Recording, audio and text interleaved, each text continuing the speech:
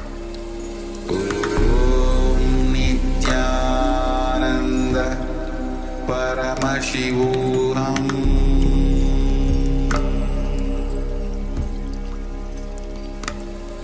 Om Nithyananda Paramashivoham.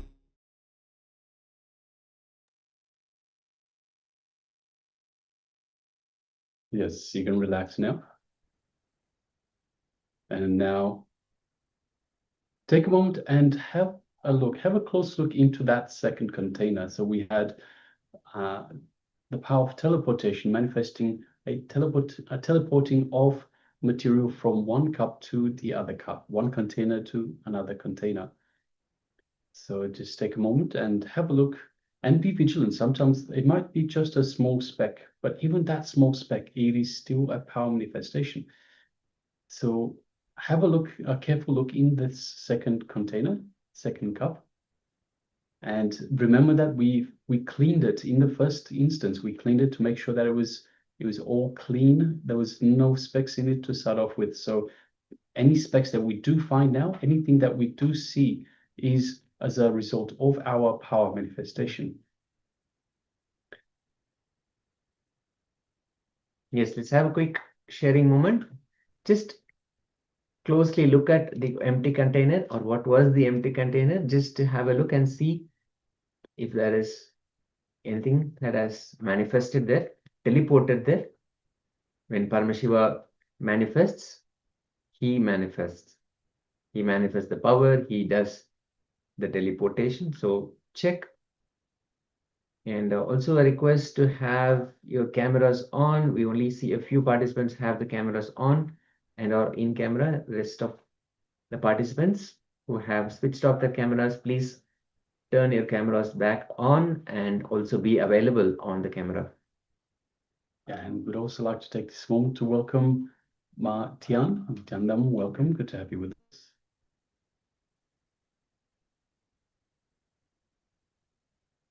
So Ma, we are just in the power manifestation segment. Today we have the power of teleportation.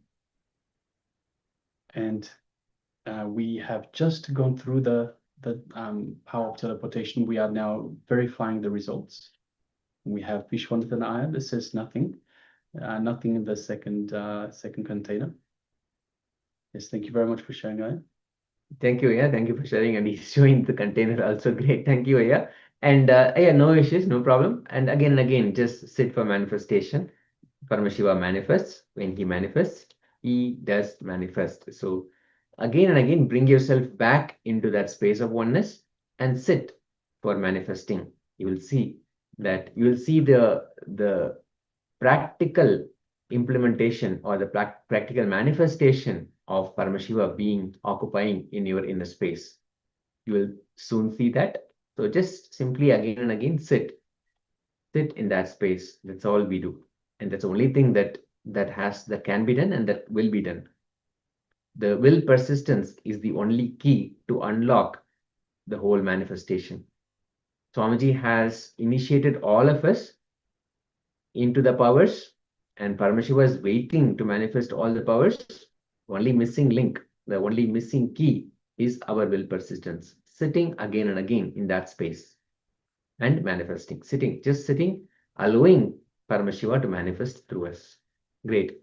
And we have a sharing from Nistre Gunya. This, I think, from the previous session where we talked about the masculine and feminine energies. And Manistre Gunya is sharing a lot of masculine energy is experienced. I'm just paraphrasing what she has written. When as a driver or a pilot, when this profession is occupied mostly by males, I think she's talking about the masculine energy expresses as more of an active source or active energy, and as being a feminine, being as a mother, and also flowers and nature as garden, example as a garden. Yes, definitely the garden or the nature, in fact, in the Vedic tradition, in Sanatana Hindu Dharma, it's Prakriti. The nature is Prakriti, the creation, and it is considered, it is indeed a feminine aspect of consciousness, and it is passive. It's just receptive and it is passive. So thank you, Ma. Thank you so much for sharing. And with that, we can enter into the next segment, into the next session. Now, let us come back to that space of listening. Let us sit comfortably with our head, neck, and spine in a straight line. We're going to listen, imbibe cosmic truths, revelations from the Supreme Pontiff of Hinduism about the power of intuition and the feminine consciousness, the Matru Bhava, relating with the feminine consciousness as the mother, the mothering energy. So let us sit back. Profound revelations from the Supreme Pontiff of Hinduism. Let us come to the space of listening. Let us start.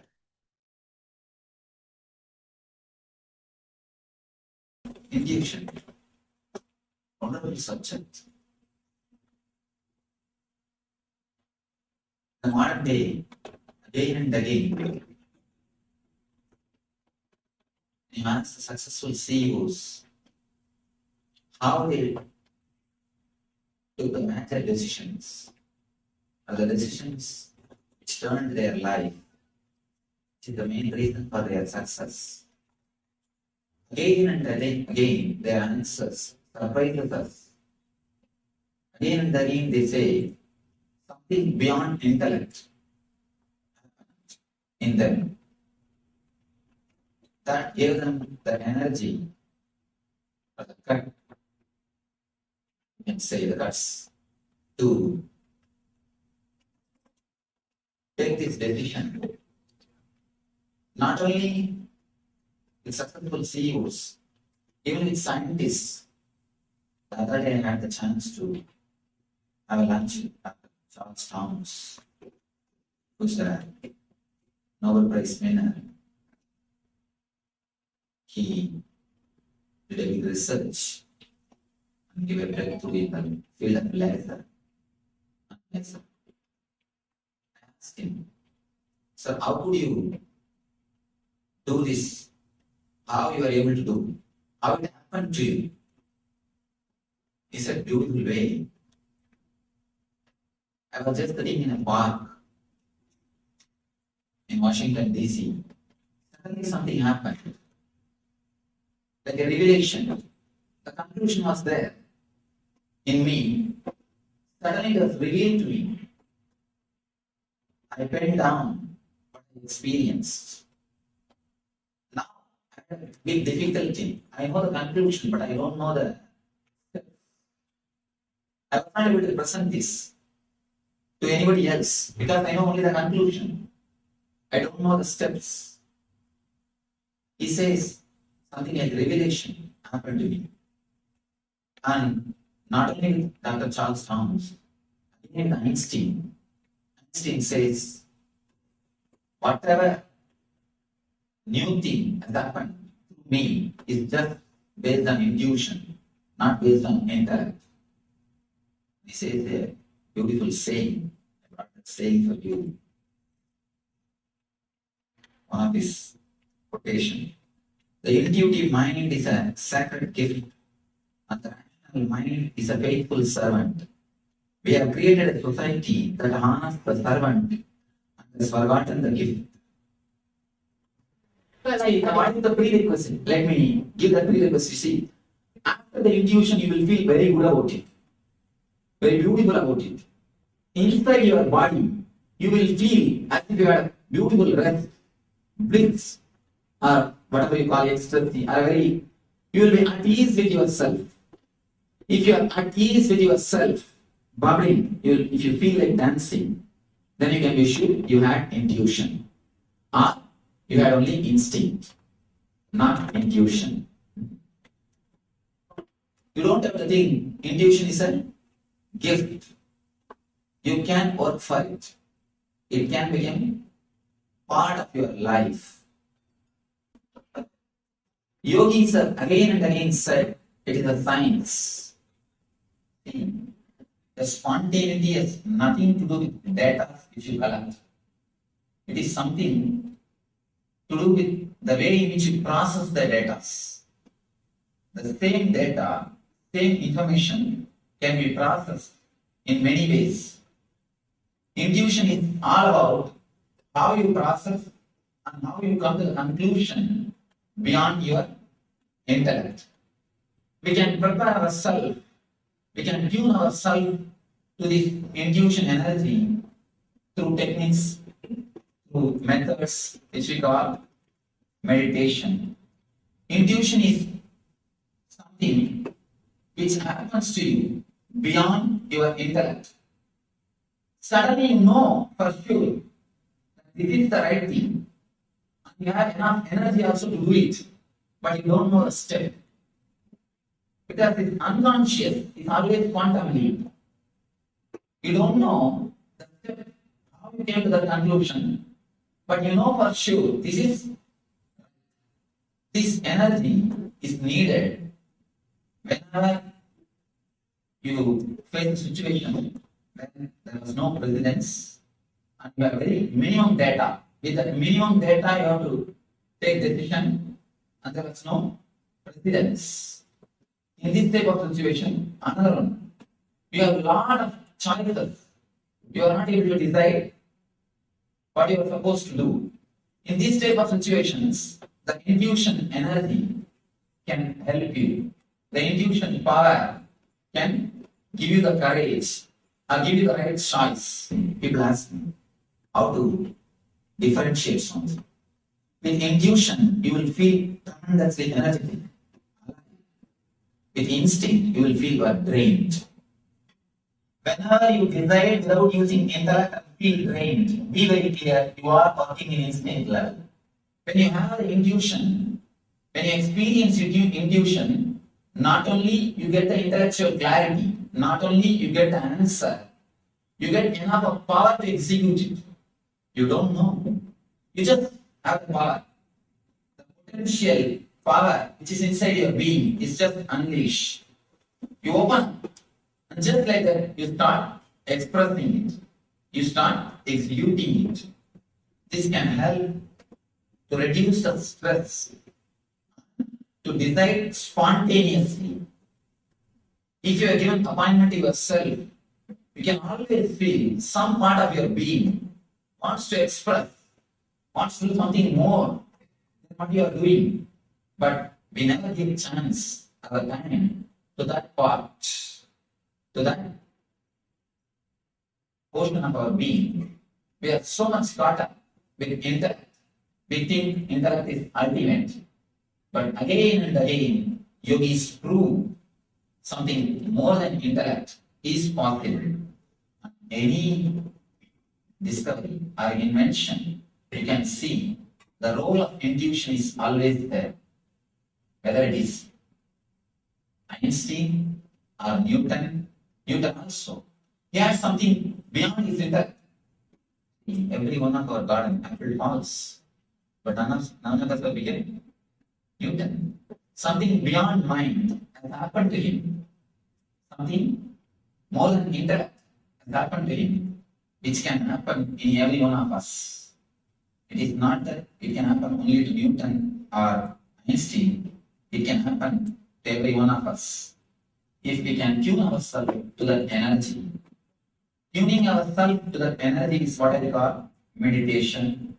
2-3 days is more than enough to tune yourself to this intuition.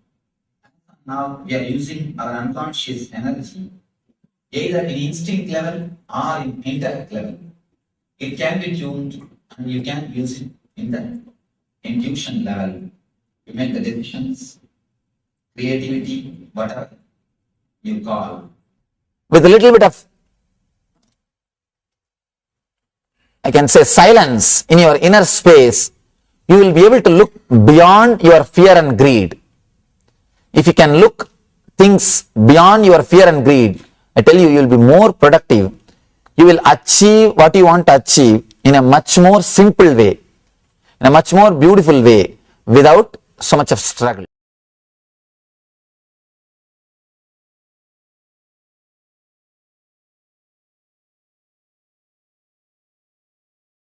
Actually, if you take this technical knowledge separately, it will not have any meaning. Creation, maintenance, destruction, people into illusions. These are the 5 activities of Brahma, Vishnu, Rudra, Ishana, Sadashiva. His throne is made out of these 5 energies. 4 are sitting as 4 pillars, 5 cosmic energies. What exists is feminine. Whatever is masculine in you, whatever is feminine can't be killed. That is life source, source of life. There are many things which is not source of life, is jada, matter, mental attachment, corruption in your consciousness or inner space, anything feminine. If you renounce, you are enlightened. Which is masculine, give up, you are enlightened. You have 2 parts. One is the life which pulsates in you, which is living energy in you, which is shining as a light in your eyes, which is giving you the feeling of that I am. That is what is called consciousness. And there is something else is added, your mind, your body, for the sake of movements, to do what you want. That part which is added is masculine. That is why the masculine part is always aggressive, restless, rajasic. Anything which is restless in you is masculine part. Anything which is passive and alive, please understand, anything which is alive will be passive. Anything which is alive will be passive. It will not interfere. It will not be restless. It will not be moving. Chala means moving. Achala means life. Anything which is life will be passive. Because it does not need anything from outside. Only if you need something, you will be restless.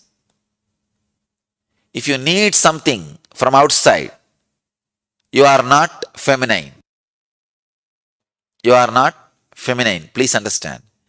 When you purify yourself, that is why I said, women has more possibility for feminine consciousness.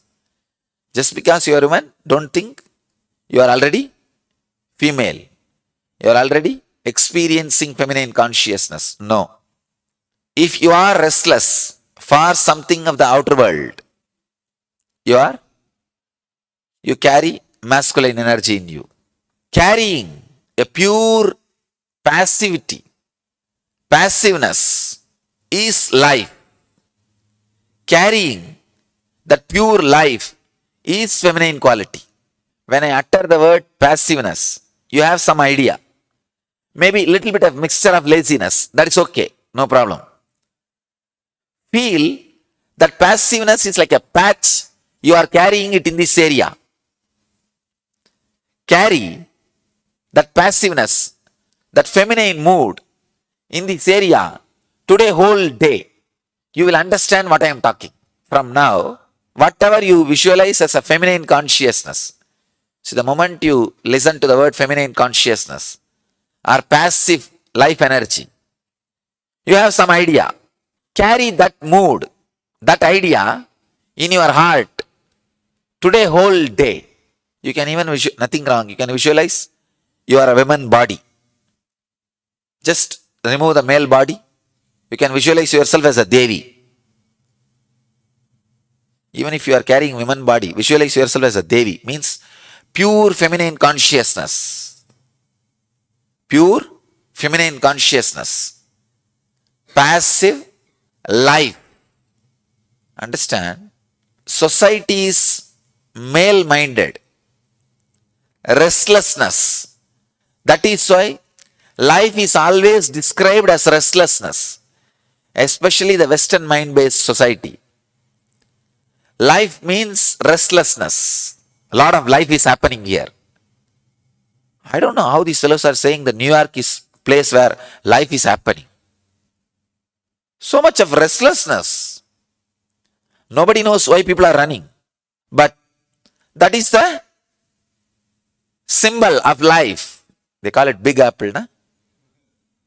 Big apple. Big apple. Symbol of life. Understand, because of that mental setup, you also imbibe the idea. Life means masculine, restlessness. No.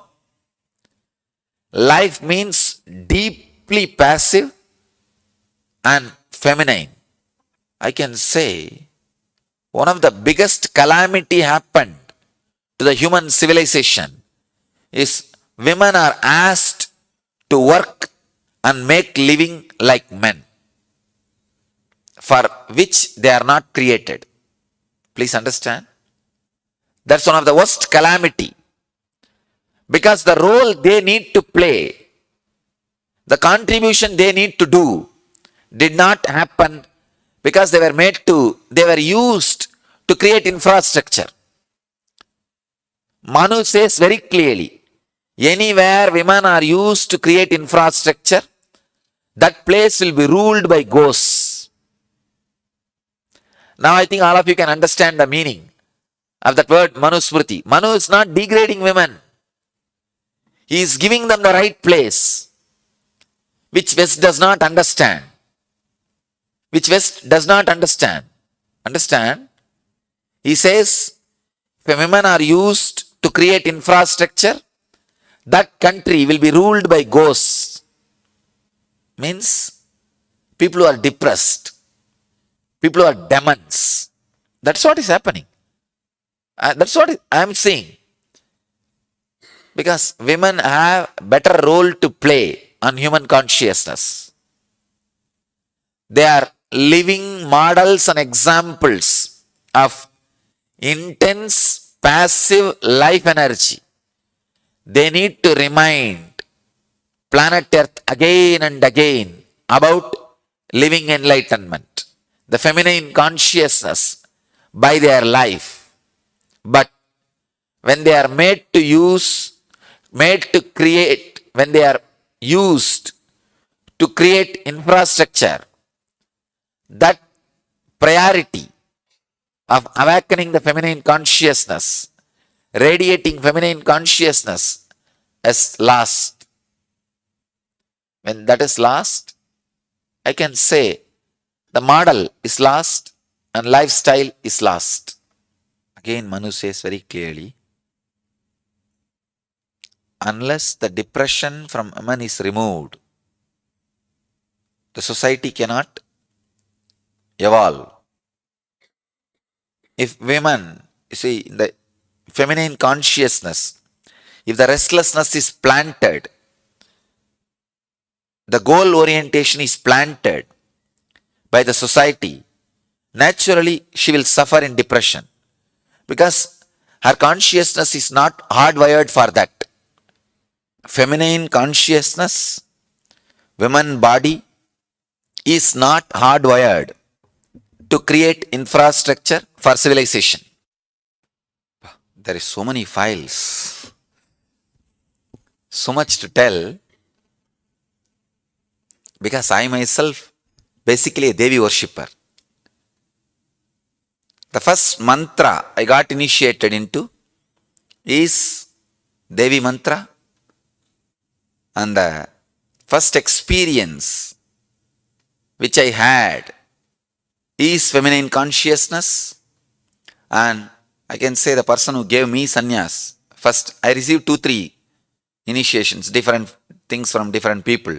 The first one was from female guru, and my first disciple, Mantra Diksha, female, and first my sannyasini is a woman. If you see the whole thing, if you exist as you are in feminine consciousness. If you want anything and move physically or mentally, you are in masculine consciousness. So that anything which you want physically or mentally and moving, if that movement is stopped, you are done. Nothing else. That's all. If you just remain in the feminine consciousness, you are done. God, I can go on and on and on, explain, express so much about. If men are asked to create infrastructure and women are asked to radiate the feminine consciousness, the whole civilization would have been different. All the religions based on sacred feminine energy are peacemaking religions, accepts everybody, everything. All the religions based on masculine are all terrorist religions, cannot tolerate others' existence. See, I am giving you the very clear base definitions. All the mother-based religions, sacred feminine-based religions, not only they will be passive, accepting everything. Anything which cannot tolerate others is masculine. Connect each file which is coming out of me with your questions. I think then I'll be able to tell more things, because now too much is there. If I connect with your questions, you will be able to relate and these truths can work on you. I think before starting the questions, few minutes, just sit as Devi with a deep, passive life. Sit as Devi. Don't bother whether you are carrying a male body or female body. Just sit as Devi. Pure feminine consciousness, which is beyond male body or female body. Be Devi. See very clearly, your body is not there. In your place, Devi is sitting as you.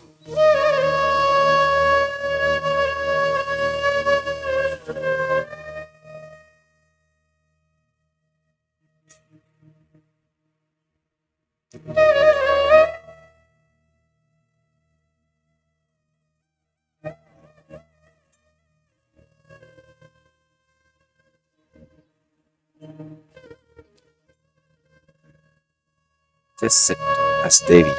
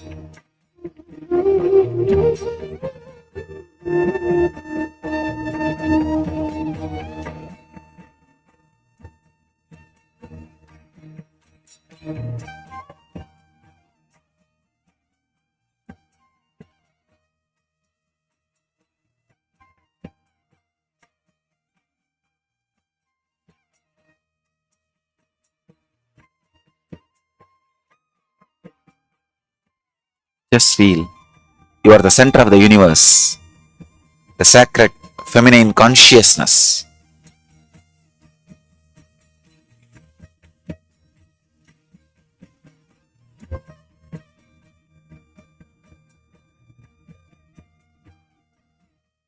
Devi herself.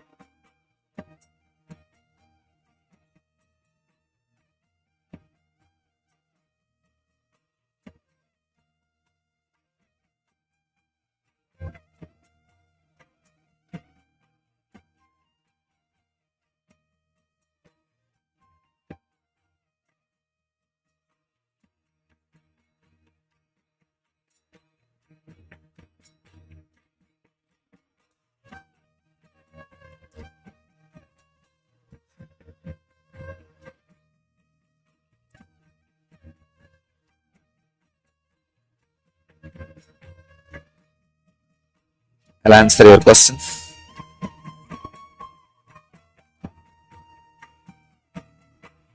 Swamiji, could you please explain about the science of Chandra Namaskar and how it awakens feminine energy?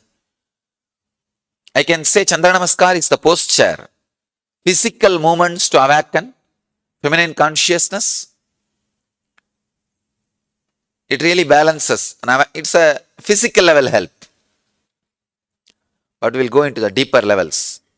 Today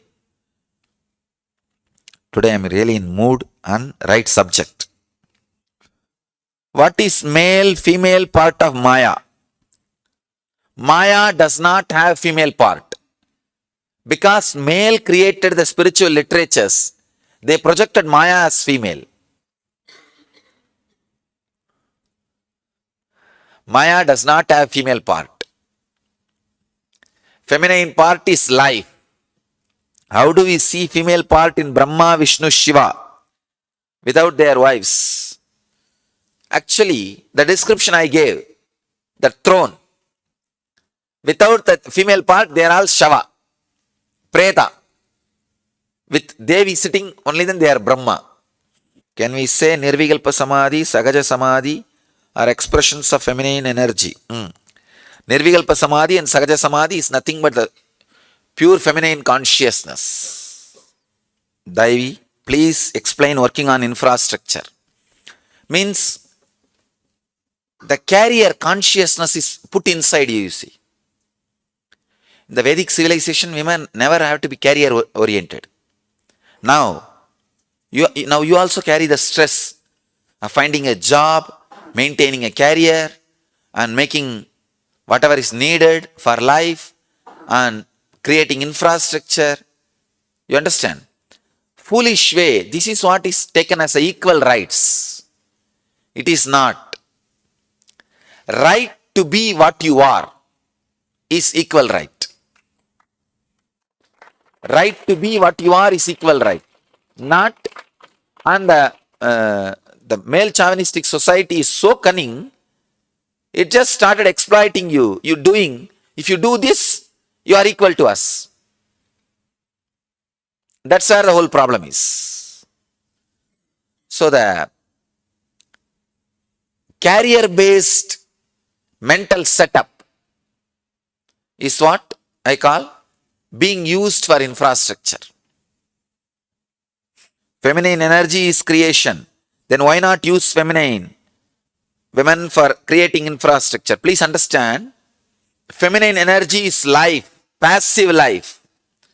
The passive life creates intelligence for work to happen, but they are made as workers. There's a big difference. So the source of intelligence is not used. People ask me many times, this is especially press, why don't you go and do social service in every village, Swamiji, instead of sitting and taking classes? These fools don't know. By sitting and taking classes, I am creating thousands of social workers. I am creativity, creation. If I go and do social service in some villages every day, I'll be able to manage 2 villages, 3 villages. But if I am sitting and radiating this energy, I can create thousands of social workers. You understand the difference? Same thing. Originally, in all evolved civilization, the high class, the Brahmin community, evolved civilizations, in those days I am saying, not now, Brahmins, the Chettiars, all those communities, women are the consultants. They held the wealth and financial decisions. They are decision makers. Could you please give us some clarity on feminine qualities that fosters and grows Devi consciousness? Deep, passive life. Even compassion, motherliness, all these things are smell of feminine consciousness, not feminine consciousness itself. Feminine consciousness is a deep, passive life. That's the description I can give. Given the social setup today, what can we do to start awakening feminine energy in women? I'll answer this question elaborately. After the breakfast, I'll attend that. This gives complete light on Sankhya philosophy, Prakriti Purush. Purush putting seed is infrastructure. Yes. Bhagavaji. It's actually one of the biggest philosophical problem I have solved today morning's discussion.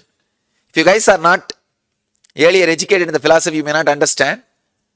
Only people who are educated in the philosophy can relate to what I was saying. I think this is the biggest complication in Sankhya system. I have solved it just in half an hour. Chaitanya's Raganuraga Bhakti. Yes, Raganuraga Bhakti. Again the same. Raseshwari. Raseshwari plays the role in Chaitanya's tradition. Ashtavakra merging in Radha Krishna, the feminine consciousness. While doing the meditation, I felt my Anahata opening up and merged into Anandagandha. Slowly my Vishuddhi started opening up and then Sahasrara. Eventually it all ended in the Anahata opening up. Again with a fresh and radiant lotus flower in it. Does this make sense? It makes sense. It's working, ma. All right. Wonderful questions. Sadashiva's question. Every question I can connect one file which is getting downloaded in me and it will be useful for you guys. Not only that, for posterity. I have decided all these things will get edited and come out as books.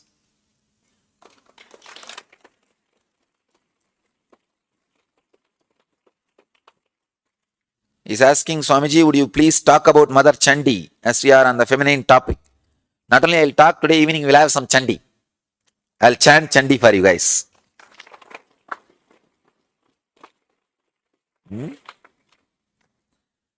Give more light on chakras and feminine consciousness.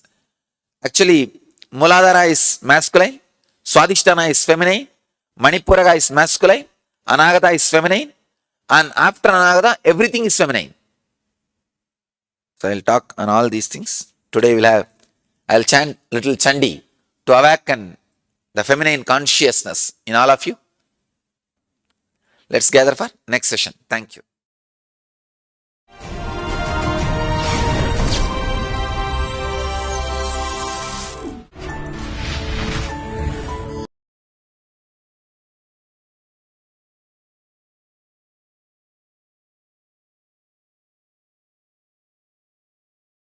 आनन्देश्वरसमारम्भाम् नित्यानन्देश्वरि मध्यमाम् अस्मदाचार्यपर्यन्ताम् वन्दे गुरुपरम्पराम्.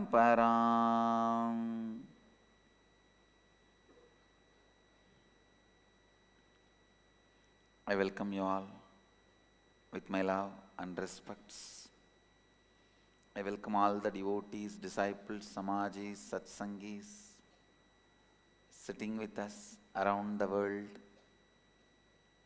इस समय हमारे साथ उपस्थित सभी दर्शकों और भक्तों का मैं प्रेम एवं आशीर्वाद सहित स्वागत करता हूँ. Today I will answer the questions from inner awakening participants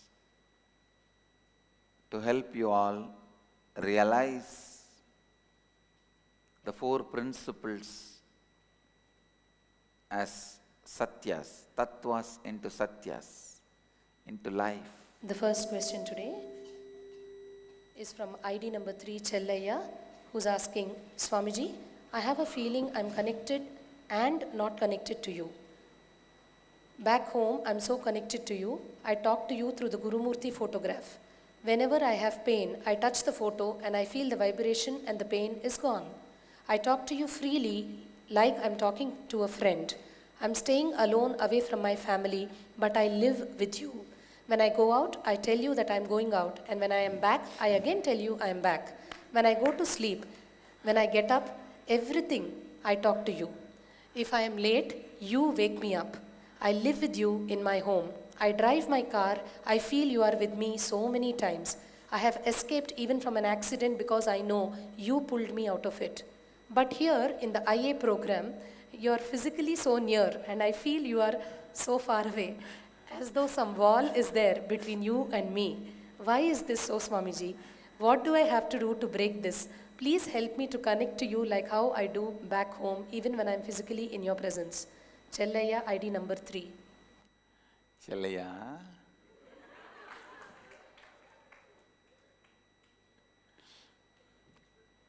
this is a very beautiful question.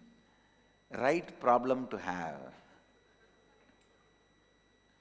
See, I always used to tell there are some wrong problems to have and there are some right problems to have.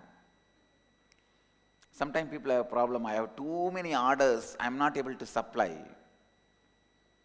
Sometimes people have the problem that I don't have any orders, I am just jobless. Which problem is best to have? Having too many orders and not able to supply is a problem to have, good problem to have. See, listen. Now I am expanding on some of the important truths.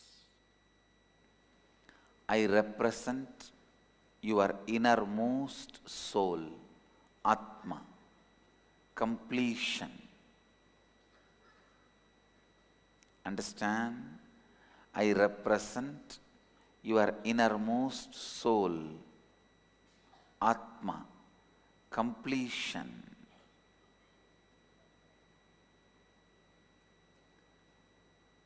If you are able to relate with me through my photograph, means you have already done enough of self-completion. You are complete within you. The Swapurnatva is done.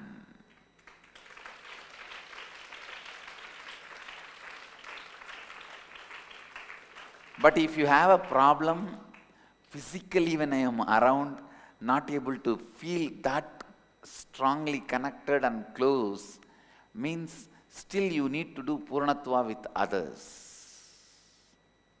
You need to do completion. Understand?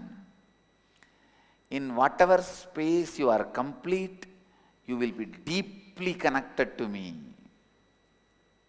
How many have this problem? Please raise your hand, whatever is said.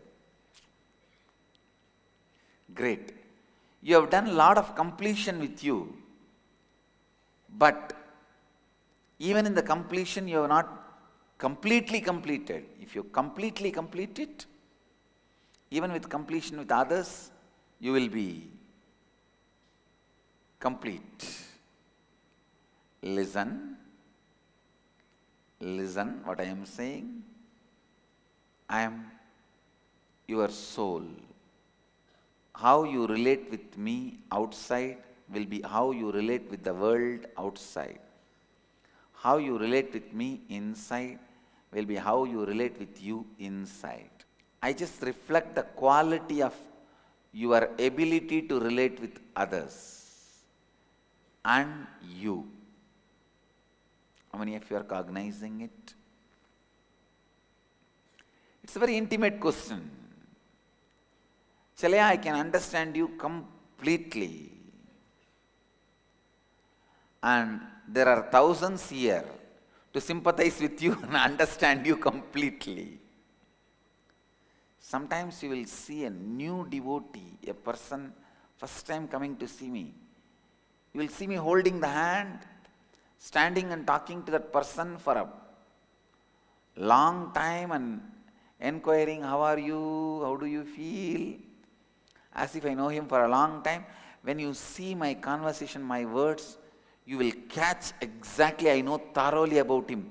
He is coming first time, but I will be asking, what happened to that house problem? Got sold?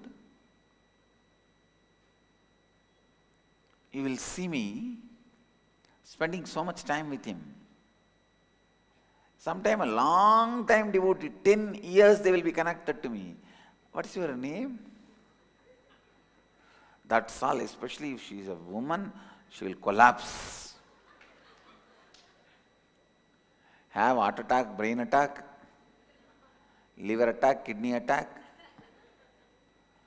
Whatever organ she has, she will have attack on it.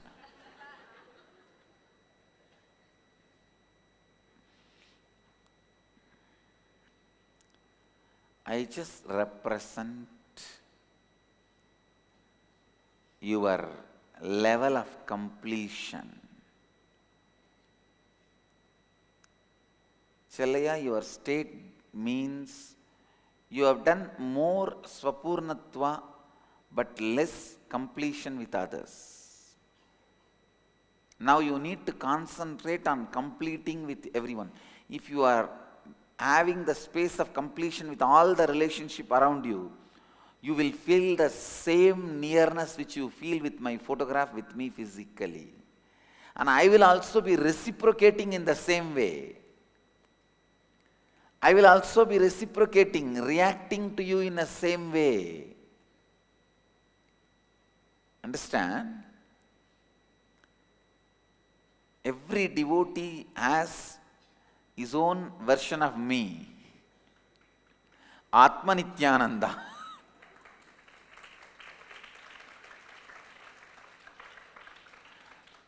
With whom they talk, they relate, sometimes talk back for me also.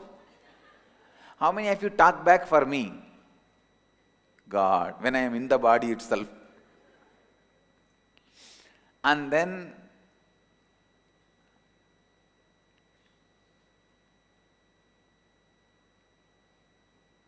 literally live with me. It is called Ishta Nishta in tradition. And Leela Dhyana means strongly feeling connected to your own version of your chosen ideal. So you are free to choose your ideal in Hindu tradition. You can choose your guru, whoever you want as your guru. your Kula Guru can't be changed, but Sadguru can be changed. Means Kula Guru means family Guru. All family will have one Guru, that community Guru. Kula Guru is more for training you when you are a child into the disciplines of what to do and what not to do. Like take bath 3 times a day, do Sandhya Vandana, Gayatri Japa. Small instructions. Sadguru is who gives you enlightenment. From the time immemorial, Vedic tradition gives you the freedom to choose your Sadguru, who gives you enlightenment. You can choose your God. You can choose even your Guru as God, God as Guru. Understand? You can choose your Guru. You can choose your God. You can choose your God as Guru and Guru as God, and you can even choose both separately. Choosing Guru as God, we have hundreds of examples. How many have done that? Choosing God as Guru, Arunagiri Nadar did. In Tiruvannamalai there was a great saint, the devotee of Muruga. He chose God, Muruga himself as Guru, and Muruga appeared and initiated him, gave him enlightenment. Guruvai, Varuvai, Arulvai, Muruga. He calls Muruga, the Skanda, Subramanya, as Guru. You can choose God as Guru, Guru as God. And you can also choose both independently. Like you can have Shiva as God and Swami as a Guru. You can have Nithyanandeshwara as God and Nithyananda as Guru. You can have Rama as God, Ramadasa as Guru. You have all the options. For that, I can give you hundreds of examples. How many chose God and Guru independently? So these are all the examples. Ramakrishna chose God himself as Guru. Kali, he chose Kali herself as Guru in the beginning. Then Kali herself came as a Bhairavi Brahmani and taught him. Then he chose Kali as God and Totaburi as Guru. Hinduism gives you the vast variety. Vast variety. You need to understand.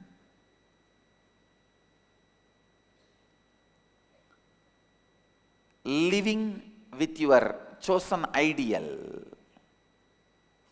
is called Ishta-nishta, Leela Dhyana.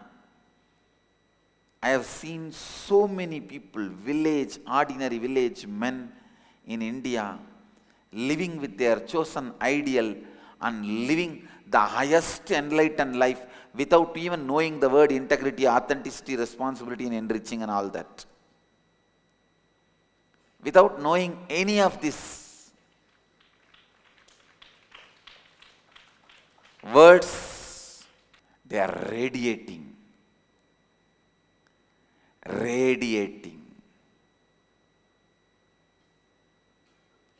Enlightenment. I tell you, just this one truth, Ishta-nishta and Leela Dhyana, made millions of Indian villages enlightened.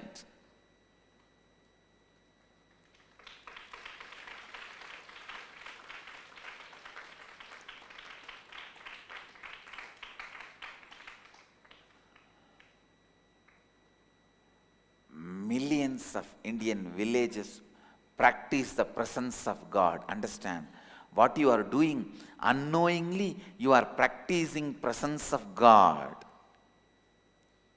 This country, every time I speak about the great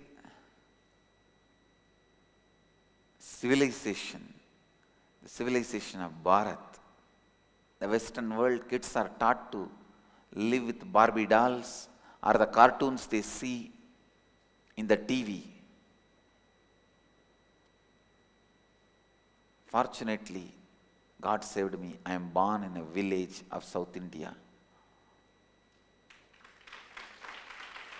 From that age, I was living and practicing the presence of God. See, what I understood about Ganesha at the age of 3 and what I understand about Ganesha now is different. But that understanding at the age of 3 only has led me to this understanding. If I was too busy with the Mickey Mouse, Tom and Jerry at the age of 3, I would have been disillusioned at the age of 13 that Tom and Jerry does not exist. But I would not have reached any higher understanding. Because I started living with Ganesha at the age of 3, even at the age of 35, I have higher understanding about Ganesha, which has led me to the higher and higher planes of existence. Ishta Nishta and Leela Dhyana.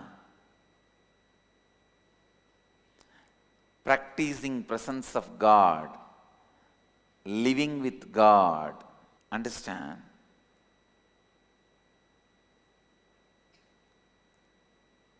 For every individual who wants to achieve enlightenment through the path of devotion, who wants to make their life authentic, this is the best path. Actually, I tell you that whether you want it or not, your life will continue to become more and more authentic.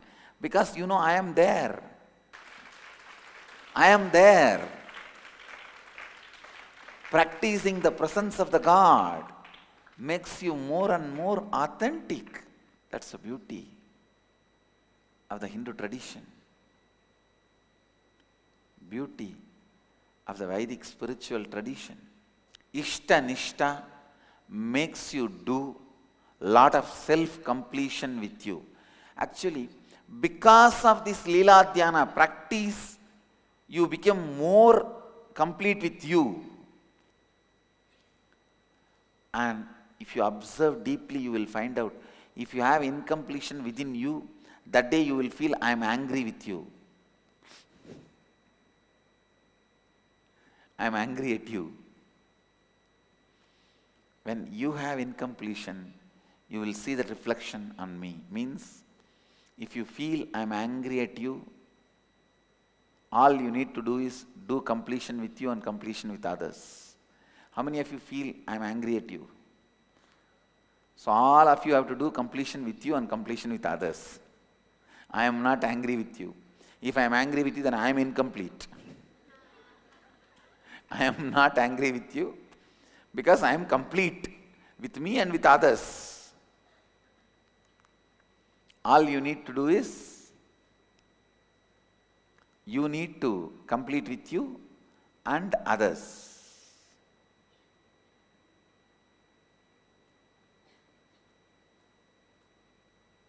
Understand the completion you need to do with you and with others.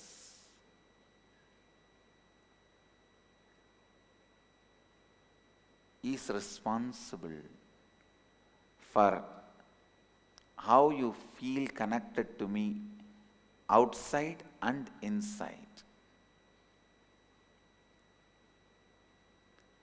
Because you practice the presence of God, Ishta Nishta, Leela Dhyana. See, all these three are three different words, but finally boils down to one. Leela Dhyana means remembering all the acts of Krishna is Krishna Leela Dhyana. What all he did. Remembering all the pastimes of Krishna is Leela Dhyana. Remembering all the Shiva's Leelas and experiencing it as it is happening now is Shiva Leela Dhyana.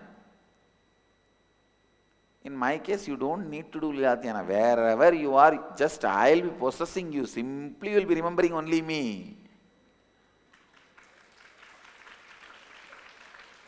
Whether you are in kitchen cooking or ironing the clothes, washing the vessels, or in the office sitting and doing the job. How many of you listen? How many of you feel almost 24 hours as an undercurrent I am there in your memory, in your life? Whatever you may be doing, I'll be there. This is Leela Dhyana. Practicing the presence of God means what Challaya says exactly. Whenever you go out, telling, Maharaj, Swamiji, I am going out and come back. When you wake up, Swamiji, I am on time. See, I am in integrity. If not, see, Swamiji, I am late, I am completing with you. This is practicing the presence of God. See, you can be doing this practicing presence of God with anybody. You can do with Shiva, Hanuman, Rama, Krishna, Devi, whoever you choose as a chosen ideal. With that, you can do it with the Guru, God. As I said, you have an option. But practicing the presence of the God is so powerful. Please understand, I need to tell you, practicing the presence of God, I myself did in my life. I carried the photograph of Sri Ramakrishna from the age of 13 till the age of 22, practicing his presence continuously,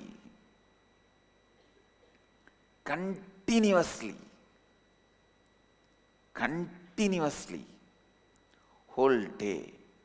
I tell you, practicing the presence of the God is one of the most powerful methods to make you authentic and integrated. Practicing the presence of the God is one of the most powerful and integrated method for becoming enlightened. Listen, I have defined Leela Dhyana. Leela Dhyana means being lost in the pastimes of the Guru or God. With God, one thing is that you may not be directly involved in that whole Leela. So you have to remember and try to practice. With Guru, you are directly part of it. So you don't need to try to remember. He will be remembering you.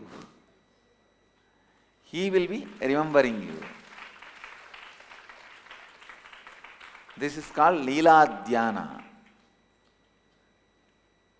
Even if you are afraid he is going to fire you, is a Leela Dhyana.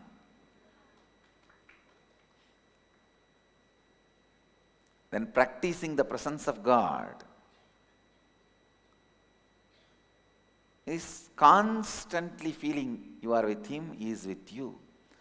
Practicing the presence of the God is the greatest, most powerful technique to put you in Bhava Samadhi immediately. Ramakrishna did it. Ramana Maharshi practiced it.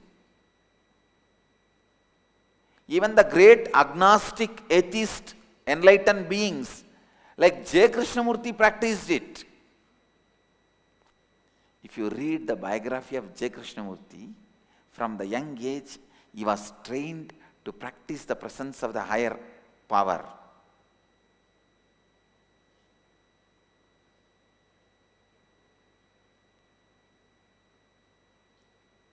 Other than the dirty mouth U.G. Krishnamurti,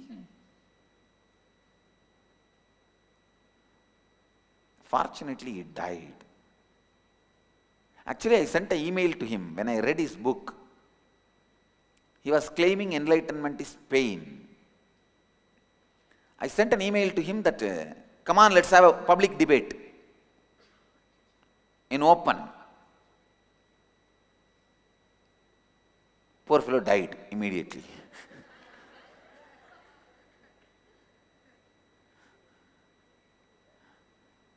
I told him, there is no arrogant thing that whether you win or I win.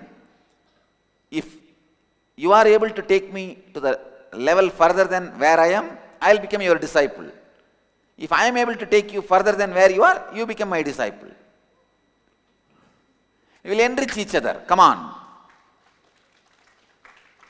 Fellow died before coming.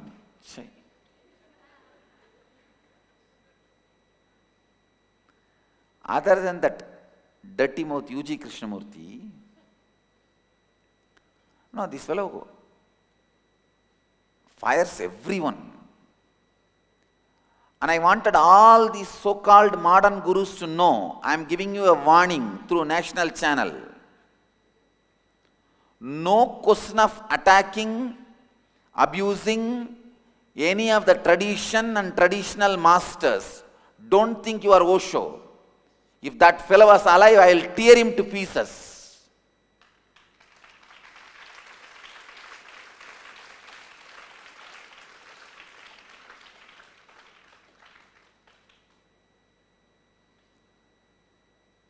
Every Tom, Dick and Harry, these trekker guru idiots, if you just put a jeans pant and grow a beard and have a backpack and do little yoga, you think you are a big guru and you have guts to attack the Hindu tradition and traditional gurus.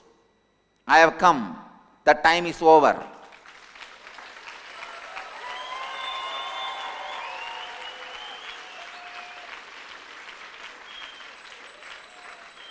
Keep your dirty mouth within you, maybe secretly open to only your close disciples, not to public. All the modern day trekker gurus, be very clear. If you are teaching the products of Hinduism, yoga, meditation, Hindu philosophies, and saying all religions are same, I am not going to spare you.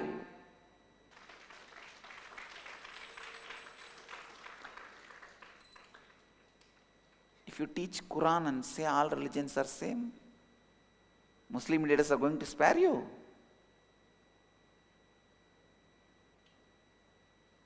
So be very clear.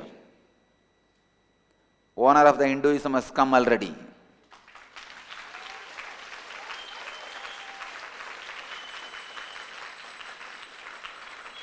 None of you guys will talk in the language of Osho. If you don't have respect for tradition, you live your life and die. We don't care. But no question of attacking. Osho made attacking these traditional gurus as a fashion. Attacking Shankaracharyas, attacking Pramukh Swami Maharaj, attacking Asharam Babuji, attacking all the traditional gurus, he made it as a fashion. Fellow fortunately died before I came, before I started my public life. Otherwise, I would have given him the same taste of his medicine.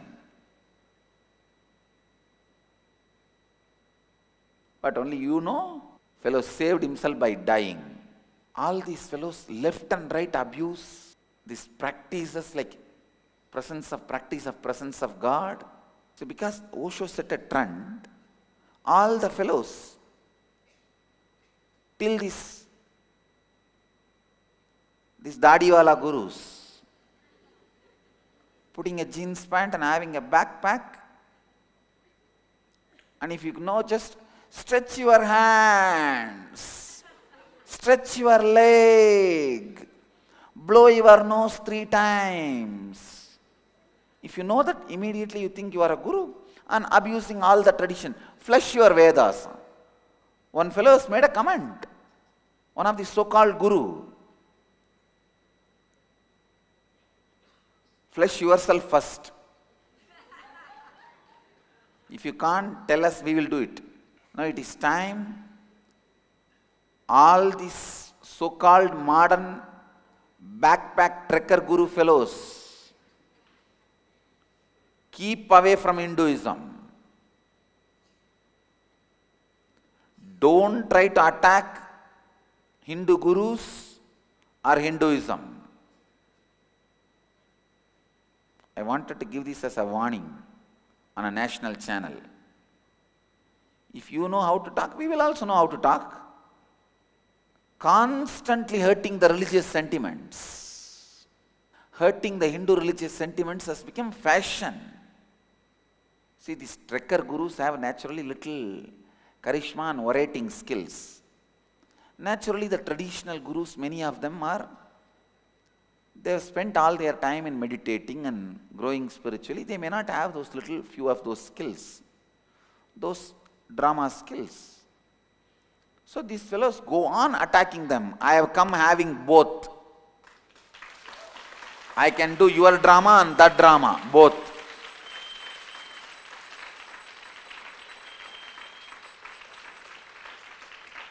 And I have come with both the skills is a good news. I am going to be standing at the side of the tradition is a bad news for the trekker gurus. All these backpack trekker gurus, pack your backpacks and get lost into some hill. Don't be with the human civilization. I am going to suggest to the Acharya Sabha and Akkadas, anybody who teaches yoga, meditation and the Hindu related material should not say all religions are equal. You can say all religions are unique. Because all religions are equal is that defaming, abusing statement towards Hinduism. How can a religion which tells people to go and kill others and the Hindu tradition which tells you to go and enrich others can be equal, can be same? I was already planning at least some 10, 12 these kind of common agendas should be formed and regulated. Understand, practicing the presence of God leads you to Bhava Samadhi directly.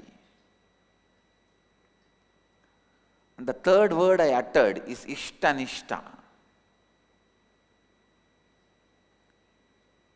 You may accept all divine beings. It is not that you will not go to Vishnu temple, you will not go to Devi temple, but if you are connected, if you have chosen Shiva as your ideal, you know he is your ideal.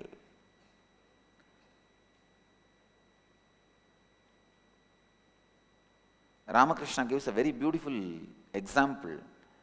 A woman in the house, she will serve everybody. She will serve the brother-in-law, sister-in-law, father-in-law, mother-in-law, husband's elder brother, younger brother, sister's husband, everyone she will serve. Give them food, give them water to wash the hands, take care. But she knows her bed is only for her husband. Same way, you may bow down in front of any god or any deity or any guru, but you know you are bowing down only to your guru in this form.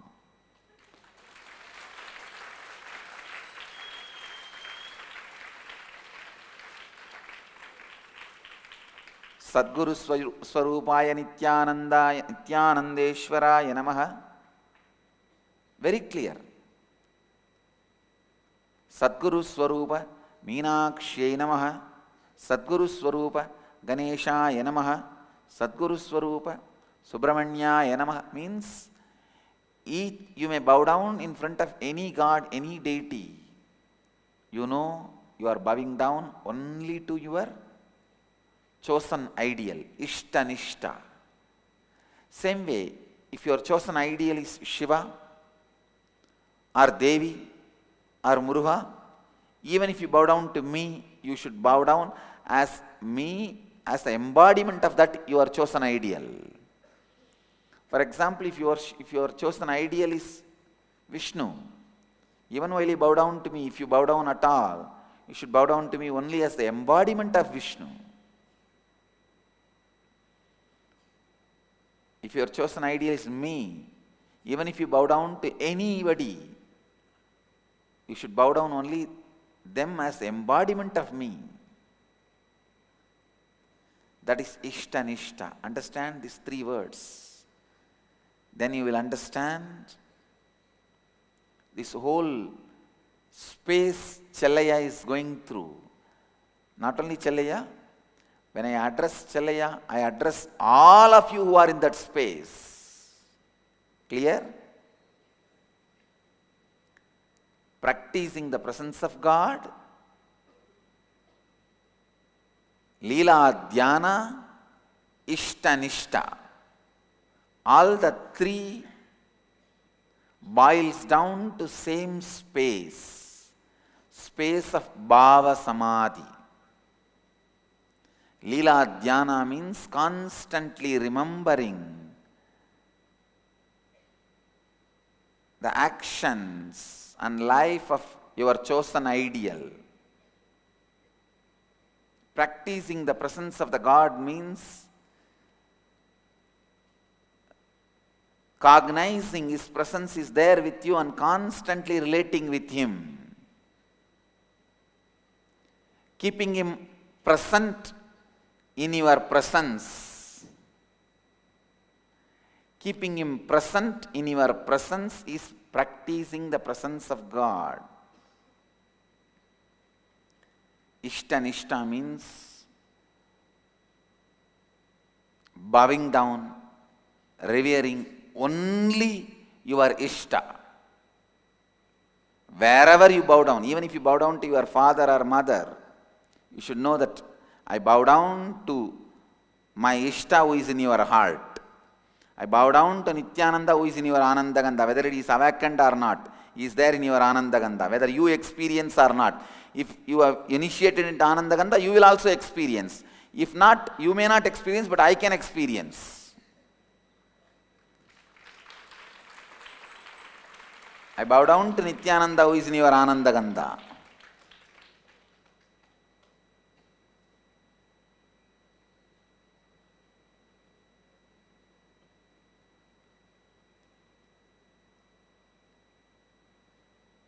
Solution for this feeling close with the photograph and very distance with me is listen. Because you already practice the presence of God with my photograph, so you are feeling that intimacy, you are feeling the completion, but now you have to complete with everyone. In the outer space also you should be in completion, then you will feel the same intimacy, same nearness, even outside you, and I will also be responding in the same way.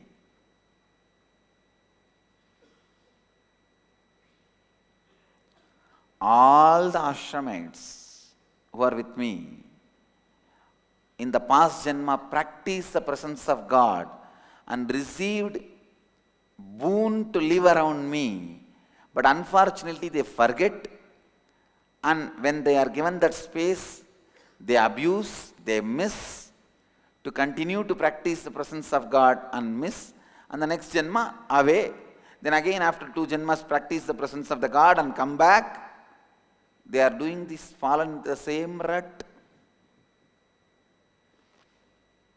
If you complete outside also and catch the same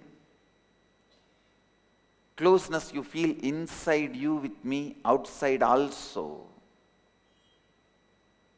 you are complete and you live enlightened life. You enrich yourself and others.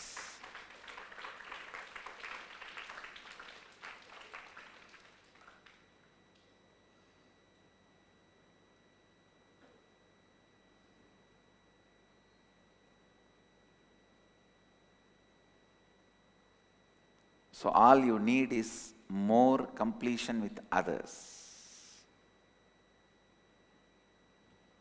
Next question. The next question is, what is the significance of doing homas? Especially when I'm sitting in your breathing space the whole day, is there anything else that doing a homa can add more to my inner space and my spiritual growth? Can you please explain? what is the significance of doing homas? When I am sitting in your breathing space whole day, is there anything else doing a homa? Can add more to my inner space and growth. First listen. What's the significance of doing homas? Homa is not faith-based action, it is science-based action. First understand, it is not faith-based action, it is a science-based actions, which has been considered as a science because media promoted it.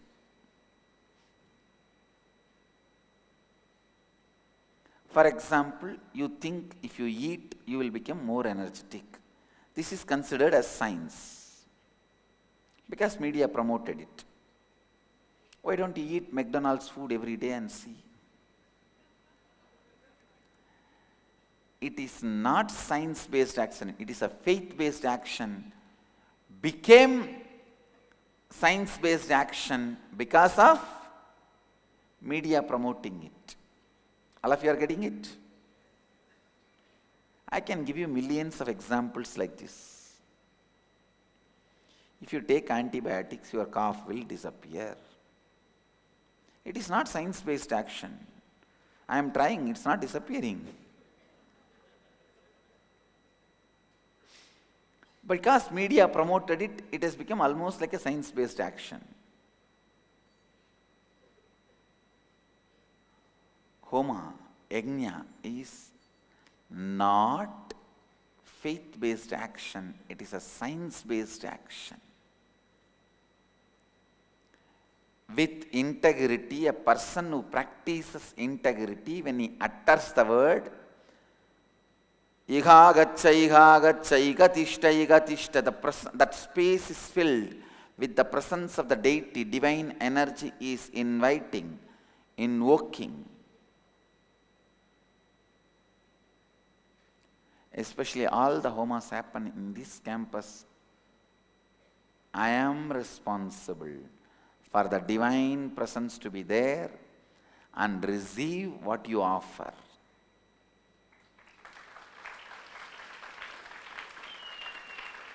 Getting it? Better get it.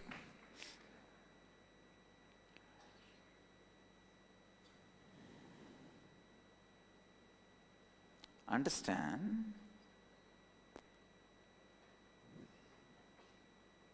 When you invoke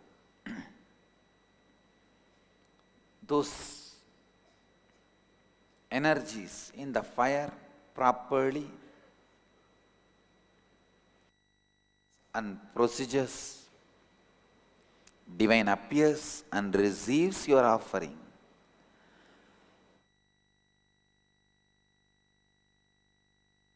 To your offering, you are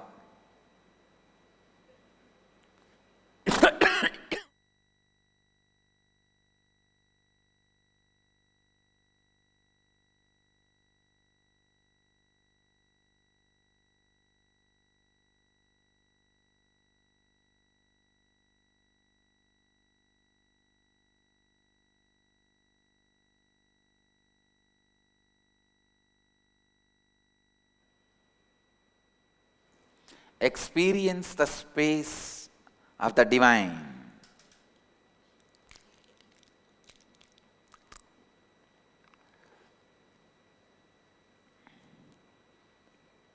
Even this is a faith-based action only. If you take strepsils, you will not have cough. No. If you take strepsils, your throat is engaged in something else, so you don't have cough. That's all.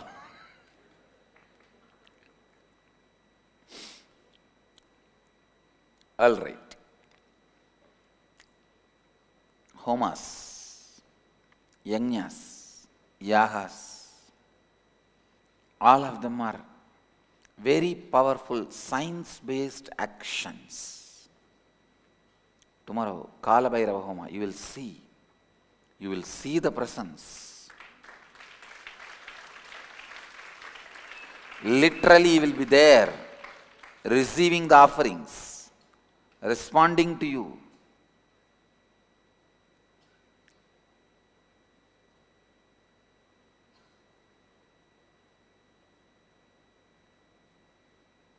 When you are in that presence,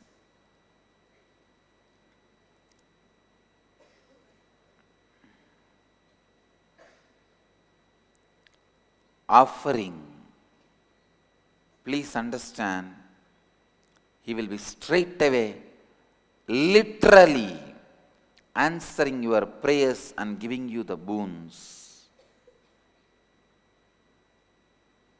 Homas are, if you do the scientific analysis and research, their percentage to ability to cure the disease will be more than allopathy. I challenge. Just the science of doing it with our integrity and authenticity is lost. That is where the problem is. We will revive now. We are reviving now. Especially,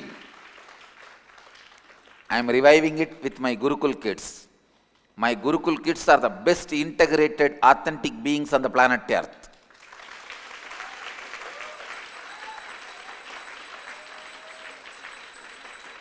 They are going to be chanting these mantras. Do you know the effect of that in the planet Earth? You will see. You will see. And I commit with you all, I'll create group of my Gurukul kids able to do all these yajnas like a Varuna yajna, and literally 100% I guarantee when they go and perform those yajna in any city, simply it will rain. I'll demonstrate, please understand, I'll demonstrate and show 100% result for the yajnas like Varuna yajna and Vaidishwaraya homas. You will see, I am training.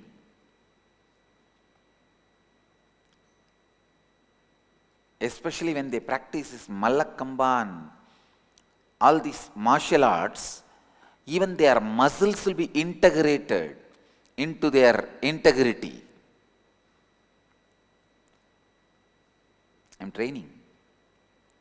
Already I am successful, but still I am training them with more details, including the how the Yajna Gunta should be created, yantra, everything will be so authentic. When they say, let it rain, it will just shower, only the water which showers from the sky can put the fire off. Nobody else can put it off. And it will shower and put the fire off. Only then the yajna will end. Till then yajna will go on. Only when it showers, they will say, okay. Agni tvam samudrangacha prithvi tvam sitala bhava. Means ending the homa. It is just the power of integrity and authenticity and responsibility. Decision to enrich.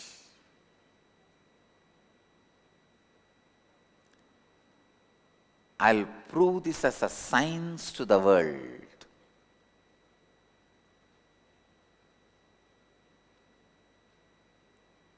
Science to the world.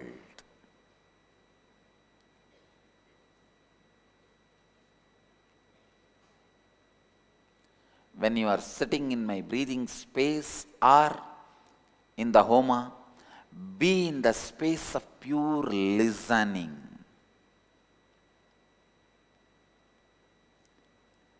Deities land in the homa.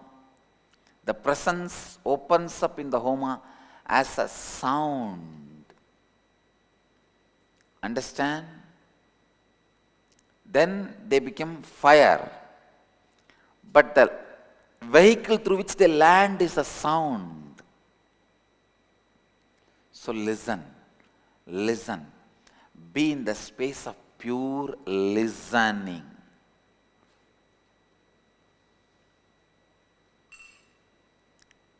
it can transform you. It can transform you. It can just transform you.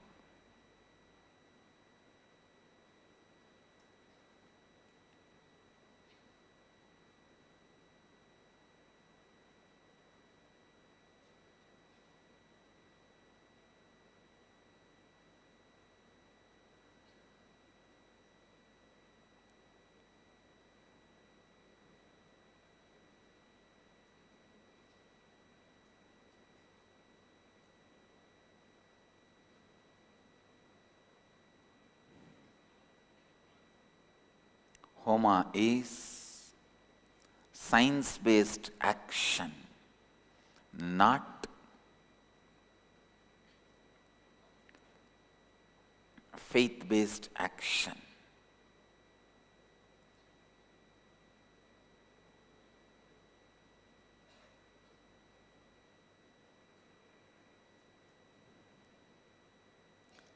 With this,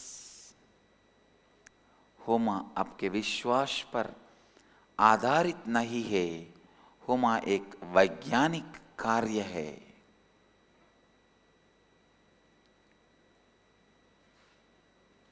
Let you all achieve, experience, live, express, radiate, share and explode in eternal bliss.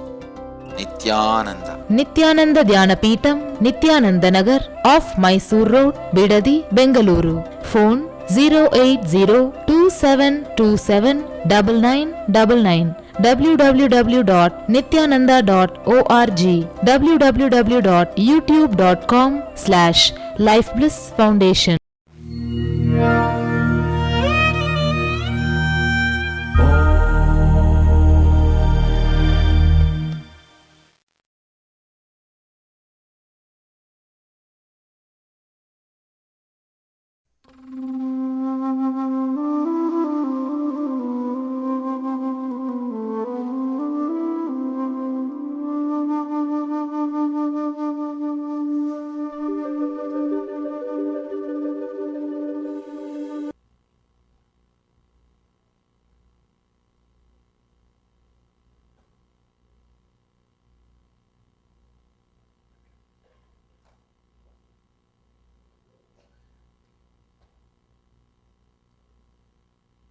सदाशिवसमारम्भां शङ्कराचार्यमध्यमाम् अस्मदाचार्यपर्यन्तां वन्दे गुरुपरम्पराम्।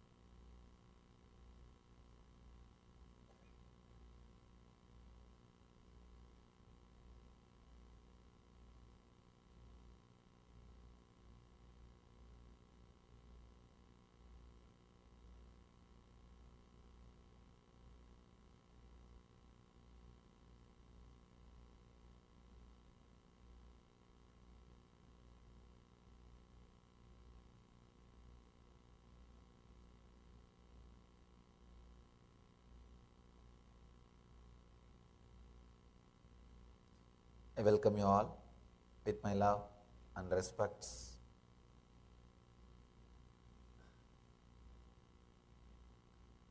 Today's subject, intensity never fails. Experience with yourself.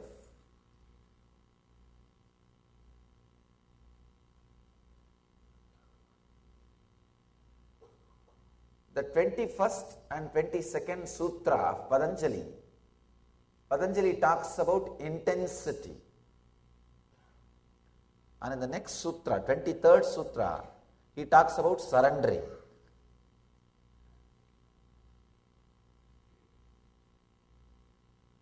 First,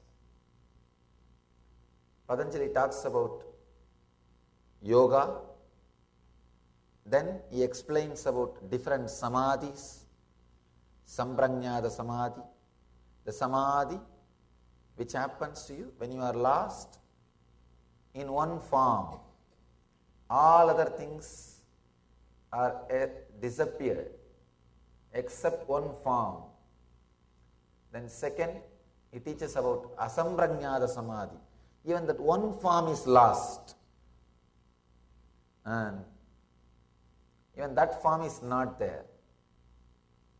Then he speaks about the methods, the qualities which can make you experience that samadhi, asamprajñāta samadhi. Then Patanjali speaks about, now he is speaking about intensity. I can say the way in which Patanjali has put the sutras, I can understand he is giving importance to the concept intensity much more than samadhi itself. Please understand. Much more than samadhi itself, he is giving importance to the concept of intensity much more than enlightenment itself. Today I really wanted to share an important secret with you all from my own experience. Not only what I learned from my teachers, from my own experience. Intensity is much more important than enlightenment itself. You may think things are a little crazy. You may think enlightenment is the ultimate thing. How can something else be more important than enlightenment itself? Please understand, enlightenment is not a one incident as we all think. It is not a noun, it is a verb, a continuous, intense happening. When I opened up to enlightenment, whatever I thought was me, the whole thing got completely evaporated. That moment is what I call enlightenment. Please understand, that does not mean the process itself stopped at that point. No. Enlightenment is ultimate but not final. The ultimate goes on happening every moment in you. So, word enlightenment should be used as enlightening. That's a proper word. It is a continuous process. So, intensity is responsible for this process to be a continuous process. Enlightening, not enlightenment. Intensity, I can say, intensity will become way of life. It is technique for beyond enlightenment. For beyond enlightenment. See, sometimes you may experience Satori state, the first experience of enlightenment, maybe by accident or when you are intensely open to some deity or guru, nothing. If you are just intensely open to your master, available, suddenly you see you are experiencing Satori, that one glimpse of samadhi, one glimpse of samadhi. But intensity is required to retain it, to live it. Let that fill you. And intensity only makes that satori into samadhi, into ultimate enlightenment. And that intensity only keeps the whole thing alive.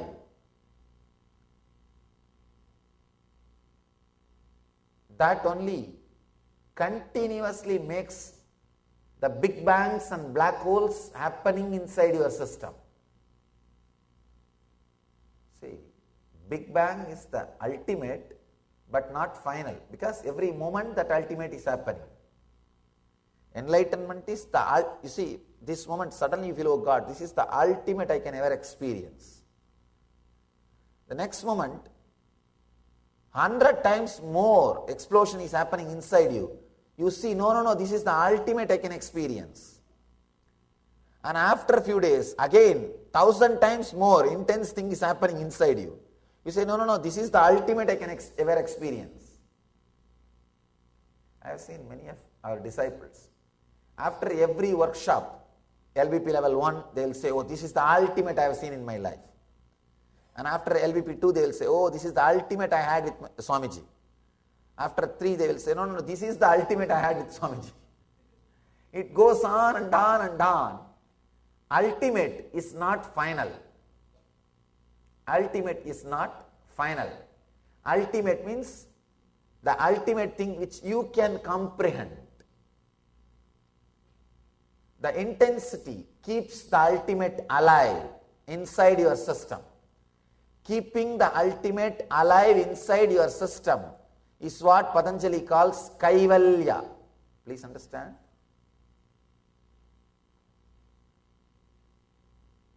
The very beginning, Patanjali talks about Samadhi, fulfillment. Sama Adi means becoming one with the origin, the root, source. Sama means the source. Adi means, Sama means becoming. Adi means the source. Becoming the source is Samadhi. He starts with Samadhi. The first chapter is called Samadhipada.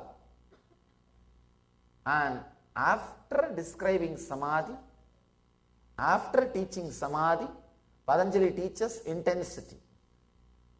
Then understand the value Patanjali puts it for intensity. The space Patanjali gives for intensity. The place Patanjali gives for intensity. Intensity keeps the Samadhi alive in your system. Intensity lets that ultimate constantly happening in your system. That, when the intensity keeps Samadhi alive in your system, that is what is called Kaivalya.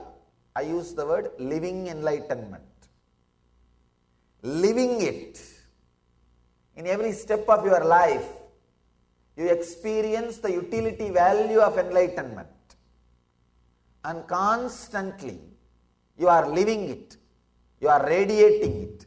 You are just sharing it with the whole world. Living enlightenment means you will be just radiating. You will be just overflowing with it.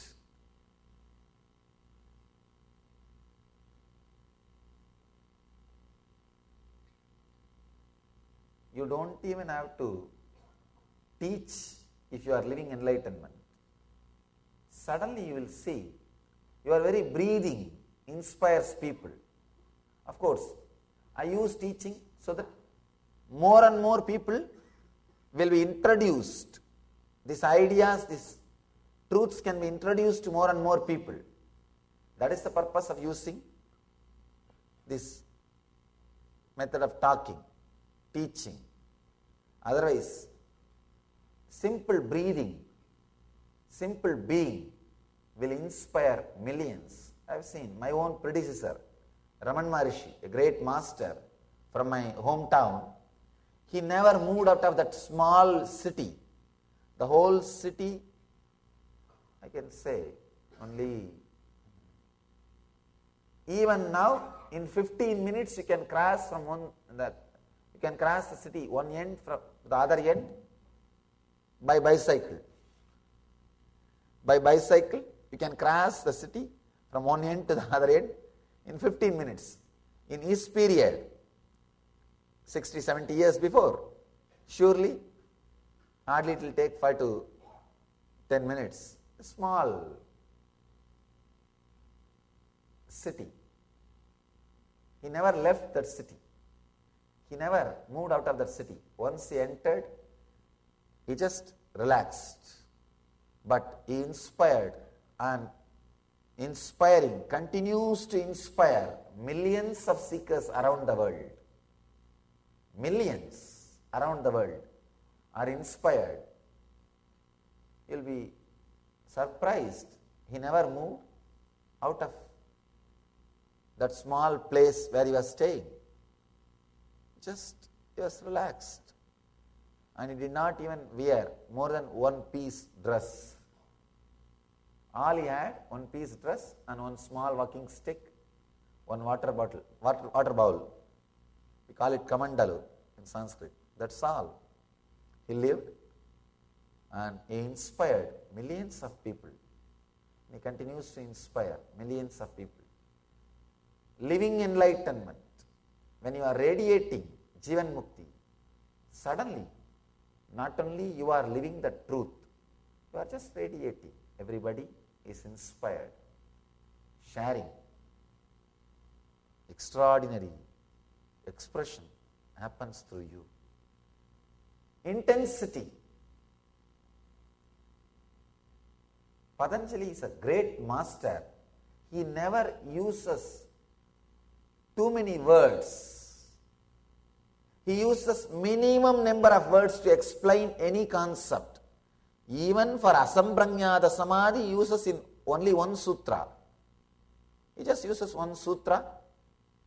Shraddha Virya, Smriti Jnana, Prajna, Itaresham Purvaha. Just one sutra. He finishes the Asamprajnata Samadhi. But for intensity, he is writing 2 sutras. Then understand the importance of intensity in your life. I want you to understand the intensity from all its dimension. 1. Intensity in spiritual understanding towards enlightenment. Intensity in what you call external world, health, wealth, relationship, whatever you call. 3rd, intensity as a lifestyle. Please understand.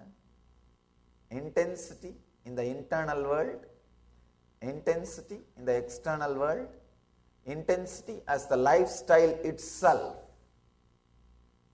Yesterday I was introducing the concept of intensity with some of the examples from Ramakrishna.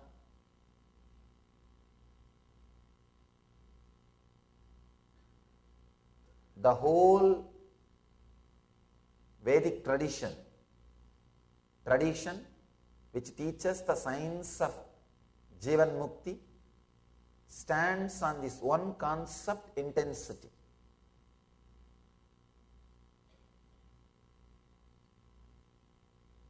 Actually, after many requests from many of my close disciples, I have started writing my autobiography, and I dictated many incidents and told some of my disciples to analyze my own life. I told them, find out what is the quality which is a undercurrent in my life, so that we will name the book based on that quality. What is the quality? I asked some of my senior disciples to analyze, study, contemplate, analyze, because I myself can't look. I lived it. I lived. Only the people who understand from outside can catch the thread, the underlying quality. After a few days of analysis, all of them came to one conclusion. Usually the disciples don't come to one conclusion.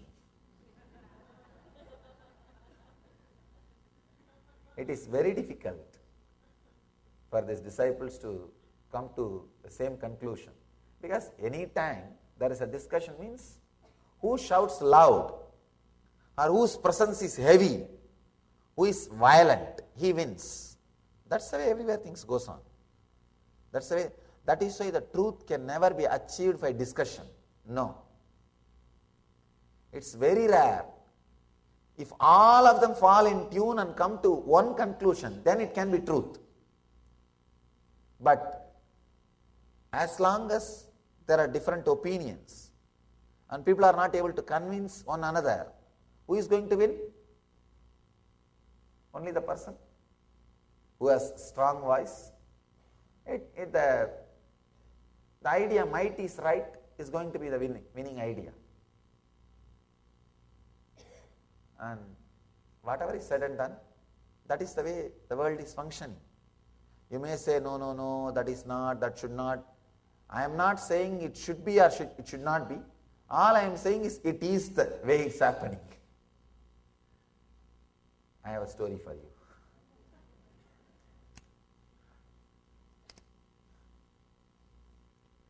A cowboy strolled out of a saloon, ready to ride out of town, but he saw that someone had painted his horse green from head. The cowboy stormed back into the saloon. "Which one of you painted my horse green?" he demanded. A huge, mean-looking, strong guy raised out of his seat and said, "I did."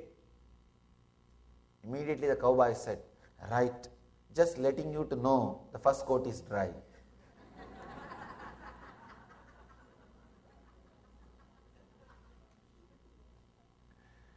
It is just the power that decides. That is why the Pandits who go on argue without practicing never come upon the truth, never live the truth, never reach the truth. I was surprised.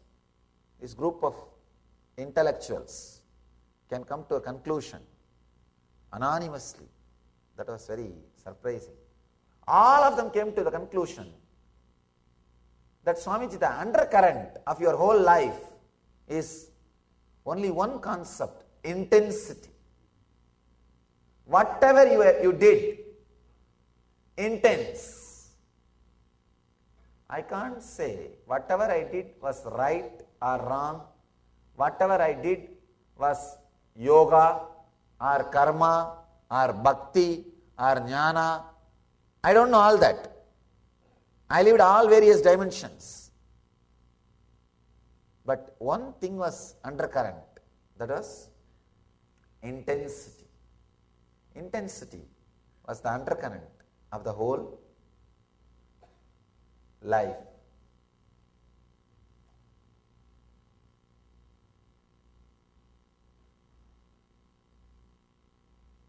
When you are intense, you just recreate your body, recreate your being. People come and ask me, "Swamiji, is our life predestined, or we have the ability to recreate, we have the freedom?" Please understand, these are all the FAQs, frequently asked questions. Wherever I go, these questions will be put. Whether it is predestined or freedom, our freedom. Please be very clear. Even if you think it is predestined, you only destined before. by your past decisions. Understand this one science. Here is an object. I have two hands. Now I have a full freedom to pick up that object through this hand or through that hand. But the moment I picked up that object with one hand, now one hand is bound. So my bondage comes because of my free decision. So all your bondages which you are having now, wherever you think your life is predestined, your bondage comes because of your free decisions which you made in the past. For example, you have 2 feet. Now you have the freedom to lift any 1 feet, right or left. But the moment you lifted 1 feet, now you are bound. You can't lift the other feet. So your very free decisions creates the boundary, creates the destiny in which you will be living. So you have freedom to create your destiny. Whatever you think is your destiny, whatever you think, the bondage which you have, it is your past decisions that made this bondage happen. Now you have the energy, intelligence to undo or to rearrange or to recreate or to reorganize. Please understand. If you have intensity, this moment, you can shake the whole thing, undo the whole thing, and bring yourself back to that complete freedom. And start creating new destiny. Living in that complete freedom, ability to make your new destiny every moment is what I call living enlightenment. You are free to live your freedom. You have intensity to create or recreate what you think or what you call as your destiny, as your future. This is what I call living enlightenment. Understand? The living enlightenment is a tremendous freedom. It is a capacity of your being, ability of your being. I can say the ability to make yourself available to the present moment. Ability to make yourself available to the present moment. When you are intense, very strong, every moment you will have freedom to undo all the decisions you made which is responsible for your present bondage and do new things which will create your new destiny. For example, if you are standing in one leg, if you are intense, you can relax, stand in 2 legs. Now you will have the freedom to create your new destiny, either lifting the other leg or lifting the same old leg or running or walking. You have the freedom to make decisions about the future. So Patanjali gives intensity as a technique for living enlightenment.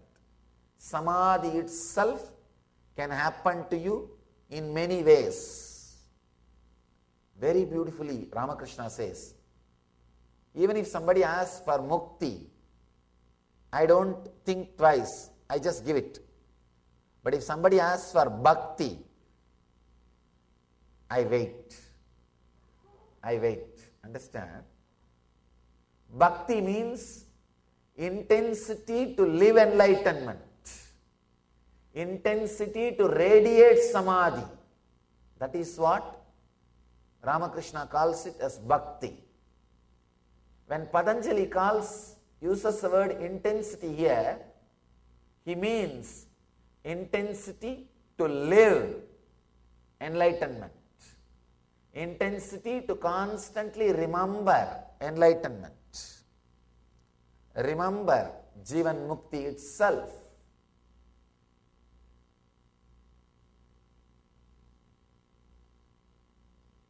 Now, I'll enter into the sutra, the Patanjali Sutra.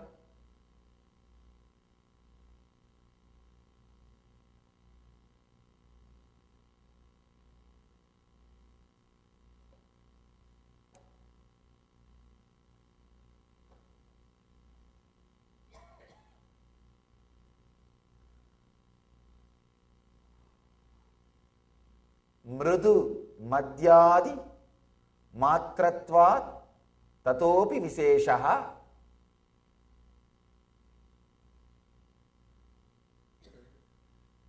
A very beautiful sutra. Mrutu madhyadi matratvat tatopi viseshaha.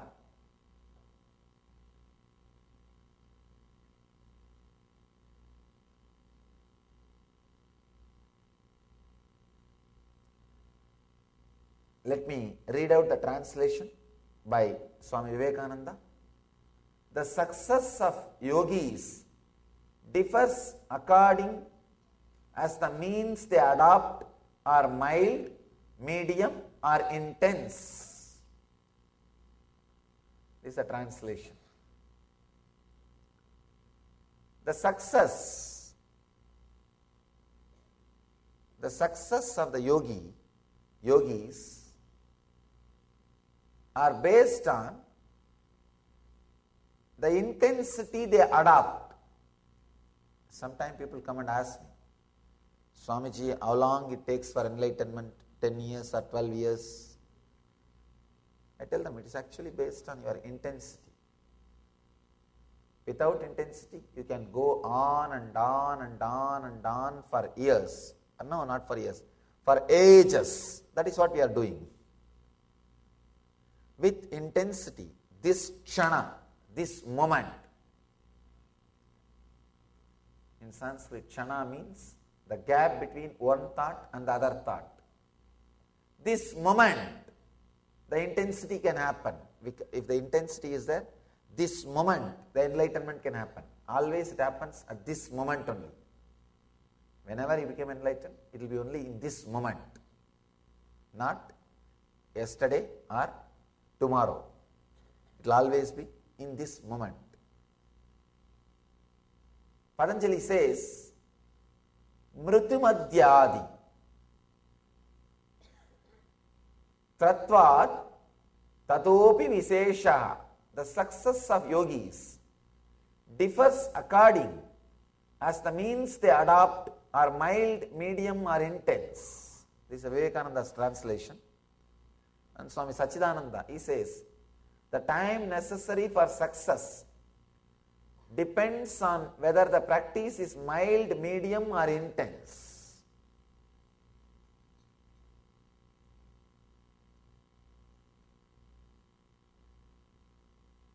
Please understand,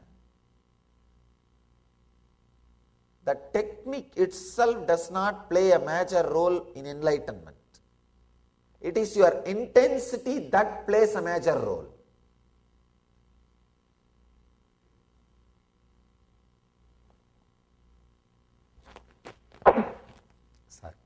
Sorry.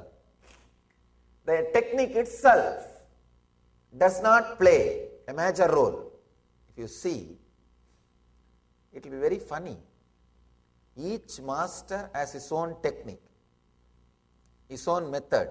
I can say not only each master, each disciple who understands and practices has his own method. I always see in my class, whenever I teach a meditation, I know only one version of that meditation. When I see 100 people practice that meditation, I learn 100 versions of that meditation. When I teach, I know only one version of that meditation. When I see people practicing, suddenly I learned 100 version of that meditation. So, Ramakrishna says, Yadomat Tadopat in Bengali. As many faith, so many paths. I tell you, as many people, so many paths. As many people, so many paths. But everything works. That is the funny thing. That is the fun. Please understand. What I am talking is insider secret. Some of the insider secret. Anything you design and people start practicing, it works. How come?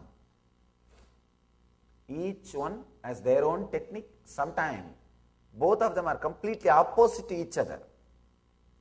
I have seen. No two masters can agree. If they agree, someone is fake.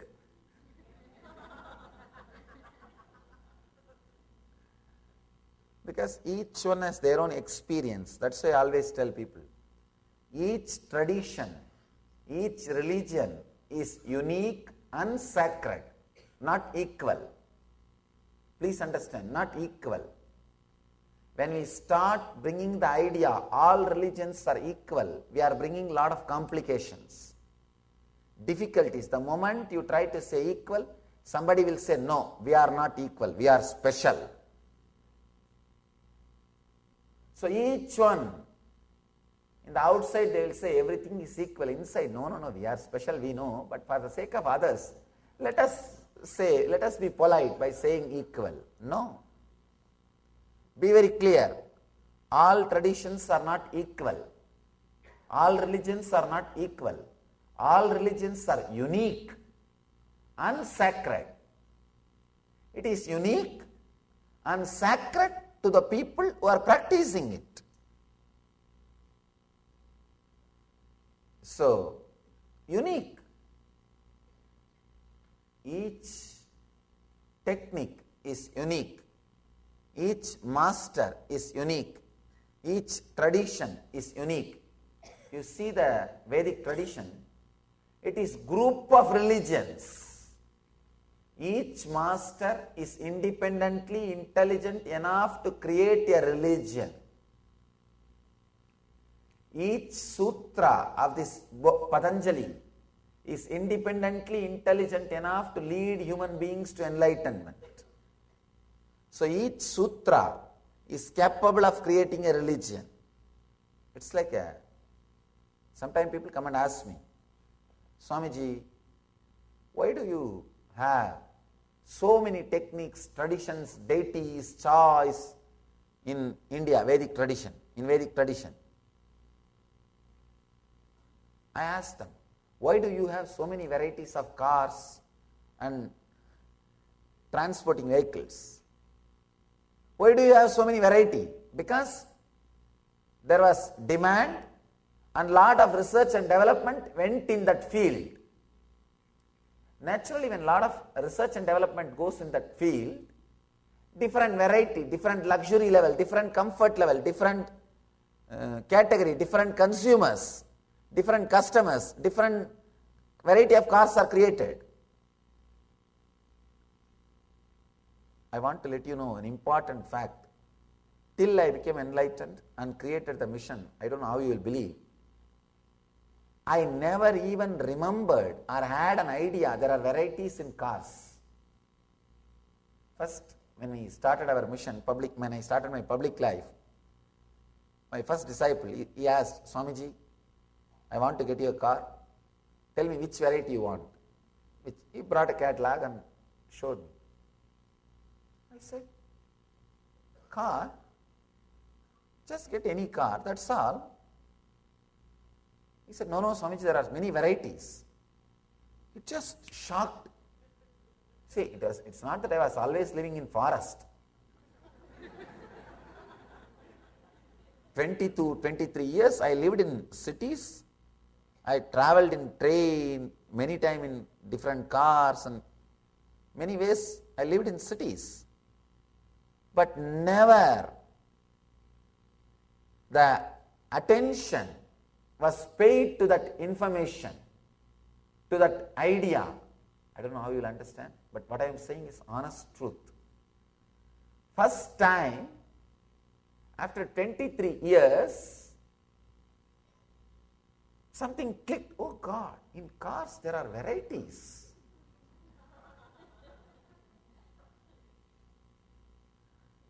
But I know thoroughly about varieties of meditation techniques, because I was doing research and development in different field.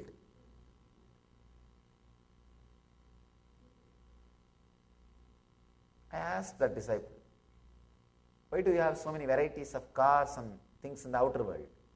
Because in this civilization, the demand for the outer world things was there, and research and development, the energy, money, people, intelligence put in that field created different varieties of cars, construction methods, the lifestyle and everything.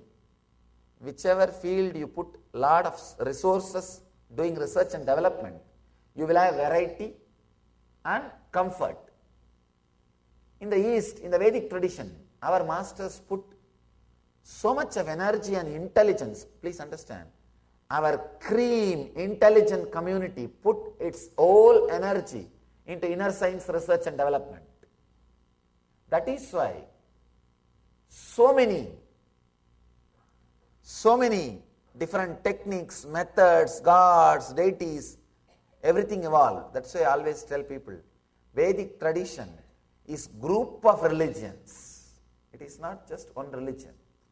Group of religions. People ask me, Swamiji, why in the Vedic tradition not much service orientation is there? Please understand, I am not against service, social service. Why it is not there in the Vedic tradition? Because they have something far more deeper to do.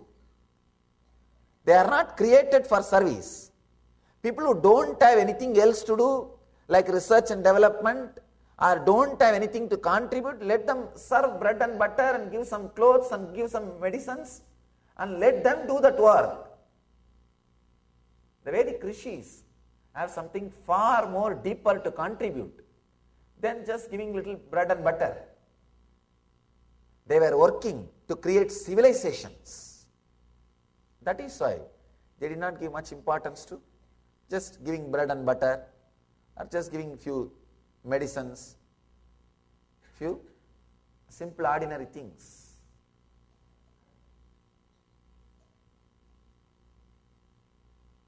Different techniques, different methods, different deities, different paths. Then what is the point that decides the person's enlightenment? Because in all paths, in all the ways, people achieve enlightenment. What is that it decides? Intensity. That decides the person's enlightenment, the higher experience. With intensity, whatever you do will be meditation. Without intensity, even if you meditate, it will be just a ritual. It will be just ritual. As I was telling, whenever I teach meditation to 100 people, I learn 100 versions of that same meditation.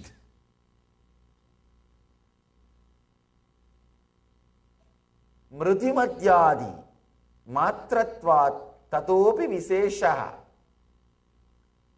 The success depends on the person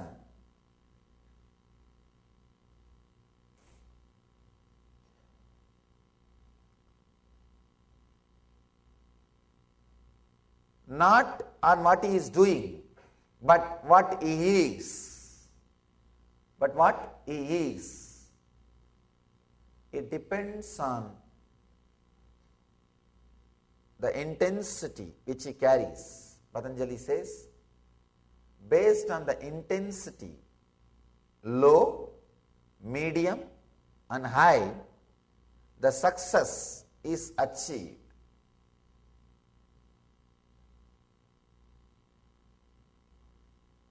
I just want to drill this one point again and again and again, so that you will become intensely intense. You will become intensely intense. Otherwise, we do the same old things. See, intensity means the ability to stand for what you believe and break free from the past method of function, the past attitudes of function, past way of functioning. Please understand.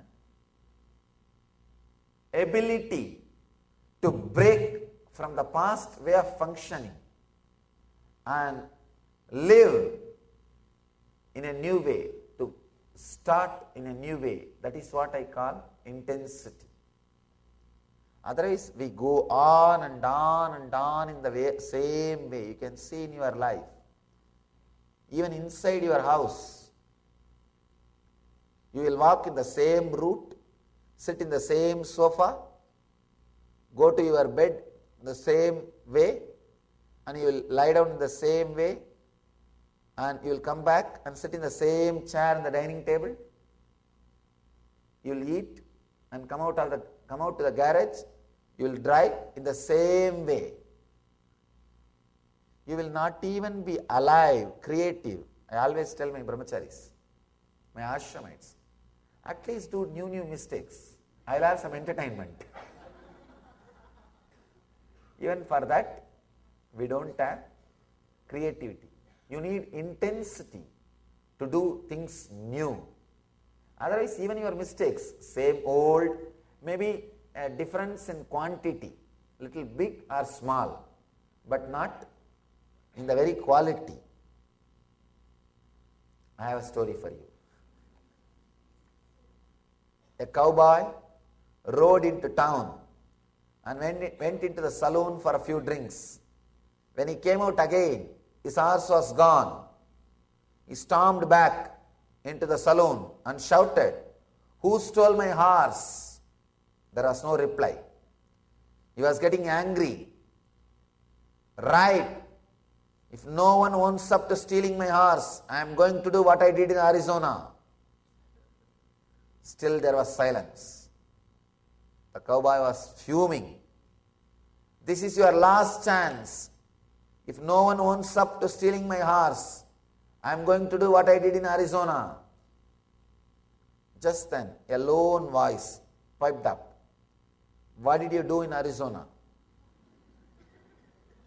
The cowboy said quietly, "I walked home."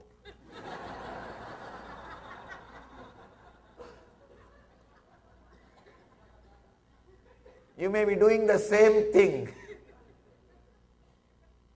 When there is no intensity, you will be doing the same thing. You will be doing the same thing.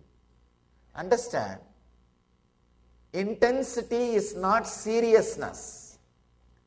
Intensity means deep passions and passion. Deep passion and deep passions. Strong will and strong prayer. Strong will is passion. Deep prayer is passions. Please understand. If you understand intensity as just will, passion, sometime you may become serious.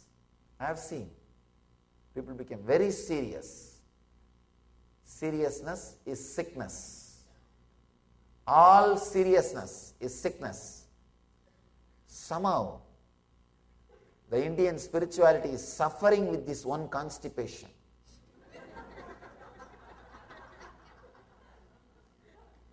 A long face.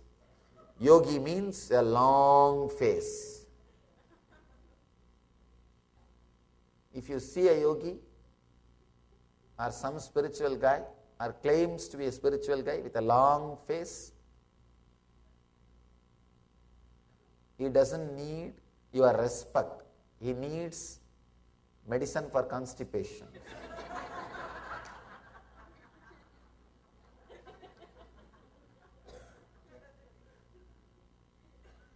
No, really.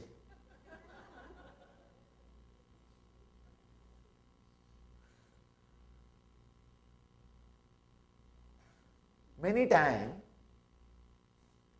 somehow that seriousness is associated with intensity. No. Intensity is sincerity, but not seriousness.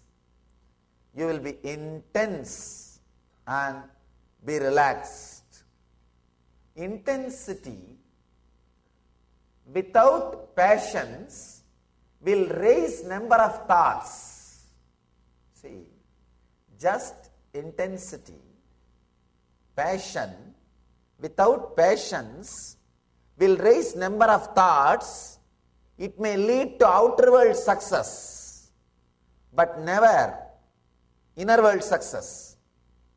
Just a deep patience, acceptance, without having number of thoughts, may lead to inner world success, the silence, the peace, but not the ultimate enlightenment itself. Please understand. Just passion naturally will raise the number of thoughts. You will be successful in the outer world. The more number of thoughts you have, the more successful in the outer world. If you have just passions, you will deeply accept everything. You may be successful having peace in the inner world, but not the ultimate success, the enlightenment itself, which gives you the fulfillment in the outer world and the inner world. So the enlightenment is totality of passion and patience. Intense number of thoughts with a deep silence means your very frequency will be different. Very frequency will be different. People ask me, Swamiji, do enlightened persons have thoughts? Please understand, if you have 10 acre as your mind, for example, if your mind is a 10 acre, your inner space is 10 acre, all 10 acre is filled with thoughts. In my inner space, I have 10 million acres and some 100 acres are filled with thoughts. Negligible, but much more than you. Please understand. For the inner space I have, it is negligible. That is why we call no mind. But if you see the number of thought, the actual factual space, it is much more than you. It is much more than you. But because it is compared to the empty vast inner space, the space in which thoughts are there are very less. That is why we call it no mind. 10 million acre, just only 10 acre is used for agriculture. Will you even remember? No. Negligible. That is why I have mind which you don't understand by the word mind. So what you understand as mind, I don't have. That is not there. But it does not mean there are no thoughts. There is no process. The process is 100 times more intense than you, but the background and the canvas on which the process is happening, the space in which the process itself is happening, is so vast, the process is negligible. The process is negligible. So please understand, in the intensity, you do not have just passion. You have patience also. You became complete. You became fulfilled. you just radiate the truth. Intensity is a strong feeling that I should achieve, and strong prayer that I should achieve. It's like you put your whole being, you put the whole effort, and you know the ultimate is supporting you. It's like you will have a deep will, strong will, and deep prayer. Even if anyone is missing, it can't be called as intensity. Strong will and deep prayer. Understand? If you understand the divine is supporting you, the effort you put, even if it is little, suddenly you see the success happens. Just by remembrance, the divine is supporting you. You don't even have to bother whether it is factual or not. You don't have to measure. Am I supported? How many hours it stood with me? What has happened? There is a story. One guy asked a boon from God. God, you should always be with me.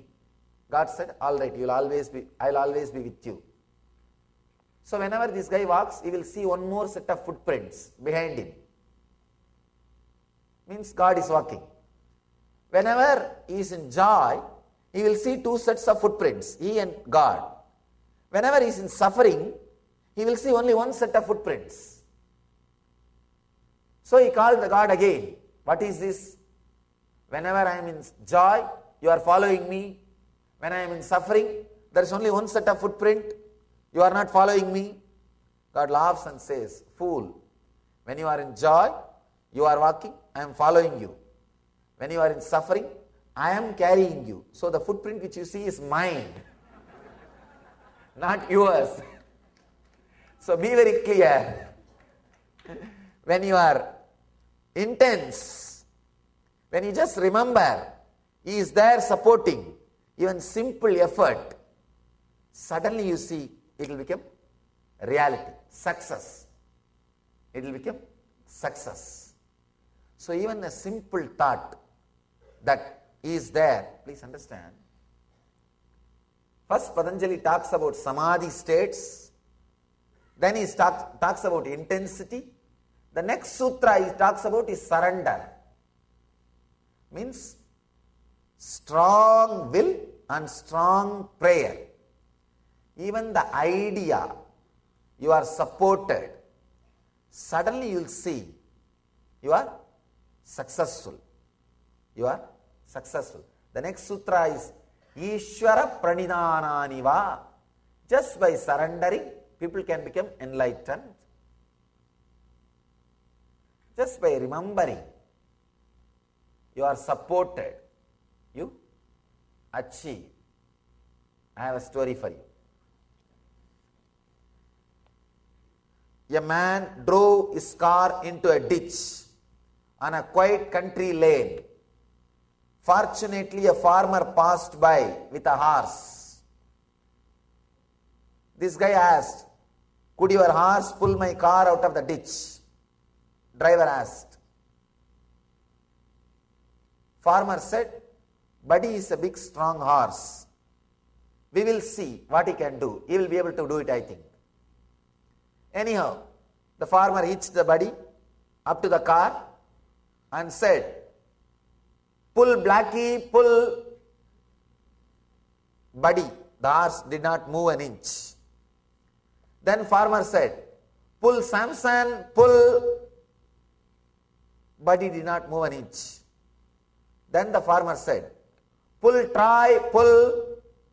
Buddy did not move an inch. Then the farmer said, pull Buddy, pull. And Buddy, the horse, effortlessly pulled the car out of the ditch. The driver was grateful but mystified. He asked the farmer, tell me, why did you keep calling your horse by the wrong names? Like Blackie, Samson, Troy. The farmer said, well, you see, my buddy is blind, and if he thought he was the only one pulling, he will never move.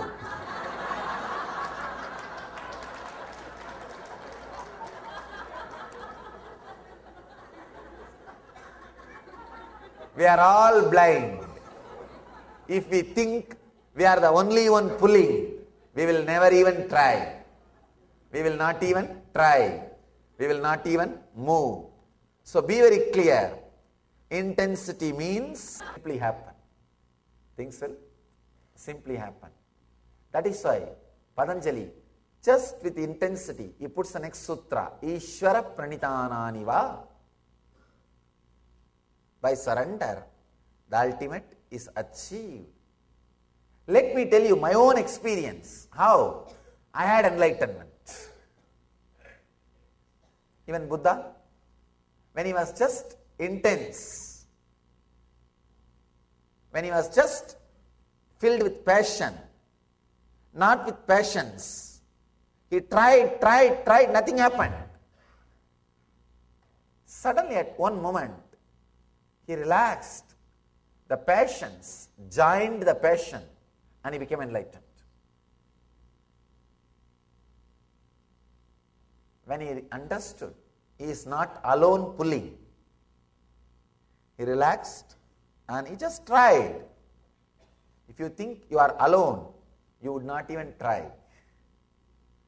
Or the idea it is difficult will not let you move. Let you use your muscles to its peak potential. Will not let you experiment or experience your peak. Let me tell you my own experience. Yesterday I was telling about an incident. I went to Master Annamalai Swamigal and I cut my thigh. You heard that incident. After that, I started playing with what he taught me. From where the idea I raising. He told me from where the pain is coming, just look inside. After the pain disappeared, he said, from where the idea, the person who experiences pain, raises, just look inside. I was looking very deeply and intensely. Maybe I can say 2 years or 1.5 years. I was playing continuously with the technique, sometimes very seriously, very passionately.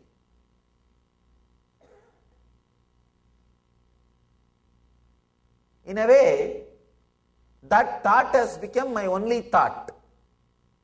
Continuously just having only that thought. Actually, that passion takes care that all other thoughts disappear except that thought. Now you need patience to relax even from that thought.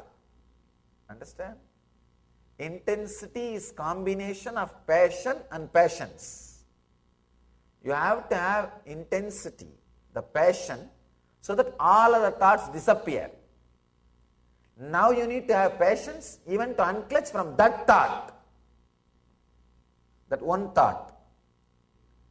So almost everything else has disappeared except that one thought from where the thoughts are raising. One day, I was sitting in the foothills of Arunachala, that place is called Pavalakkundru. I have spoken elaborately on this experience in a discourse called Living Enlightenment. It's in YouTube. If you find time, maybe you can spend a little time with that discourse. I have spoken elaborately, step by step, how the experience happened. Today we don't have that much of time, but at least I'll share the essence. When I was sitting, I saw this one thought, that from where thoughts are raising. One funny thing is, because I was constantly working with that thought, from where thoughts are raising, but unable to find the source, that thought has become a strong pain memory for me. The moment I remember to find the seeking, the source, the moment I remember I should start seeking from where thoughts are raising, Because of my past failures, immediately I will be depressed. It will be so much of pain. I will sit, no, I will do every day the same thing, but I will never realize. I will just walk out with a deep failure. Today also the same thing it is going to be. By and by, it became a sort of a pain memory. Strong pain. I can neither drop that habit of seeking from where thoughts are raising, because the intense yearning for enlightenment is there, nor I am able to discover. So what to do? It's like almost married.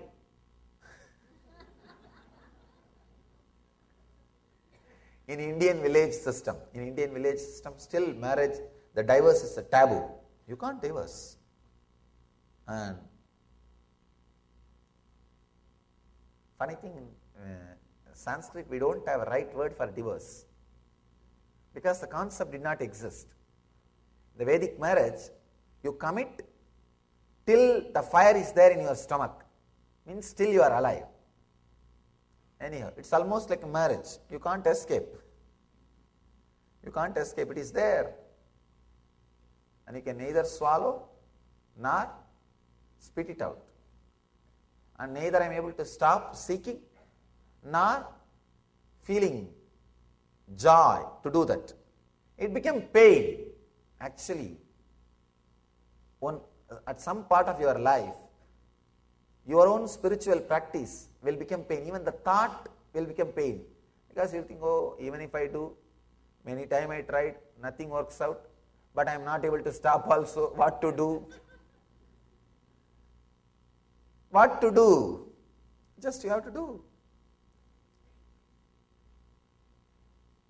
It became a passion, but the passion was not there. It became kind of a strong pain memory. So I was sitting at the foothills of Arunachala. It was a full moon day, Vaigasi month, at exactly 1 month from tomorrow. Tomorrow is Purnima. Tomorrow is Chitra Purnima and Vaigasi Purnima, the next month, Purnima. Evening. It was a beautiful time. I enjoy nature always, even now. Hill, water body, means ocean or river, is my favorite place. If I know in that city, ocean is there, at least once a day, I will spend a little time with the ocean or with hills. It's my life, it's my passion. So I was just sitting with open eyes. Sun was setting, moon was rising.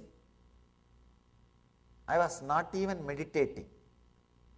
Usually I will have only two thoughts. One, the thought, who am I should find out. The other, the thought, even if I seek, I am not going to achieve. That pain. Only these two thoughts will be jumping. Binary code like a 0, 1, 0, 1, 0, 1, 0, 1. Only these two will be there. And both have the same source. Suddenly, I don't know how it happened. Both the thoughts, the passion lost its power over me because of the deep passions I experienced, a deep relaxation I experienced in that evening moon, when the moon was rising. The deep passions I experienced, the deep passive feeling I experienced, the relaxed feeling I experienced, the settled feeling I experienced. It's like in Indian villages I have seen, they will use a big bamboo stick to burn dead bodies. After they burn everything is burnt, they will throw that stick also into the same fire. Same way, I used this one thought, who am I, to seek the source of the thought, to burn all other thoughts. Now, this thought needs to be burnt. This stick is there in my hand. giving me suffering and pain, not getting down, not coming down. There is a beautiful story of Brahma Kapal. Shiva removed the head of Brahma, one head, because Brahma was very egoistic. He was very egoistic. He removed one head of Brahma. It's a very mythological, beautiful description. In our tradition we say Brahma is able to see in all four directions and up. Fifth head. He had four heads, four directions, and one head towards up, the above.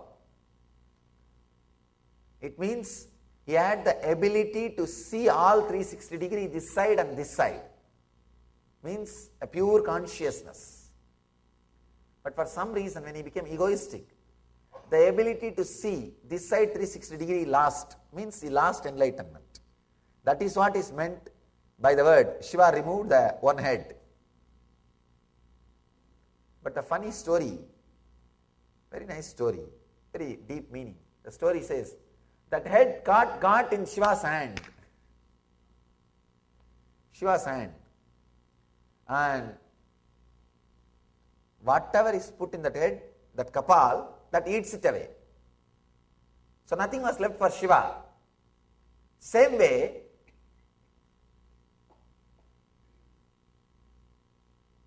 see that head, everything that head eats, nothing was left for Shiva. That kapal has become a big torture for Shiva.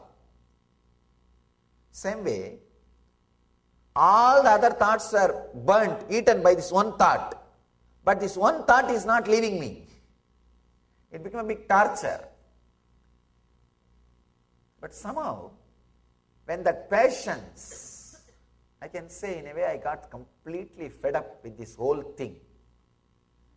Seeking and unable to find with this whole thing. So I just sat in that moonlight, moon rising. For a few seconds, my being forgot to seek, forgot to create the thought, the passion of seeking. It just entered the space of passions. Suddenly, at that moment, clicked. Something clicked. Because of my passion, already I raised my frequency to a different level. Now my passions, my relaxed being, just I relaxed into that frequency. Something clicked. Suddenly something broke, opened into my being. How I feel, how all of you feel, alive inside your skin. The same strong feeling that I am alive, I started experiencing even outside my skin with the whole thing, with just whole thing. The tree, plant, hill, stones, the earth and the sky, with everything. Suddenly I started feeling I am alive, I am vibrant, I am living it.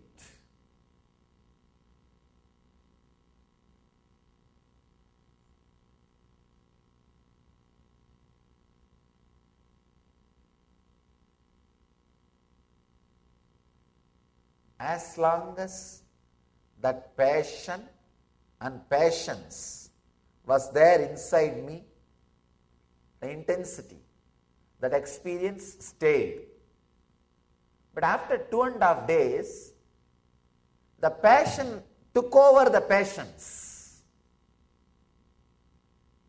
The passion to hold on to that experience took over the patience to relax into that experience. Please understand, whenever you want to hold your bliss, you will miss it. Bliss means what? Choicelessness is bliss. When you choose bliss, you have chosen suffering. If your hands are open underwater, river will be flowing. You will be holding the river. The moment you hold the river, You try to hold it, what happens? You have only empty hands. If you are with open hands, breeze is blowing. The moment you hold, you have only empty hands. So, the moment you choose bliss, you choose suffering. Choice is suffering, choicelessness is bliss. The moment my passion took over the passions, it disappeared. It just disappeared. Again, it took more than 10 years for me completely tune, polish my being and relax with a deep passion and passions. When that experience happened again, never left, it just stayed. It just stayed and started radiating through this body. Please understand, passion with passions is what I call intensity.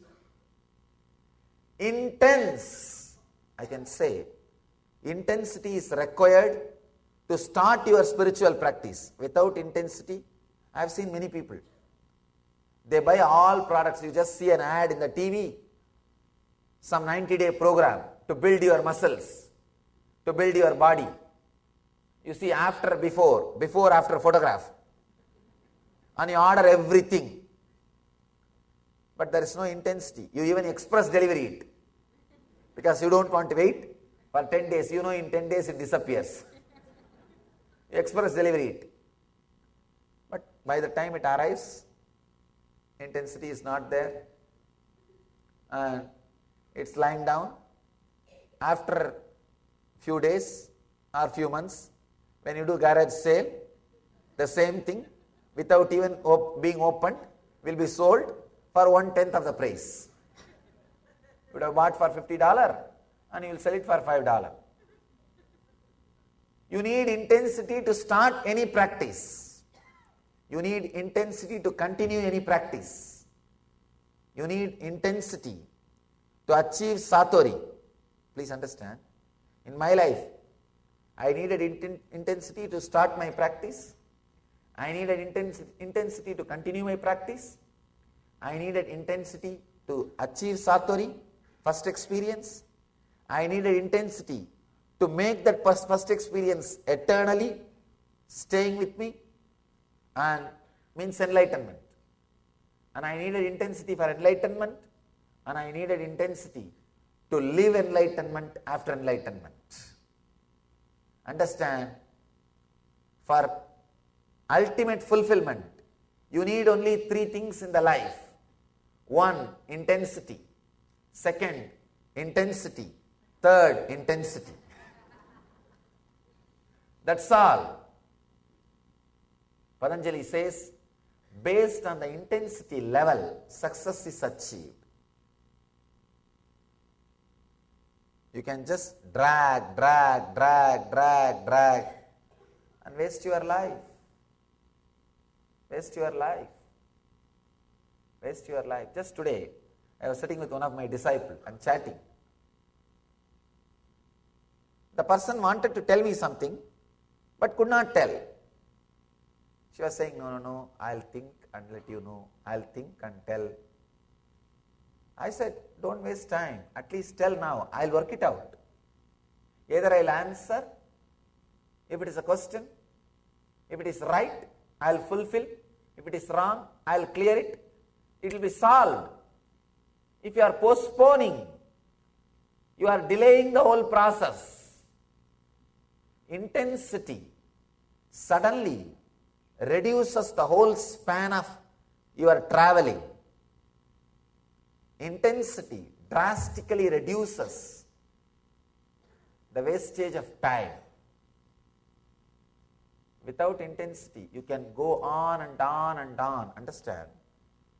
When there is no intensity, you are lost in the past and future. Life goes on and on and on. You have eternal lives in front of you. This idea of eternal lives brought so much of passions in India. The Indian culture, the whole thing goes in its own phase. It brought a lot of patience, no doubt. But they missed passion. Understand? Because you know, if not today, tomorrow, if not tomorrow, day after tomorrow, if not day after tomorrow, next life. You know, eternity is in front of you. I can say that's one of the important idea responsible for the laziness which is prevalent in India. I have seen till morning 10 o'clock, these guys will be sitting in chai shop and conducting newsroom, analyzing who ran away with whom, who is having affair with whom, who is sitting with whom, who bought whose property. I know in my native village, some 4 or 5 people, they know thoroughly about that whole town. Who ran away with whom, who is living with whom, who sold whose property to what price, who has got how much of dowry for his daughter, who gave dowry for his daughter, how much dowry he gave for his daughter, how much dowry he got for his daughter-in-law. Complete information. Complete information. You will be really surprised. And this fellow knows thoroughly about real estate, who sold whose house, where, what price, everything. Even how much is given in account and how much is unaccounted. Number 1, number 2, everything he knows. Once I asked him, he was sitting and talking about some real estate. Swamiji, that guy sold his house just 1 week before, and this house is on sale, this property is in litigation. He was talking. I asked him, are you a real estate broker by your profession? How do you know the whole thing? He says, no, just as a hobby I know, Swamiji. Just for time pass. No, really. I know in my town, in each and every town in India you can see at least 10 people like this. Thoroughly they know everything, but they have nothing to do with it. They know thoroughly in which house, which girl is waiting for marriage, what's her age, qualification, everything. If you ask them, are you a marriage broker? No, just as a hobby I collect. I know everything. And they will be conducting newsroom every day. Every day there will be newsroom going on. Nothing much to do. Because eternity is in front of you. That brought patience. But the passion was missing. The same way, one life concept. This only one life. Whatever you do now, over. Then, no other life after death. This concept brought so much of passion, urgency, restlessness. All disease and difficulties and problems related to urgency, depression, many things related to stress, many things related to urgency was brought by this one life concept. This one life concept brought the stress, depression, urgency. Many life concept brought a deep laziness. Nothing moves. Now you need to understand the science of both. Then you will understand the truth and live a real life. Understand? As long as you are lost in the past and future, you are not living. The eternity is in front of you. You are just patiently. You are not living. Life is passing through you. This is what when our masters mean when they say many lives. Life will be just passing through you, passing through you, passing through you. You are not living.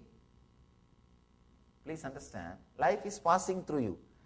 Future becoming past. Future becoming past. Future becoming past. Just living patiently with deep patience. Means you are jumping between only future and present. Future and past, future and past, future and past. You never experience present. This is one way of life. The other way, just trying to be completely in the present. In the present. This only life means pressure, intense pressure. Just trying to be perfect now, stress. Now what I have is only mine. Understand the whole science.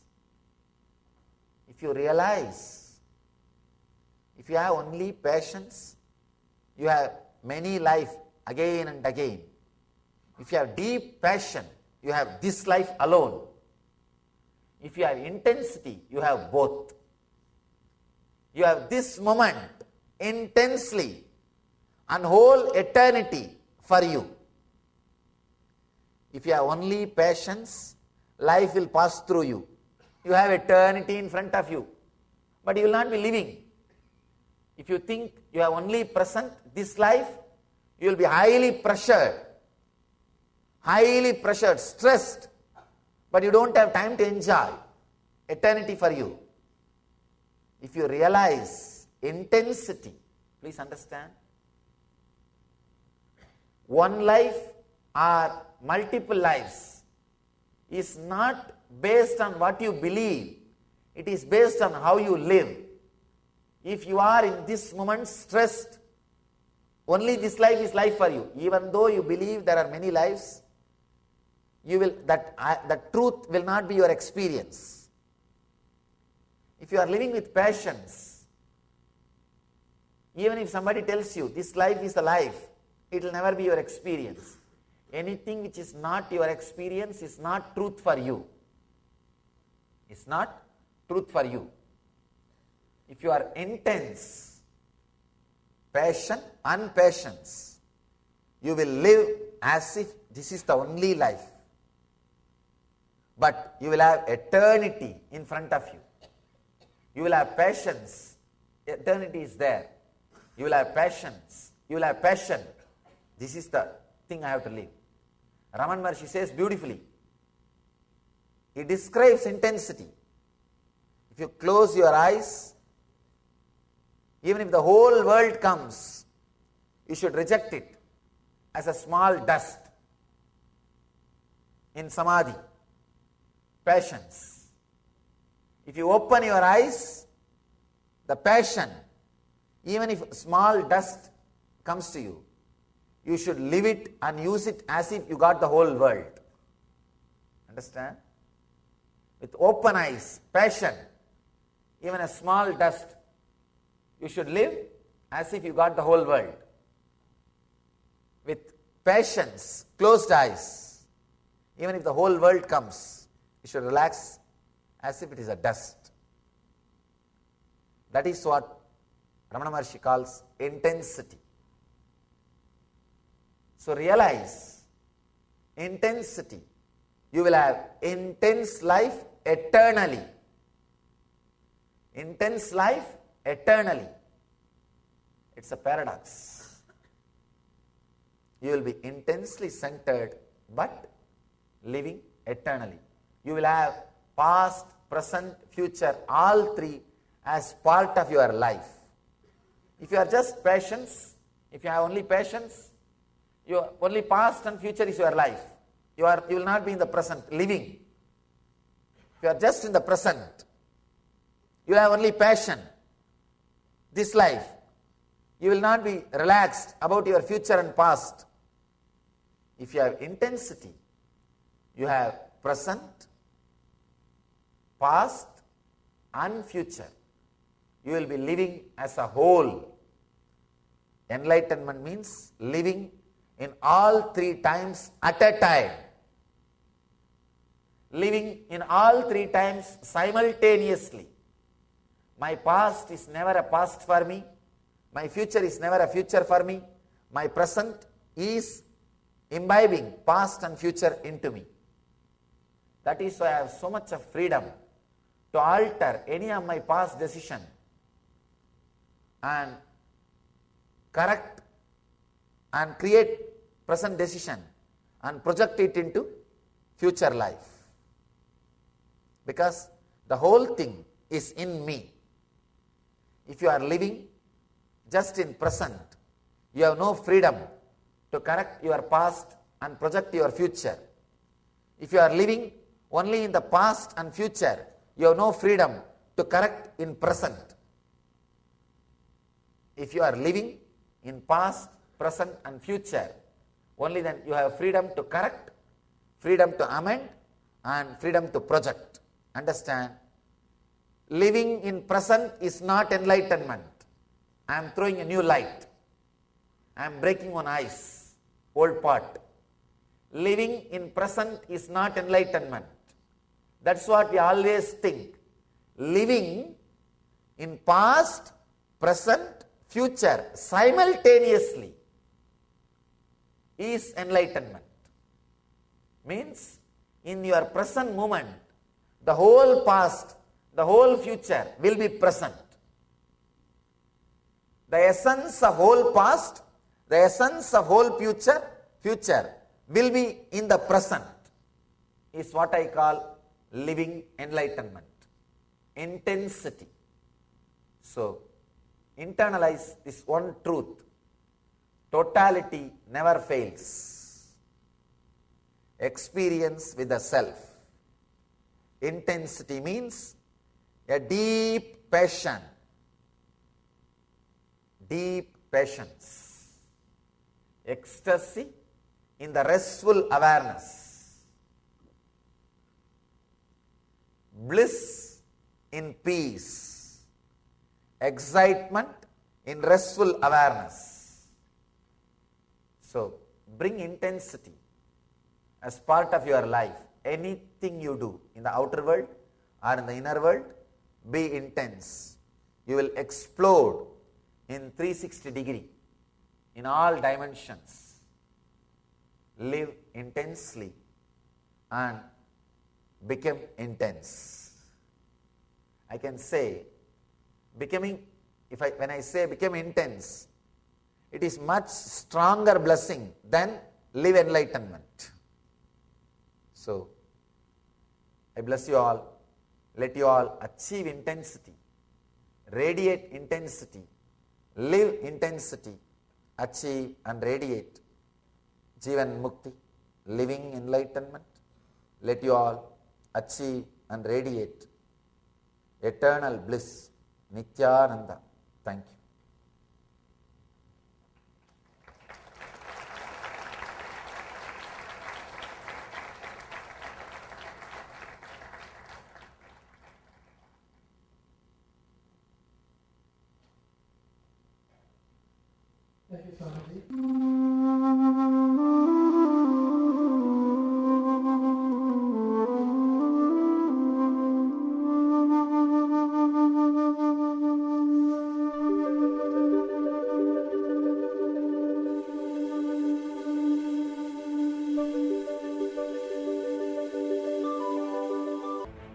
The concept of chastity is not feminine suppression or suppression of the feminine energies or the method of controlling women. No, it is not anti-feministic idea. I tell you, the concept of chastity is the most powerful feministic idea. Every relationship has chastity.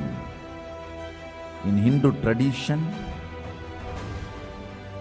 so much of importance and understanding is given for chastity.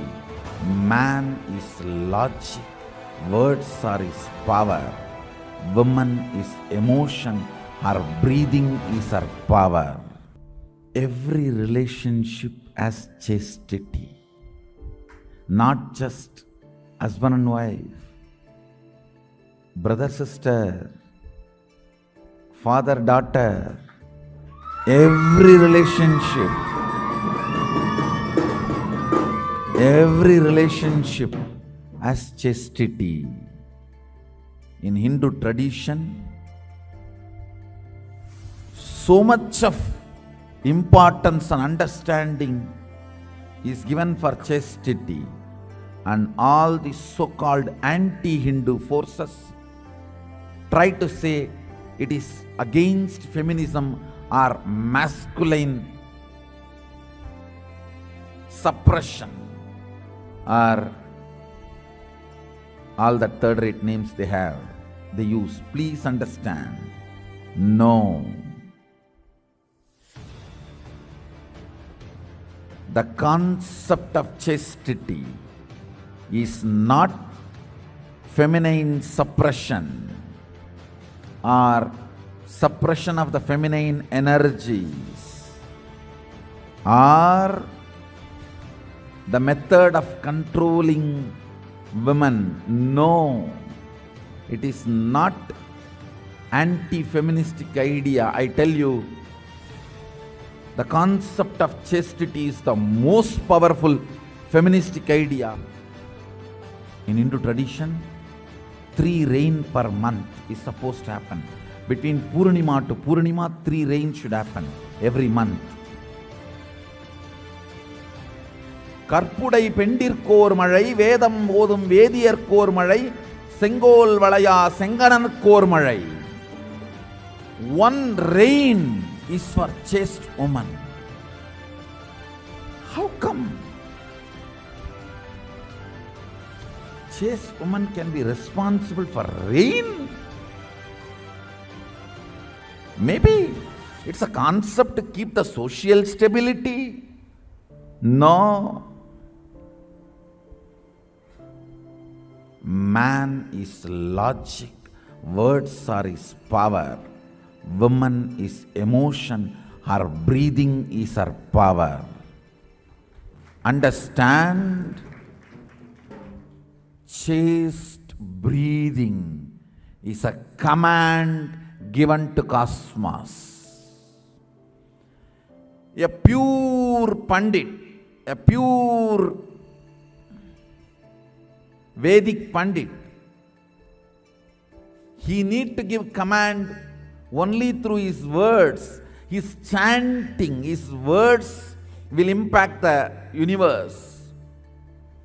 A chaste woman, her breathing will impact the universe. All big successful house or organization, I guarantee there will be a chaste woman on the top. Maybe behind the screen, behind the scene, there will be a chaste woman who keeps the things together. Understand?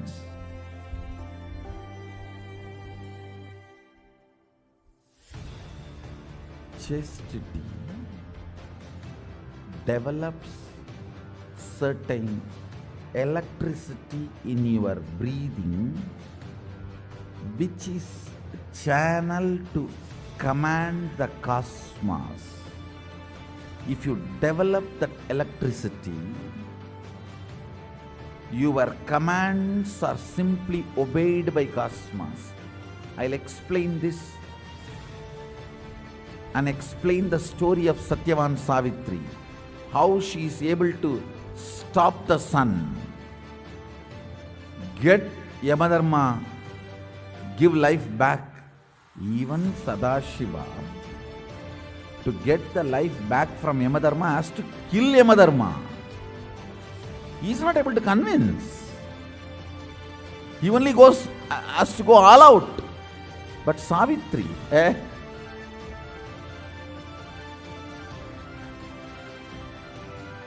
chaste woman seems to be more powerful than a Shiva Bhakta. Understand?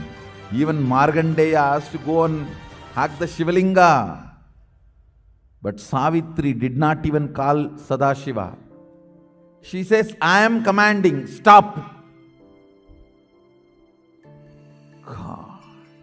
And you guys are trying to say Hinduism is anti-women? Which religious shastra has given such grand space for women?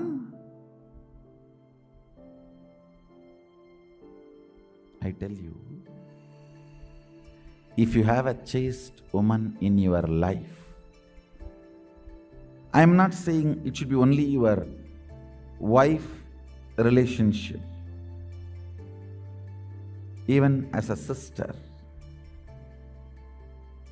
Because chastity is a quality which radiates in all relationships, not just in one relationship. A chaste woman will be amazing mother, amazing sister, amazing daughter, an amazing administrator. Because it is ability to convert lust into relationship. Chastity is the alchemy process of converting lust into relationship.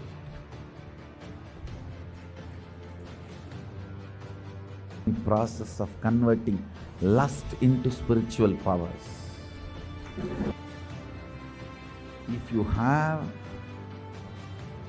a chaste woman in your life, either as a wife or as a daughter or as a sister,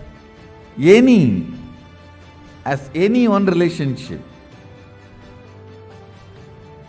I tell you, listen to this word. You will never have accidents. You will always be protected by all the unknown, unseen problems.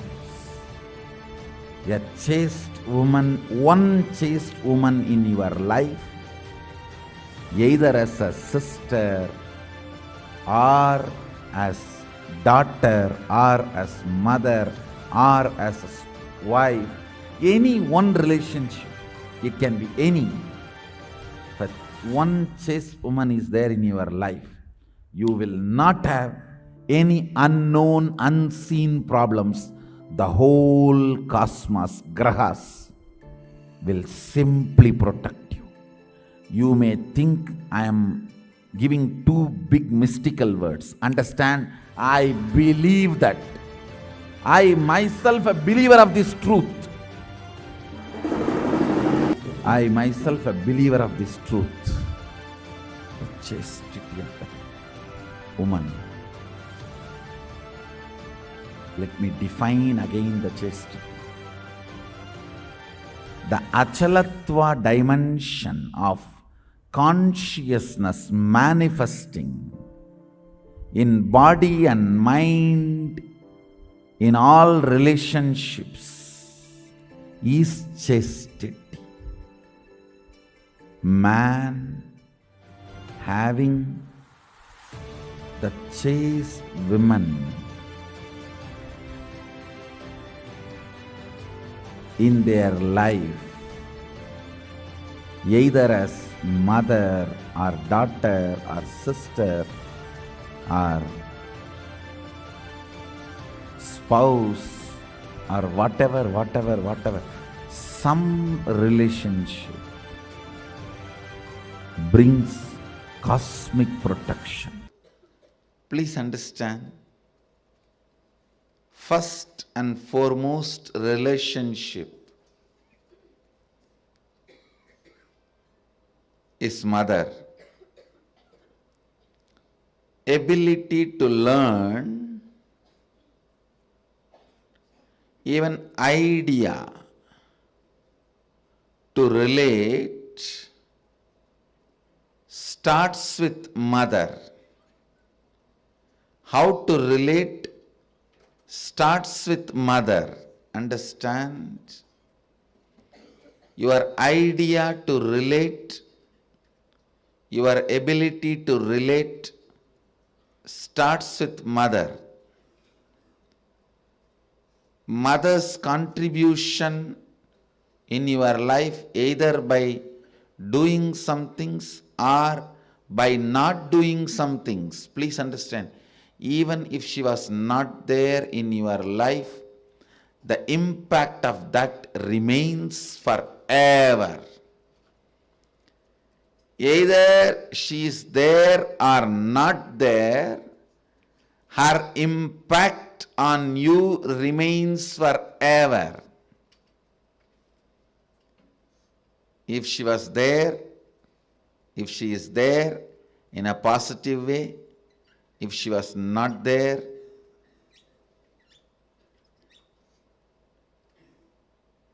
her absence impacts you forever, I tell you.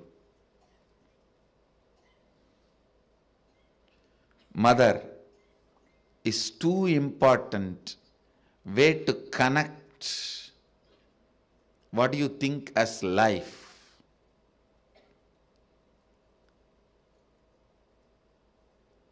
In Vedic tradition, our rishis were aware.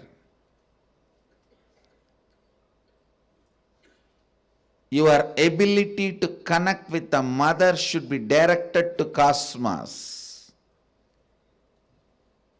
It should inspire.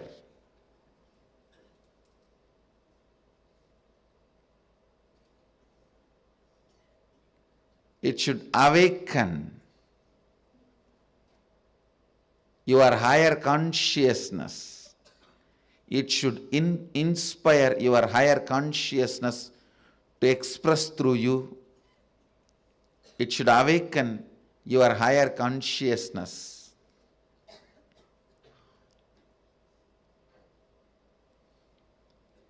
Connecting with life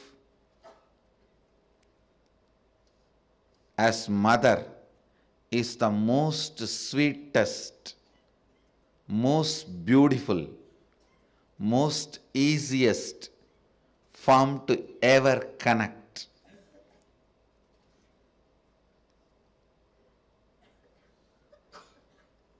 Please understand, my childhood was full of spiritual experiences, amazing spiritual masters,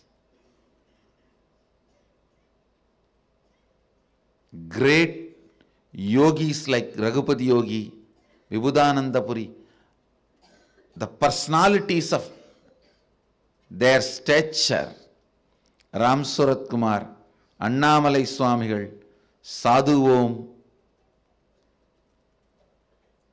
I can list the personalities, great spiritual personalities. And I was exposed to all the spiritual thought currents and traditions like Vedanta, Saiva Siddhanta, Shaivism,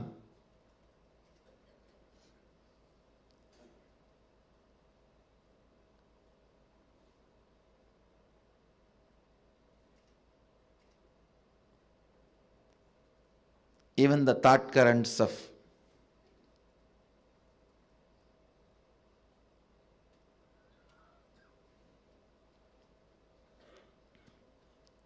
Sankhya, Yoga, Nyaya Vaiseshika, Purvamimamsa, Uttaramimamsa, various yogic sampradayas. But I tell you, I found most easiest, most powerful,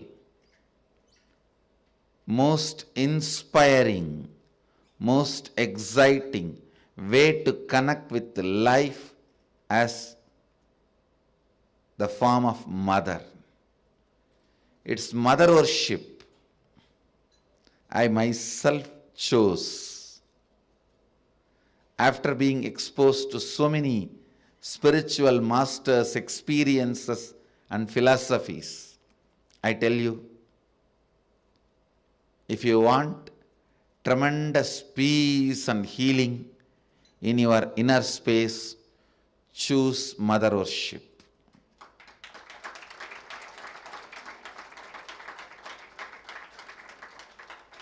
Even with your guru or your Ishtadevata, relate as mother.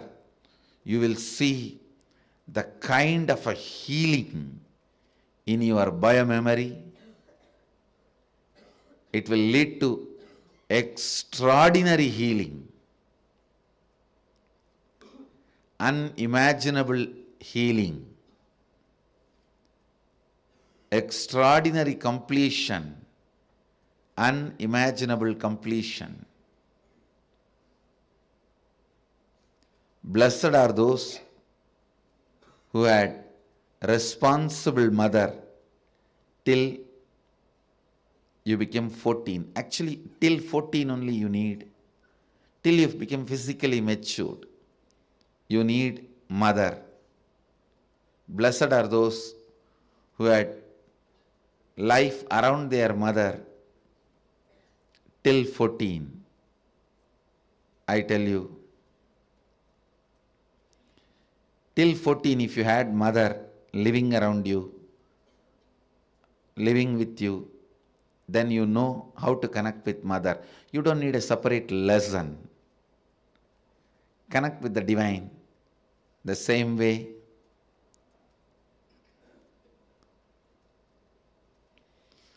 So much completion will happen to you. So much means really, really so much, I tell you.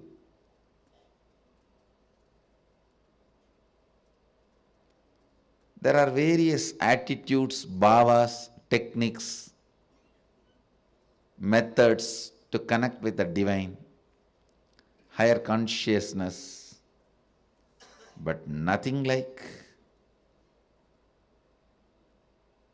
the Matrubhava, connecting with a mother. At least this 9 days, connect with the life as mother,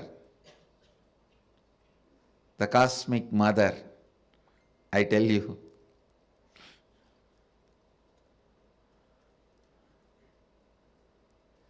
Then you will understand, you will never be same again after these 9 nights. These 9 nights, not only you will wake up, you will be awakened.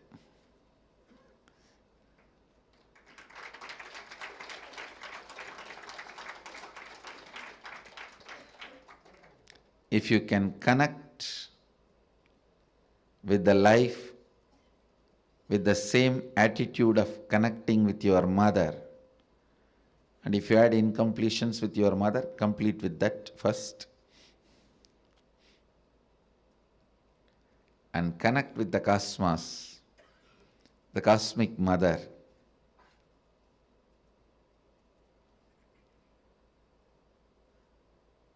You will not just wake up, you will be awakened. I myself had a great mother, and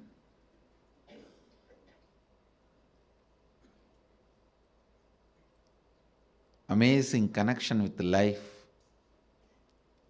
in the form of mother.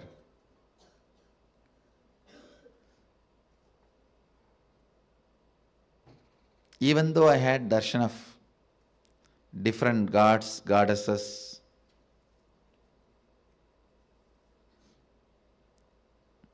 Mahadeva himself in the form of Arunagiri Yogeshwara,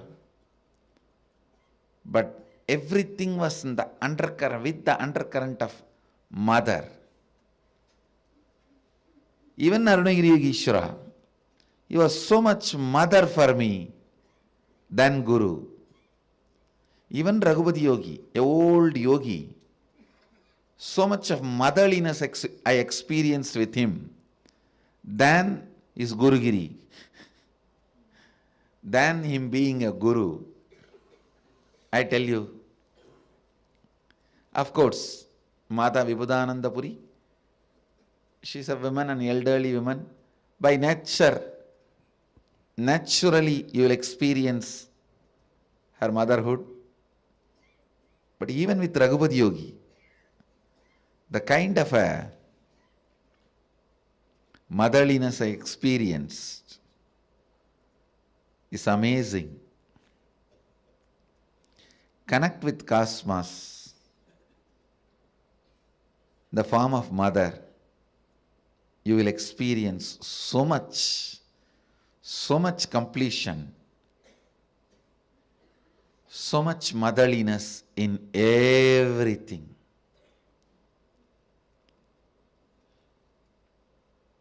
People will experience so much motherliness from you in everything, I tell you. When motherliness starts oozing out in you, even the chair on which you sit will become complete. It won't feel the heaviness of you. It will feel you as a blessing. The ground on which you walk will feel blessed by the touch of your feet.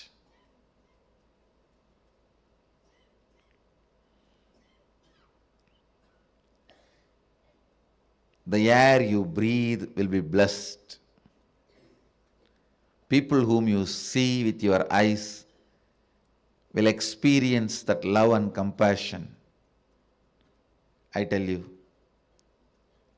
nothing can be compared to receiving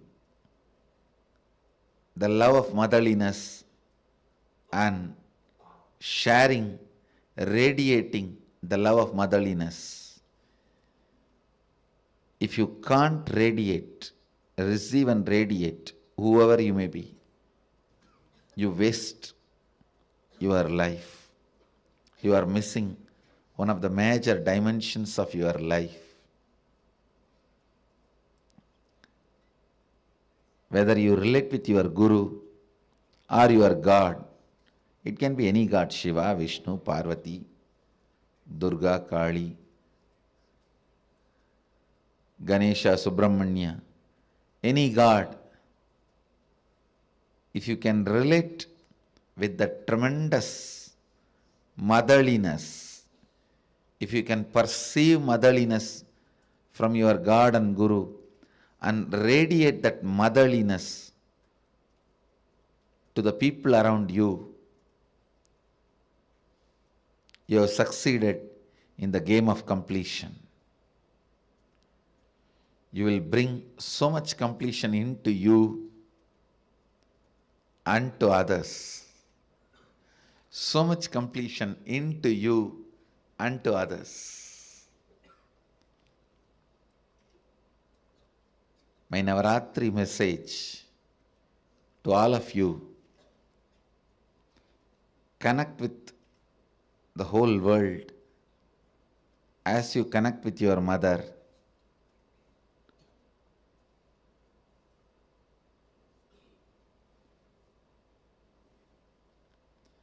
Be a child to life.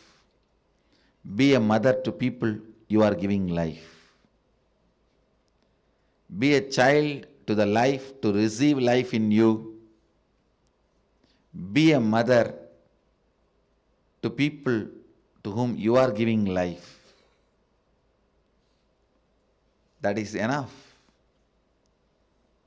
You will bring so much of healing and completion to the planet Earth wherever you move, whatever you do, whether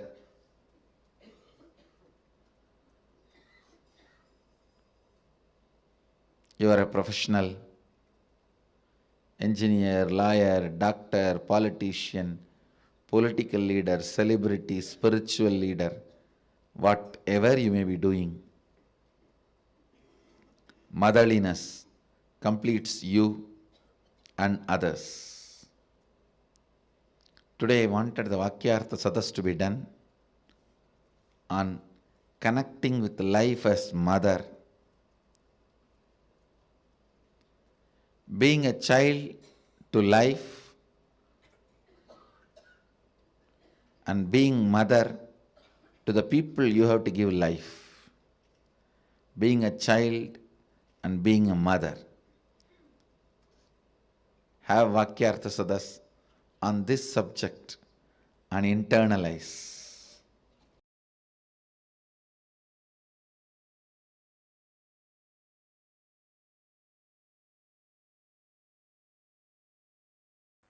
सदाशिवसमारम्भां शङ्कराचार्यमध्यमाम् अस्मदाचार्यपर्यन्तां वन्दे गुरुपरम्पराम्.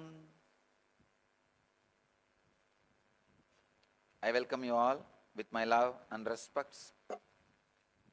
I welcome all the devotees, disciples, samajis, satsangis from around the world who are sitting with us at this moment in 712 places through NTV, 15 places in two-way connection, having Nayana Diksha in 206 cities in 27 countries.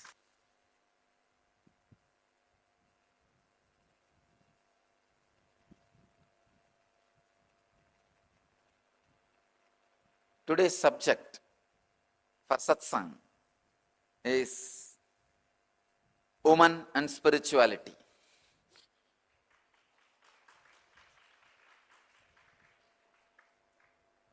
Women and spirituality. All the cities which are sitting in front of me now, having Nayana Diksha, two-way connection. Los Angeles, San Jose, Seattle, Columbus, Phoenix, Pullman, Calgary, Toronto, Canada, Vancouver, Anna Nagar Center, Taramangalam, Guadeloupe, London, New Zealand, Paris, Singapore. Totally 16 cities from around the world are sitting with me. New Zealand and Redondo Beach. These are the centers which are sitting with us, having two-way connection. Live, two-way connection. My blessings to all of you.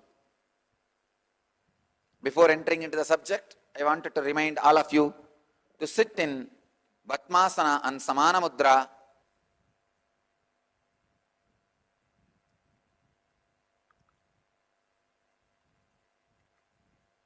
Women and spirituality.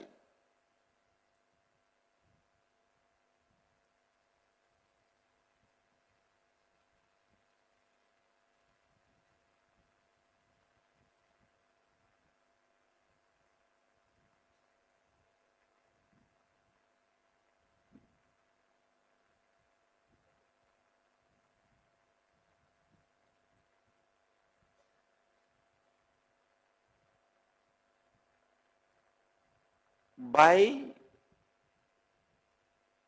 the nature of the muscle memory,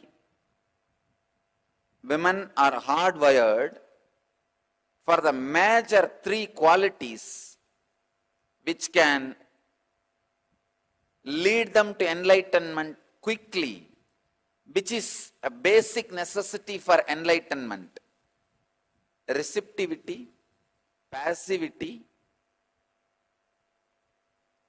and the ability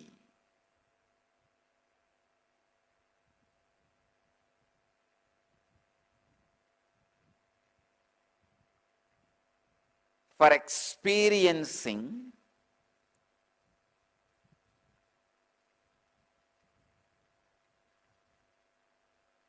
the feeling connection beyond logic. Please understand.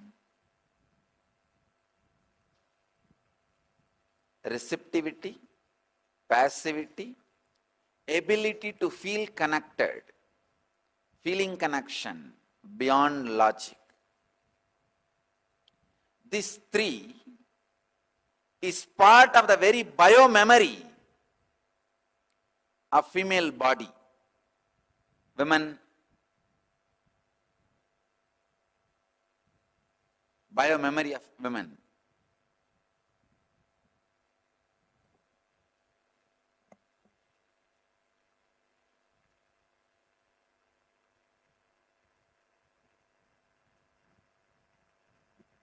Receptivity, the ability to receive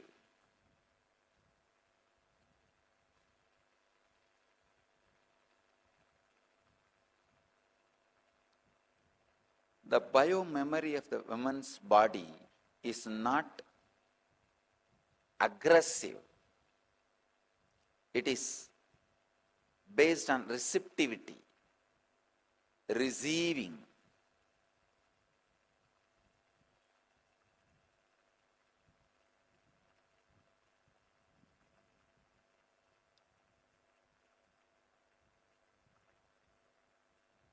It is not based on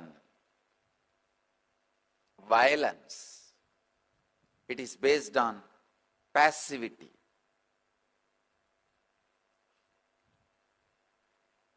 That is why sannyas or brahmacharya is lot more easy for the beings in women body than in masculine body. Even if you are in masculine body, when you experience the enlightenment, physiological mutation happens in your system. You just go beyond the masculine, feminine identification, an identity. Please understand, I wanted to make it very clear. It is such a subtle subject. Please understand, an enlightened being is neither male nor female or child or transgender. He is beyond all this. Something unique happens in his system. Already, I have done a lot of medical researches and experiments on my body. And I am continuing further more and more researches and experiments. I'll bring it to the world in right time, in a proper context, how an enlightened body is beyond masculine and feminine. Because during the enlightenment experience, the physiological mutation happens. Please understand, during the Satori, first experience, psychological mutation happens. And during enlightenment, physiological mutation happens.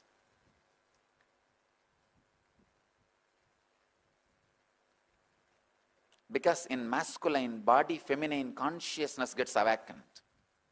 It gets awakened so strongly, the physiological mutation happens. Side effects and after effects of the physiological mutation, only I have studied.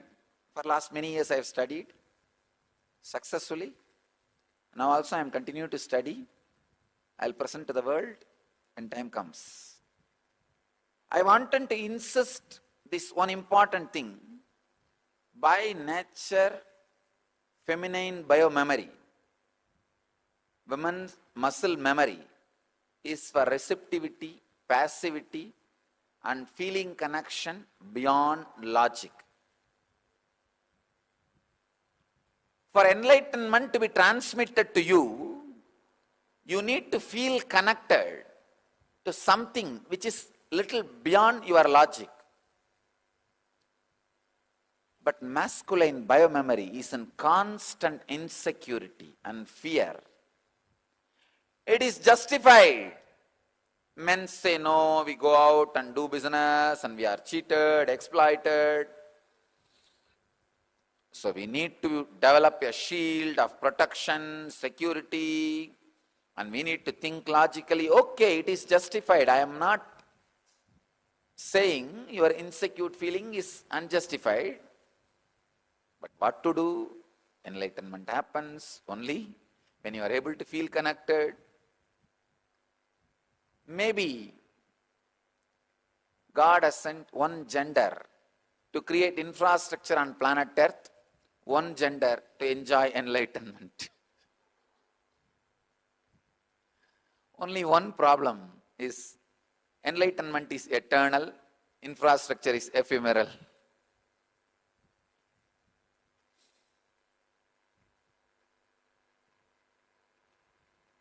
But I tell you, God did not send any one gender only for any one purpose. Women can create infrastructures, men can radiate enlightenment. Women have proved they can create infrastructure equivalent to men, but men have not proved they can be enlightened or experience feeling connection equivalent to women. Still, men need to do their homework. Even in our Sangha, I can see people who are experiencing Kundalini awakening. It is not that I bless only that side.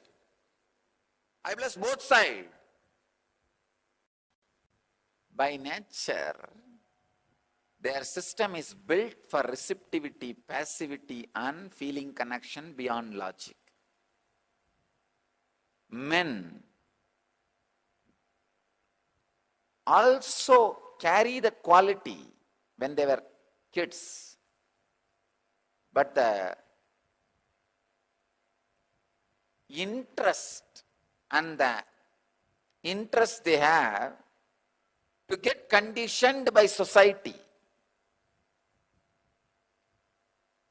automatically reduces them to an ordinary. Please understand, ordinary.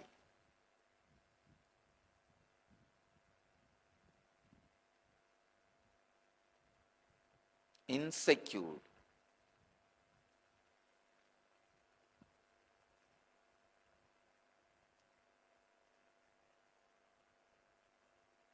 confined to logic.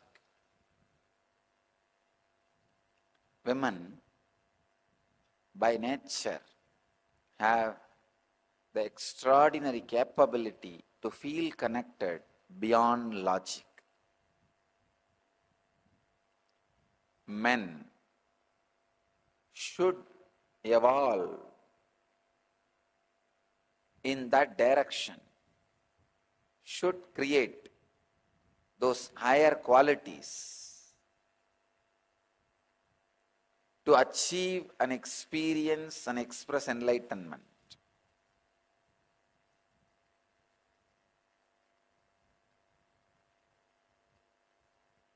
Receptivity, passivity, feeling connection beyond logic are the basic requirement for you to radiate enlightenment, the complete fulfillment. When you are receptive, passive, just simple nature can give you enlightenment. River can talk to you, hill can initiate you.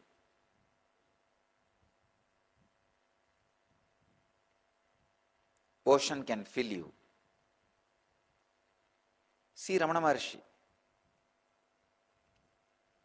Even Ramana Maharshi became intensely feminine. That's the reason Arunachala initiated him into enlightenment. If you see his marital garland of letters in Mathura Bhava, he just radiates that feminine consciousness in the mood of being receptive to Mahadeva, Arunachala.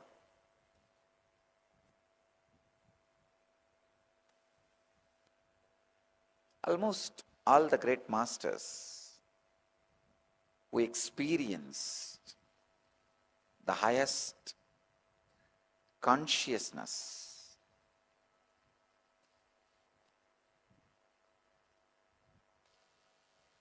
radiated extraordinary feminine qualities. Yen Kriya is a powerful technique to awaken your Kundalini and make you experience receptivity, passivity, to experience the feminine consciousness and reach enlightenment. Jainism says even women have to take birth as men to achieve enlightenment. I am saying even men have to get into the feminine consciousness to achieve enlightenment. Men may not need to take women body, but they have to get into feminine consciousness to achieve enlightenment.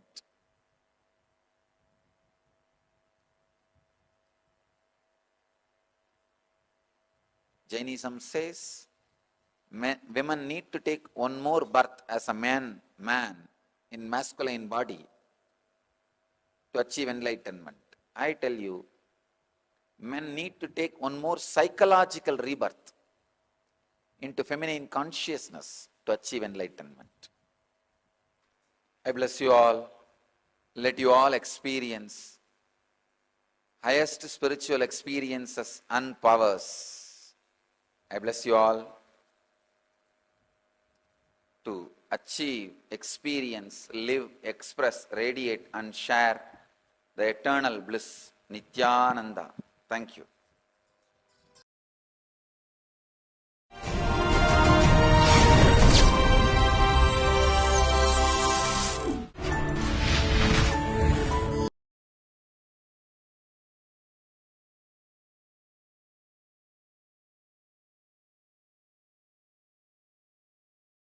Anandesh.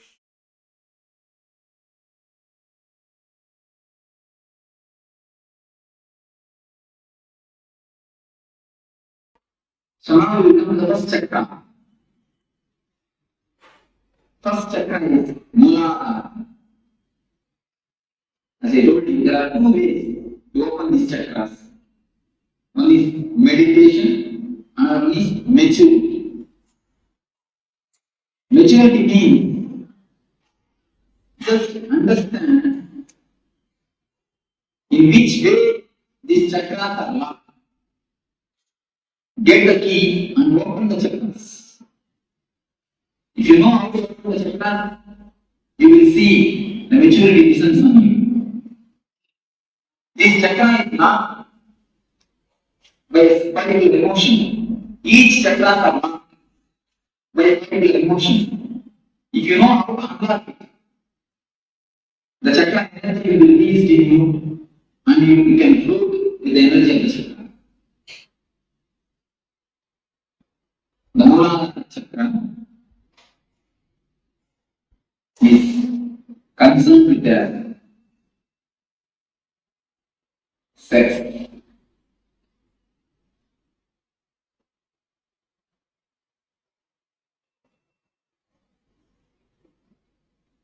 In the world, most talked about,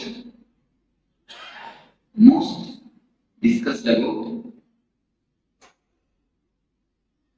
most of the books are written about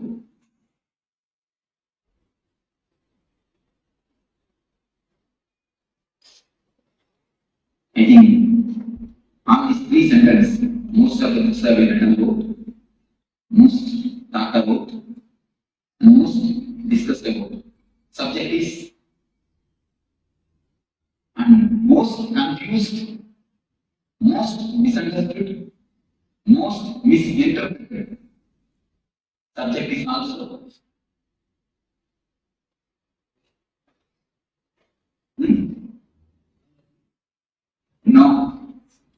no text. This is the subject.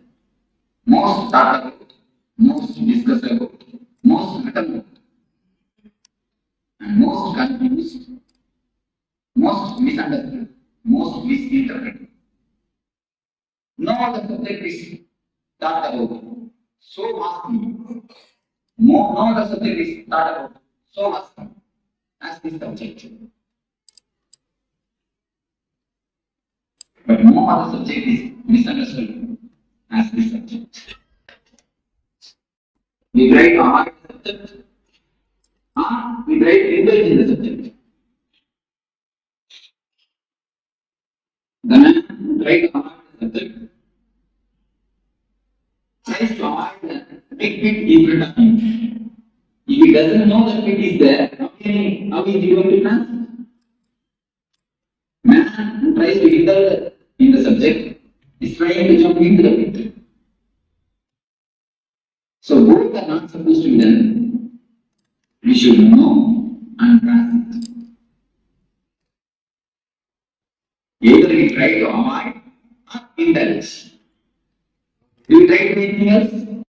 What is the reason? Rishis, science give a very beautiful, clear understanding of this subject.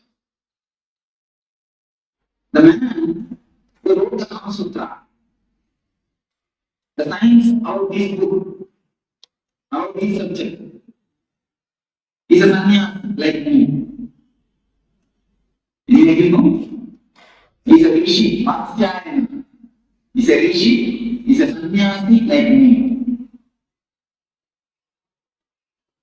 He is questioning, what authority do you have to speak about this subject? He is questioning, I think proper question. That's a question. Any man who is little and intelligent will put this question.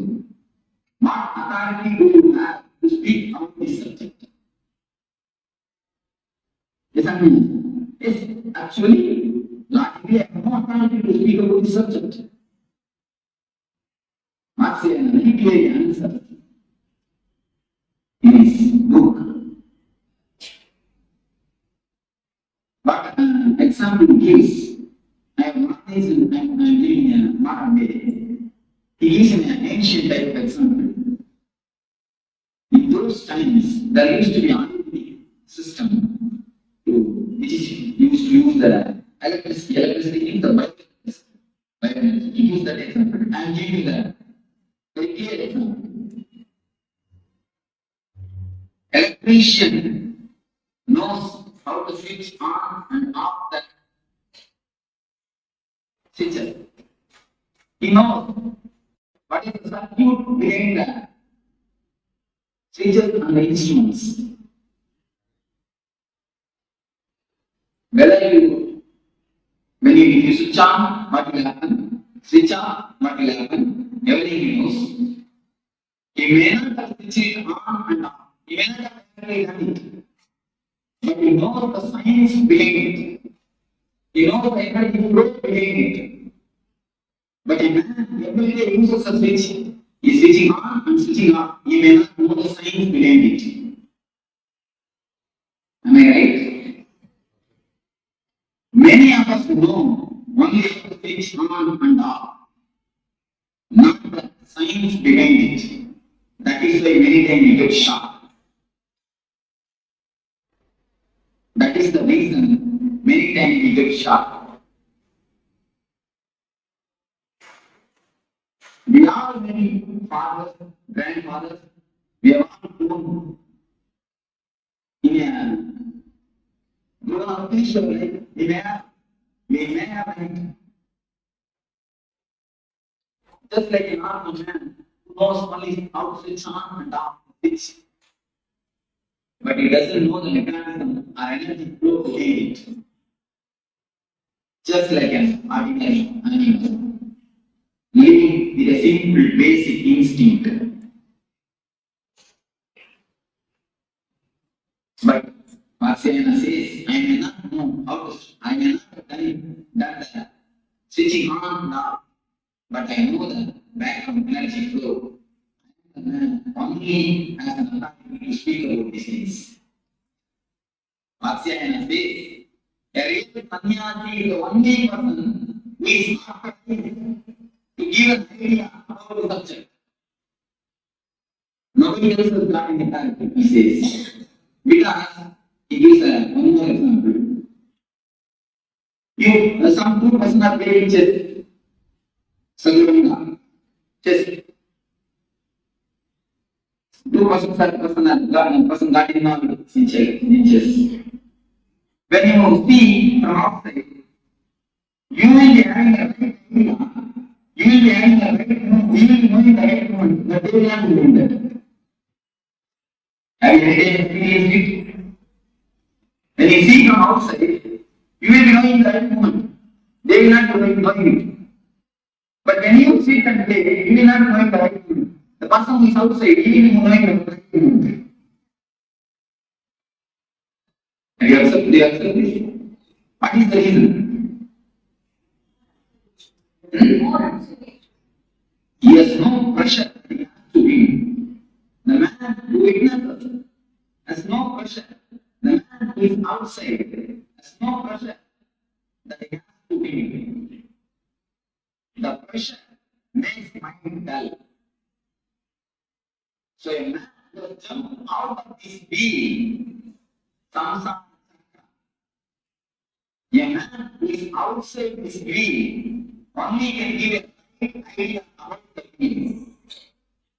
If you are sitting in a giant wheel, you can take the example of giant wheel. If you are sitting in a giant wheel and rounding, can you give a giant wheel? Can you? When you have jumped out, when you are looking at things, seeing the things are happening, you can give a idea about giant wheel. So a man who has come out, who is beyond, who has transformed the energy, who has jumped out of the samsara chakra, can only give a right idea about this subject. So you know the person, what is sex? Today, biology proves all men are 51% men, 49% women. All women are 51% women, 48% men. Just 1% this way or that way. 1% this way or that way. But when we start moving,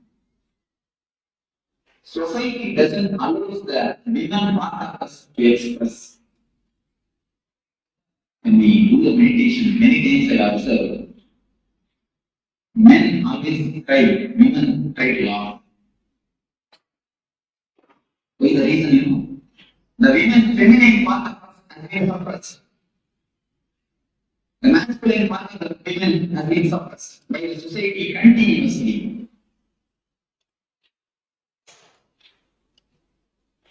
When we start growing, we slowly start collecting the image that tries to satisfy itself through mother and father. That is why girls are always attracted to father and boys are always attracted to mother. From there, the sex starts. The science starts. We start slowly collecting the images, prints. All men try to fulfill their image with mother. All women try to fulfill their man image with father. The art is suppressed by the society. When it is suppressed, we try to fulfill it with the father and the mother, having some loving relationship. Then after a few years of growth, we start collecting the images from many people, from the outsiders, how a real woman should be. Especially from media, how a real man should be. We start collecting the images and start preserving it in our system. The repressed or suppressed women is always unconscious. It's the real science actually, what is happening in the mind. When you go after a certain age, you will start collecting images from many actors, actresses, many stories, especially from the TV serials. From all these things, we start collecting the images and start preserving it. How a right man should be, how a right woman should be, how a many things, how a husband should be, how a mother should be, how a father should be. Many images we start collecting. We keep the imagination of a woman inside, the ideal woman. Sometimes, at the age of 15, after 18 to 23, in that age, we see somebody outside, and from distance, it looks like as if there is somebody in this image, which you have inside. We continuously start searching for this image. We have a copy inside, we start searching this outside. We start searching whether some image will suit with this image, whether some real person will suit with this image, which you have kept in your mind. So actually, when you see somebody from distance, you feel as if that your image is resembling with the real person. We start falling in love. The falling in love happens in that moment. The sign behind the falling in love is we have an image and we search. In distance we feel. In distance we feel as if the both are resembling. As if the both are looking alike. Then we fall in love. But when you come here, you will immediately find the image is image and the real person is person. You can never find image in a real person because of this image. Not because of anything, because of this image. How can image be a real person? Because of this image. This is the base of this where we start expecting something from the other. This is the greatest expectation. We always want the other means the way should act according to our image. Is it possible? Can it be possible? Dreams can never become true because they are dreams. The very word denotes they are dreams. If they can become true, why will they be called as dreams?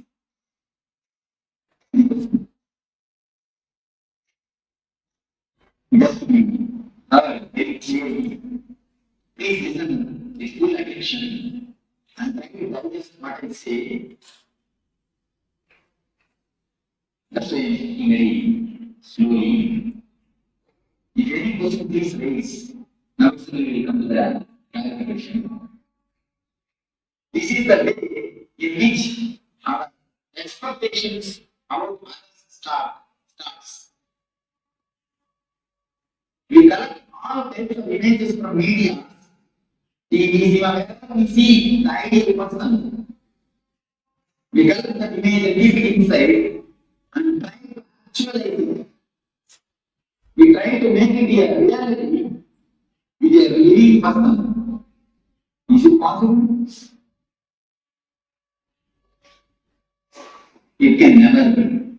That is why all ends in failure. All capital letter ALL we can use. All without exception. We can say there is an exception, one or two, like both of them have no image. Both of them have no expectation. So something directly happened between them. The pure love transmission, of course, that type of exception feeling. In ordinary play, all of us feel that we can't see it. Men are women feel that we can't see it. The reason is the basic science is such If you don't understand, you put the blame on others. Others is never to be blamed. Take the blame from you. You expected, you imagined, and you build imagination of others. Who will be the responsibility for the failure? Who can be responsible? Last year, but do you understand that what I say is in very practical reality? What is happening in a very life, but we never try to repeat it. It is happening in our everyday life. We never try to repeat it. Am I right? It always happens. We never repeat the good things.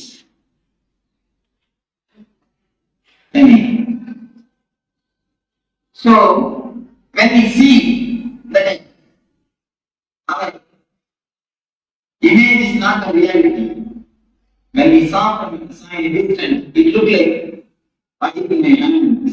Oh, it is green. That also looks like a green. When it comes near, no, it's little yellowish. When it comes more near, no, it's slight white. When it comes near, you will see it is red and it is white, it is green. Totally opposite and totally different. Then you think your desired harmony. Then what we do? We don't keep quiet. We start sculpturing the man according to our image. Women sculptures man, man starts sculpturing women. We try to possess each other. We try to make them into a matter.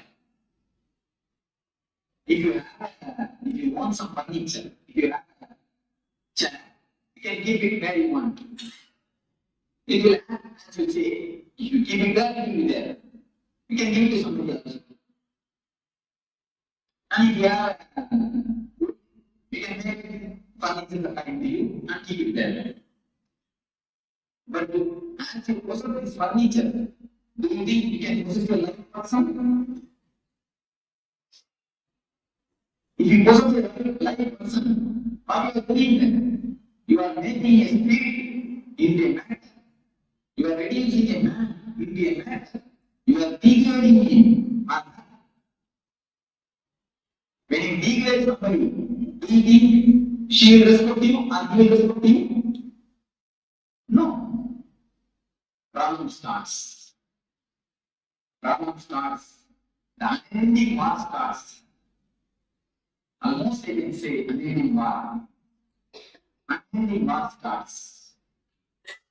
Our the so-called life is nothing but this unending war. Any of your house, I can go more deep into this subject. Many of you can raise any questions. Always it goes in such a way.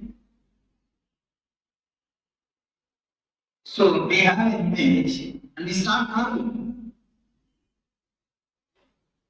The 24 hours, she is with Paramashivoham, you are also with Paramashivoham. When you find her, you start whistling. When she finds you, she starts whistling. The house is continuously completely filled with whistling sound. Keep quiet. Don't stand. All these sounds are whistling sounds. The continuous whistling sound is resounding in the house. So, this is the way this chakra is locked. When you expect something from others, when you try to fulfill your imagination by disturbing others, this chakra gets locked. This chakra has nothing to do with sex as we think, as we get the meaning of the word. This This chakra is something to do with our imagination. This chakra has nothing to do directly with sex. This chakra gets locked and unlocked with the imaginations. When I say that this chakra has nothing to do with sex, I mean whether you are a brahmachari, sannyasi, or grihastha, this chakra can be opened. Even for sannyasi, this chakra can be locked. So it has nothing to do with the outer condition of life.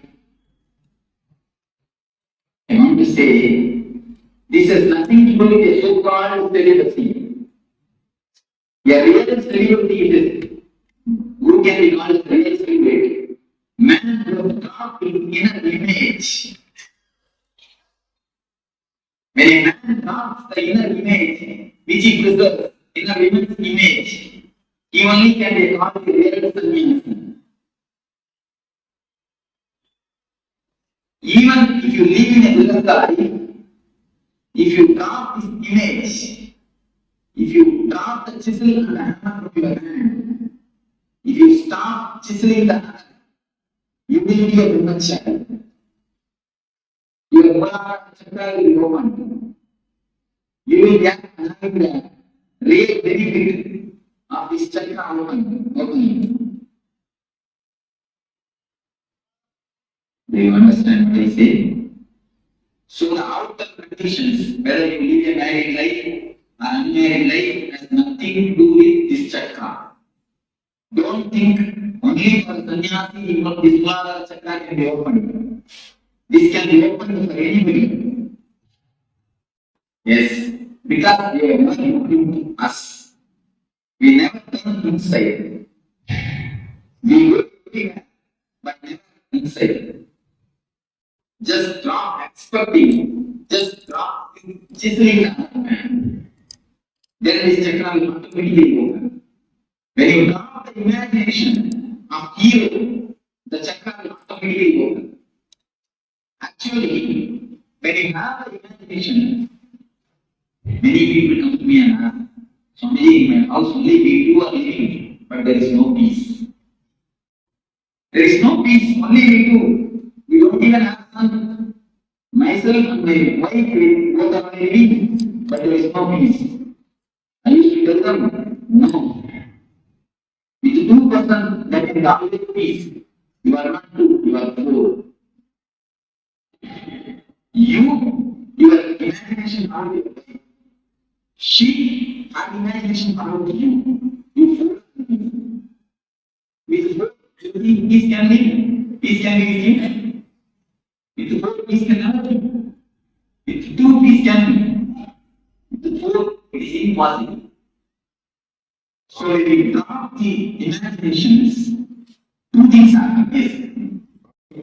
What I mean is, we always have the images of heroes, keep it in our mind. We want that should be in reality from our husband, from our wife. That is the way I understand. If you drop that, this chakra can be opened. Don't expect that it should be according to you. You should act according to you. Not only about husband and wife, even about father and mother will need an idea. How can we want to be today as a mama? The final thing you will write. Today please go and write and see. One thing I will just tell them and then we will come. Father, mother, wife. If you don't know your husband, no problem. If you have wife or husband, son and son and daughter. This five hours some five relationship. You write how you expect them to be, how you feel, the ideal quality. You just write it down 2-3 points. So all these five relationships, right? Ideal your vision. The ideal father, ideal mother, ideal son, ideal wife, ideal husband. You will find deep down unconscious. You will find all your ideas are just from the TV serials and see. All your ideas you will find. And few times I check with people. I just ask them to write down how the should be. It will be corresponding to the even the house furniture.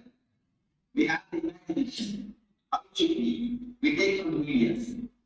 Before that, there were dramas. If you rely on the dramas, then the unbelievableness.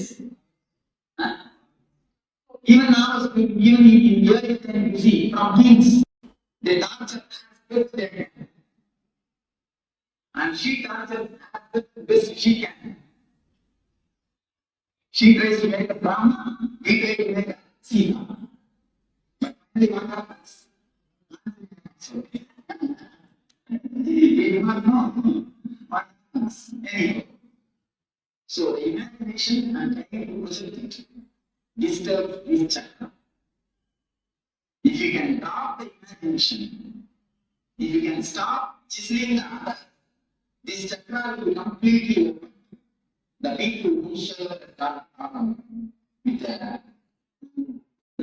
problems.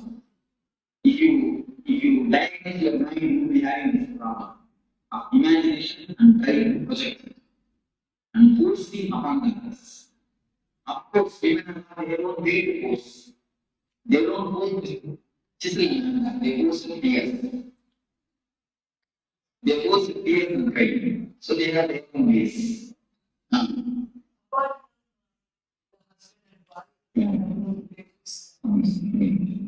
happens to the boss? Asking the employees according to what he wants to do. What about? You see, so in business world, there is no other way. One thing you can do, you do your art with consciously. Do art and see that it doesn't disturb you. It can now if you chisel, afterwards we come and sit and feel the breathing consciousness. I have told you.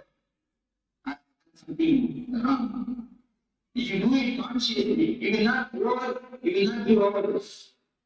Even if you are angry, angry is just like a money, because anger is a great energy given to us. It's a great presentation of God. One person came to me and he says, I am not able to control that anger. I told him, to take control of that anger and keep it in the worship. Puja every day. He started laughing. Swami, why you are telling him? I told him, please do it and then come and tell me.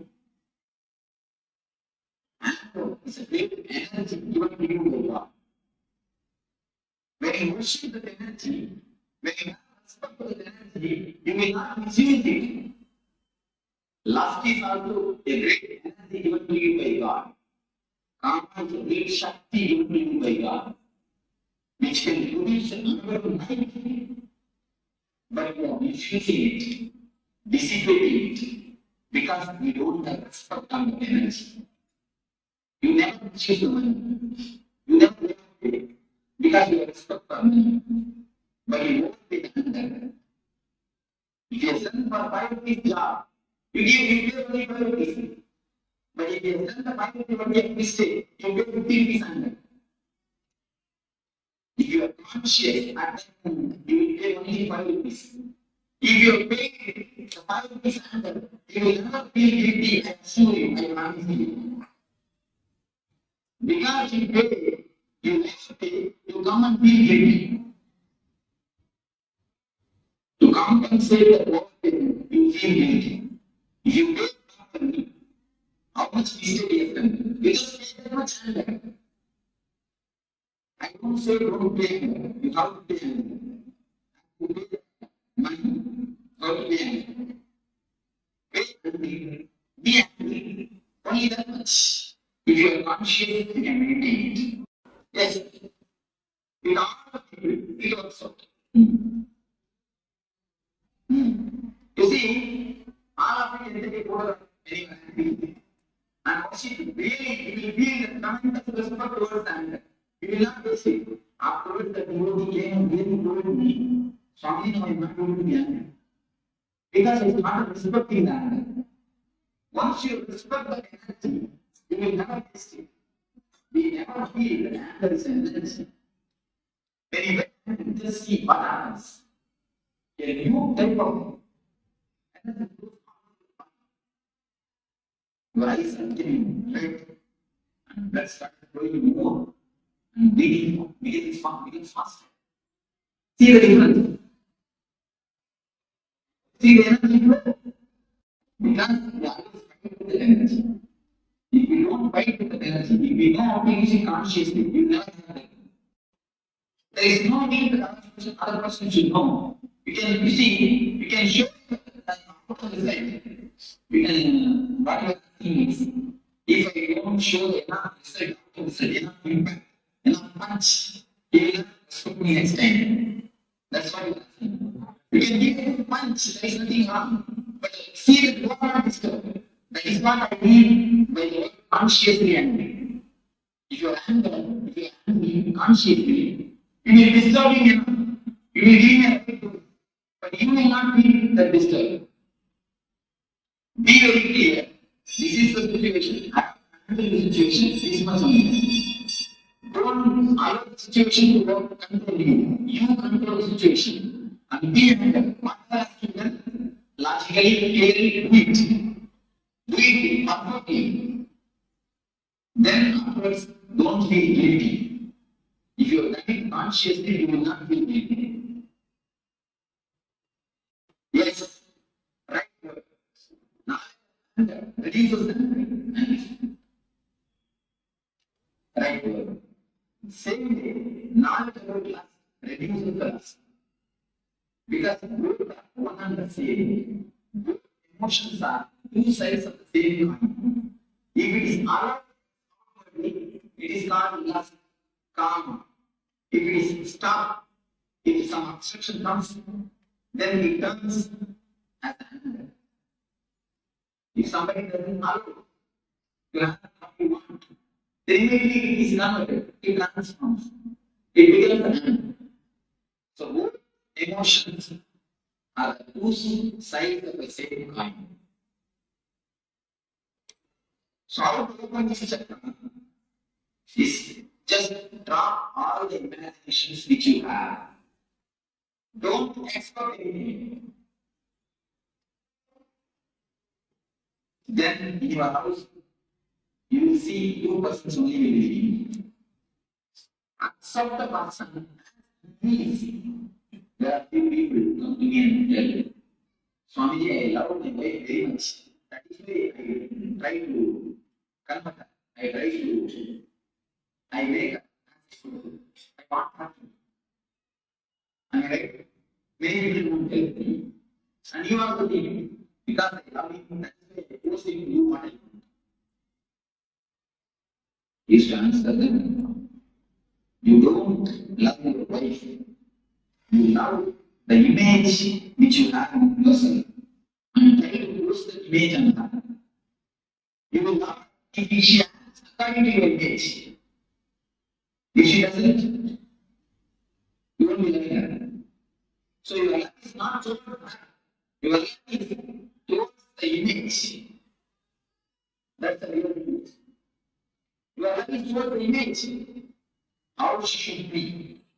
That is why you force her to be as you want. So, when you drop these imaginations, the Mula energy will be awakened with one key. As a Bible, we are also looking at great shaker. All of us are almost like a good shaker. Our also become good shakers. Am I right? Our also become really good shakers. Actually, so if I speak about the Quran and pull down the way such a good shot, it is a sheer nonsense. Having two feet, two backward pieces, Going to some person asking about how to live will be. What right you have to live if you don't decide how your life will be? Going and asking some person who is unknown about your life, giving him 2 pieces of bread, is just me and tell me how to live will be. What type of life you are living, I don't understand. You are the man with me. You know about the concept of life. You are the person who is living. You don't know about your life. You are going to ask to live. Then what type of intelligence, which intelligence we are living, I don't know. It is sheer bullshit. In Jyotish Shastra, there is a science. There is a truth. In original Jyotish Shastra, it is complete science. But going to some Jyotish is another reality. It means we don't know about our life. We don't even have intelligence to run our life.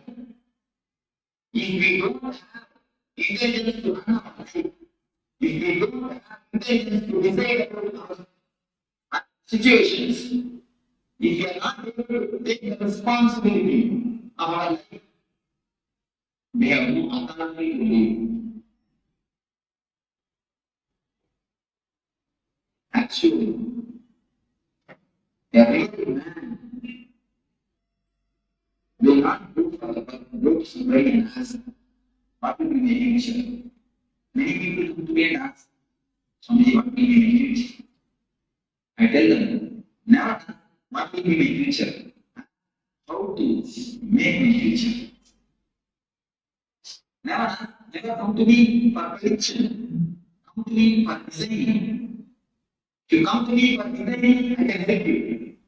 If you come to me for prediction, I can't. Go and repeat the university, but I will tell you this. Daily. So how will I be? Going and asking a parent, that is your thing. How will I be? The parent itself doesn't know its life. It is until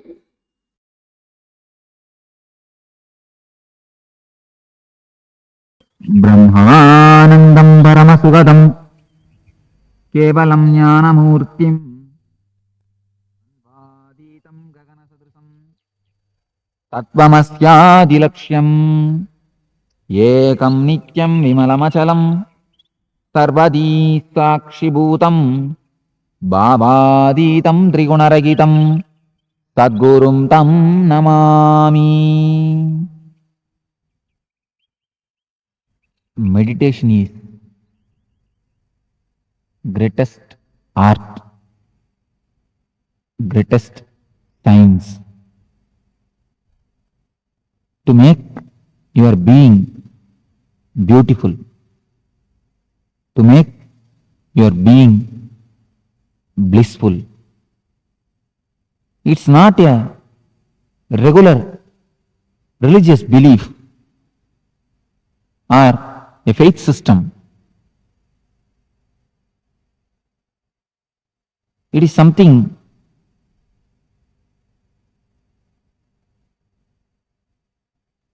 which can directly touch your life, transform your being, which is practical spiritual life. It's not a belief system. Of course, it is anti-belief.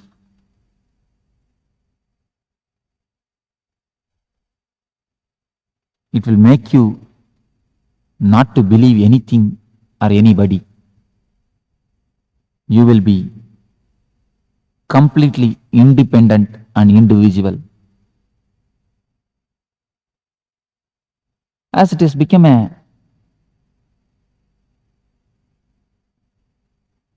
custom or routine, people understand meditation also as one of the faith or a religious system. No. It will make you religious.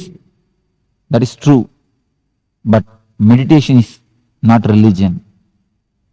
It is practical, spiritual system.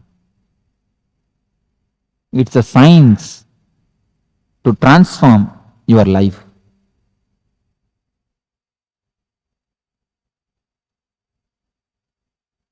What is meditation? Meditation means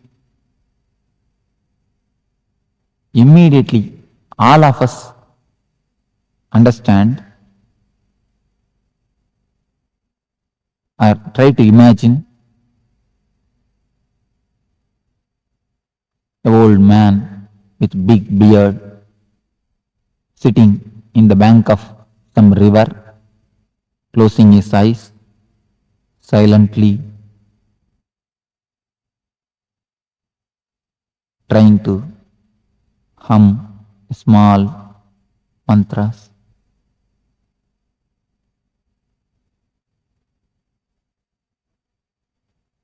But that was ancient methods, techniques. Today, if I ask you to sit silently and control your mind, what will be the result? All of you can try a method. Just try to sit and make your mind quite calm, peaceful, blissful. What will be the result? Most of you who tried some ancient traditional meditation techniques or other systems to control your mind will know how futile it is, how disturbing it is. Many people come and report me that Swamiji, if we sit for meditation, we get so many number of thoughts, so much unnecessary thinkings that we don't know from where these things are coming out, from where they are erupting out, from where they are gushing out. We don't know how to control. We don't know what to do. Almost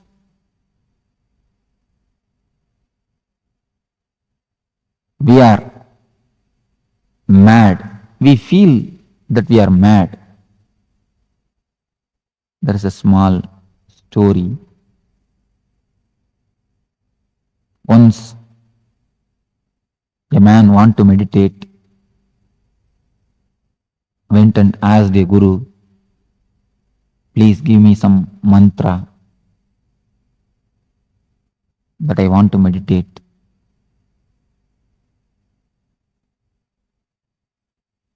That guru gave him one mantra and told him, you will achieve your desires by meditating with this mantra, but only one condition, you are not supposed to remember monkey when you start meditating. This man told, okay, oh yes, verily, this is not a big condition, because none of us remember monkey, and he also never remembers monkey, unless he is the devotee of Anjaneya. He is not a devotee and he never remembers also. He came, took his bath and sat for meditation. As soon as he started the mantra, you all can really imagine what would be the first thing which entered in his mind, thought which occurred in his mind.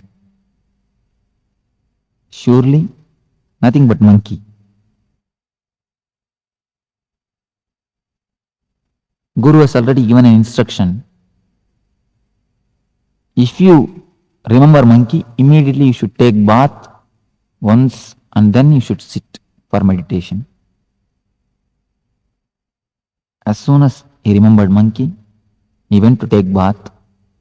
He took bath, came back and sat, started the mantra. Immediately, before his Ishta Devata, he remembered what he is not supposed to remember. Monkey. Again, because he is a man with passions, went to take bath, took bath, came back, sat, started meditating. As fate would have it, again he remembered monkey. This happened some 10 times.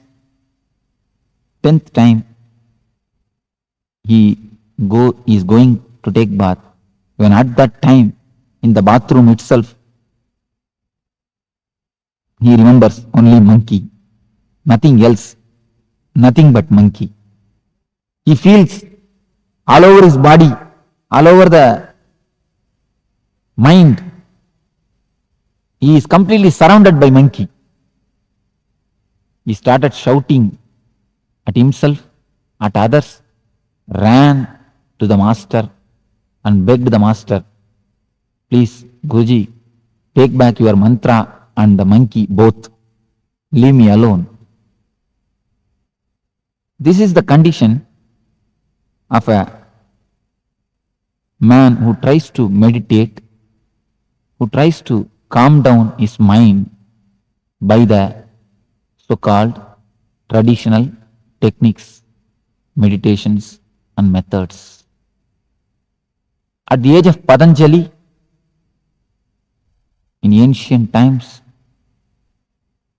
there used to be meditation techniques with which people can directly sit and start meditating. They will become calm, cool, collective, blissful. At that time, man was very simple. Man was nothing but his body. Mind was not so much developed. There is no such thing existed, cerebral layer. Today, the greatest problem, the biggest problem of man is cerebral layer, cerebrality. At that time, in ancient times, those techniques worked out. Those techniques really helped. But today, direct silent sitting methods won't do. They can't be anyway helpful because man has become too complicated. Man has become neurotic. In modern day,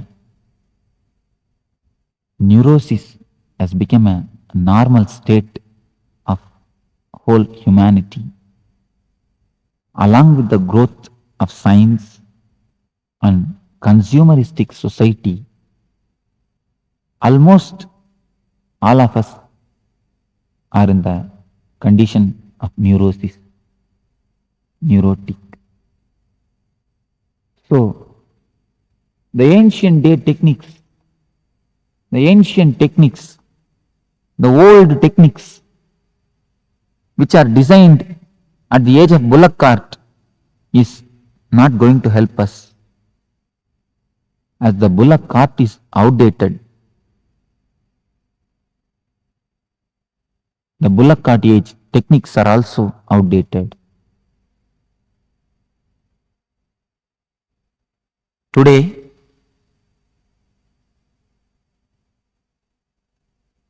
techniques designed at the age of bullock cart You may be able to have a little bit benefit, no doubt. You will be able to travel, but only in the bullock cart speed, not with the jet speed. But today is jet age. So modern day masters, modern day mystics have designed techniques with which you can travel in a jet speed in your inner space, inner sky,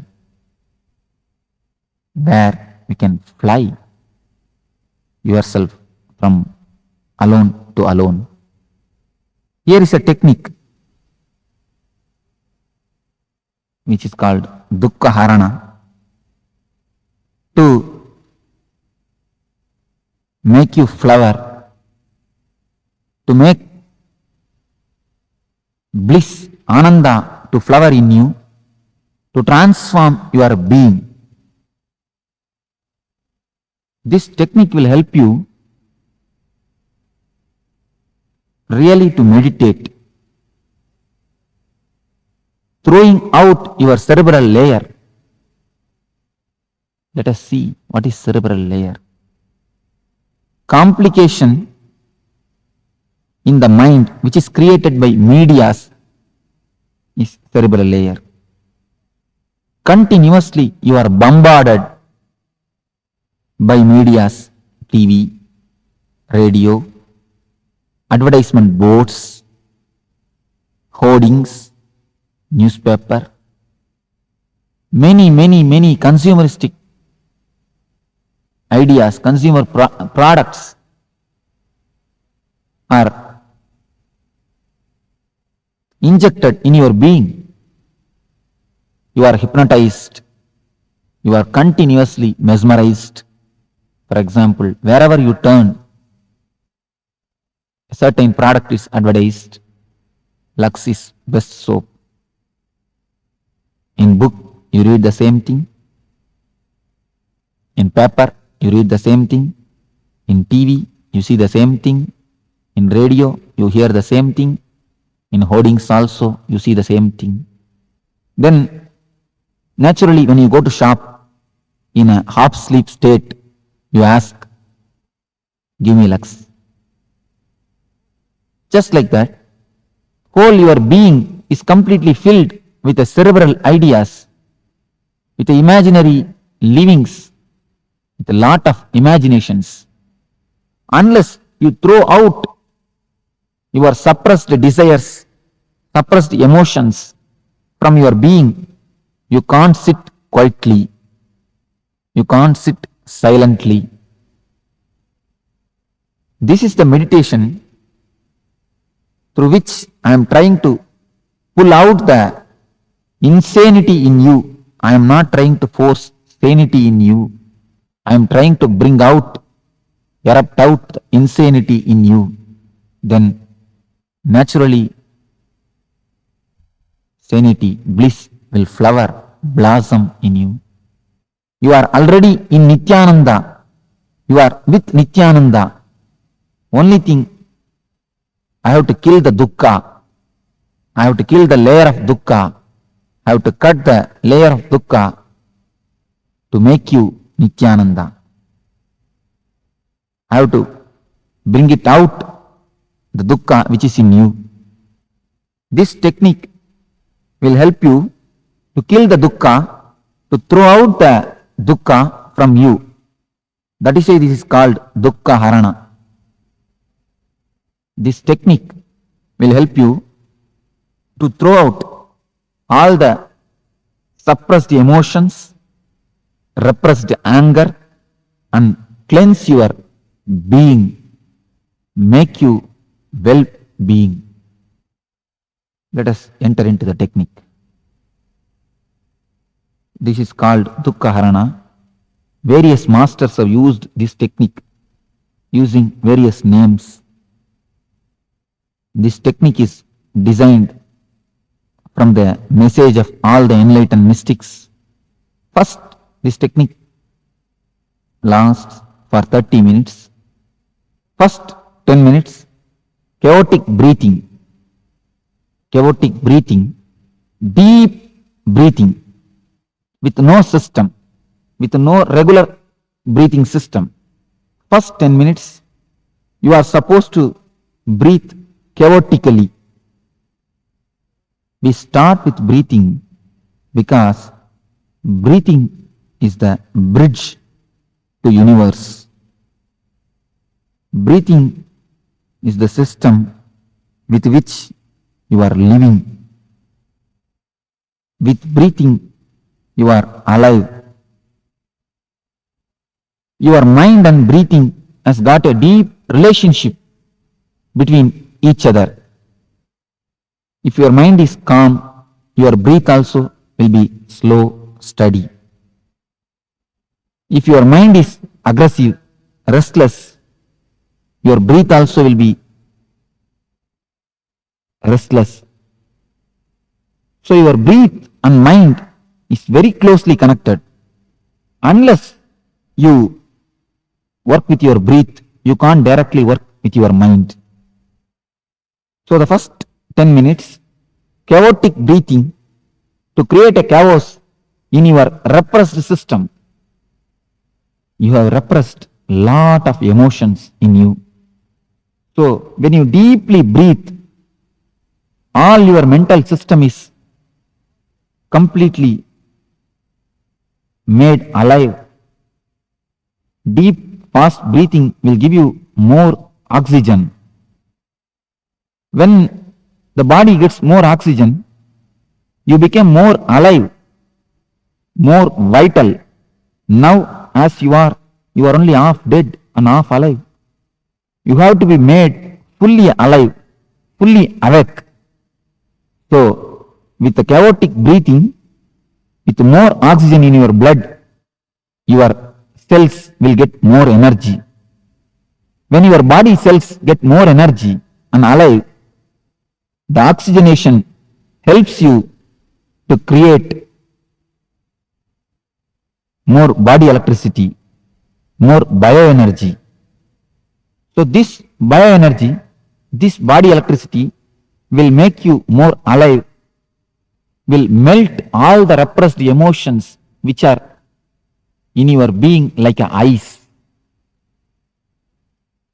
The cold, frozen ice in your nervous system, the repressed emotions will start melt. The next step, the second step is catharsis. What is meant by catharsis? What is the need of catharsis? Catharsis means throwing out all the poisons in you. If you want to scream, scream. Give complete freedom to your body. Allow whatever expressions. Just scream, shout, roll, sing, dance, jump, make faces. Speak the language which you don't know. If you know Kannada, speak Tamil. If you know Tamil, speak English.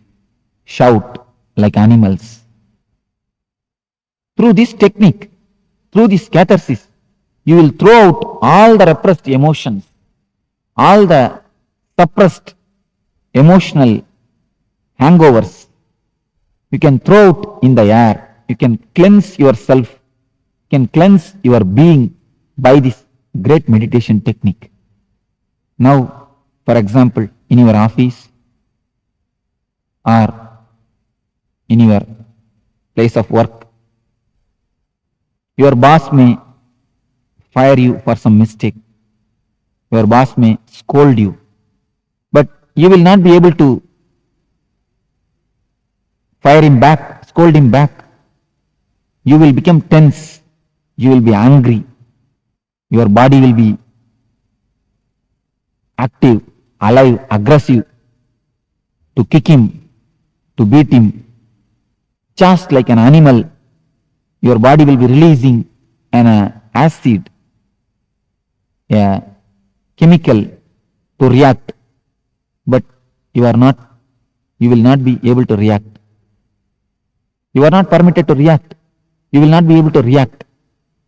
Then what will happen to the chemical, what will happen to the anger energy which is released? You will suppress it.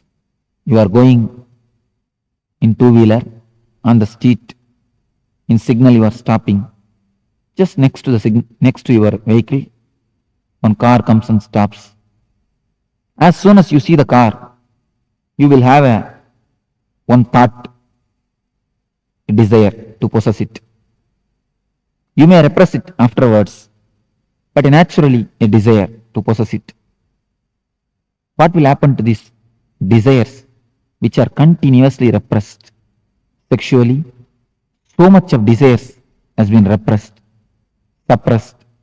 What will happen to all these suppressed emotions, suppressed desires? If they are all there in you, how can you sit silently? How can you taste, enjoy the silence, the bliss in you? So throw out all the poisons. Just shout, shake your body, make faces, do whatever you want. Just freak out. By freaking out these 10 minutes, you will be able to see that all the repressions are emptied. You become vacant. All the repressions are thrown out. You are now calm, cool, collective. When the cassette says stop at the 20th minute, stop as you are. If your one leg is raised, if one hand is raised, if your mouth is open, wherever it may be, whatever it may be, the condition, the situation, stop as it is. Become completely frozen statue of ice. When you are completely dynamic, active in the catharsis, from the full activity, if you enter into the complete stop, like a frozen statue, in between the gap, one moment, you will be able to experience the no mind. You will be able to enter the state of meditation. So, stop when the cassette says stop as it is. Next 10 minutes, just sit silently or lie down, relax and be a witness to whatever happens inside and outside your being. First two stages only preparation for meditation. Only the third stage, 10 minutes, is real meditation. When you have cleansed yourself, when you are empty of all the repressions and suppressions, you will see that without your effort, a beautiful silence is flowering in you. A beautiful bliss is happening in you. You don't have to control your mind. You will see that mind is silent by itself. Silence cannot be forced. It can only happen. The last 10 minutes, just relax yourself with a smiling face and blissful mood. This is the key. Silent face and blissful mood. Completely relax. Don't concentrate on anything. Just be aware of whatever happening inside and outside your being. There may be many experiences. You don't have to worry, bother about experiences. Just as you watch TV, as you watch television, movies, layer by layer, film by film, picture by picture, watch your mind, thought by thought. Be completely relaxed. Be completely cool. Be completely collective. Be completely in a state of bliss. This meditation, Dukkha Harana, should be done in the morning. There should be no food taken before the meditation. You should be with empty stomach. Loose white cloths are best. And do it along with this music. 21 days of this meditation will help you to transform yourself. You will feel as if you have taken a psychological bath. You are cleansed completely. Your being itself is reformed, transformed. This meditation will help you a lot to transform yourself. In 21 days, you will be able to taste, you will be able to experience what is Ananda, what is silence in you. So, when you kill the dukkha, Ananda in you automatically, naturally flowers, blossoms, and oozes out a beautiful smell within you and around you. Let you all use this Dukkha meditation technique and kill the dukkhas, go beyond the dukkhas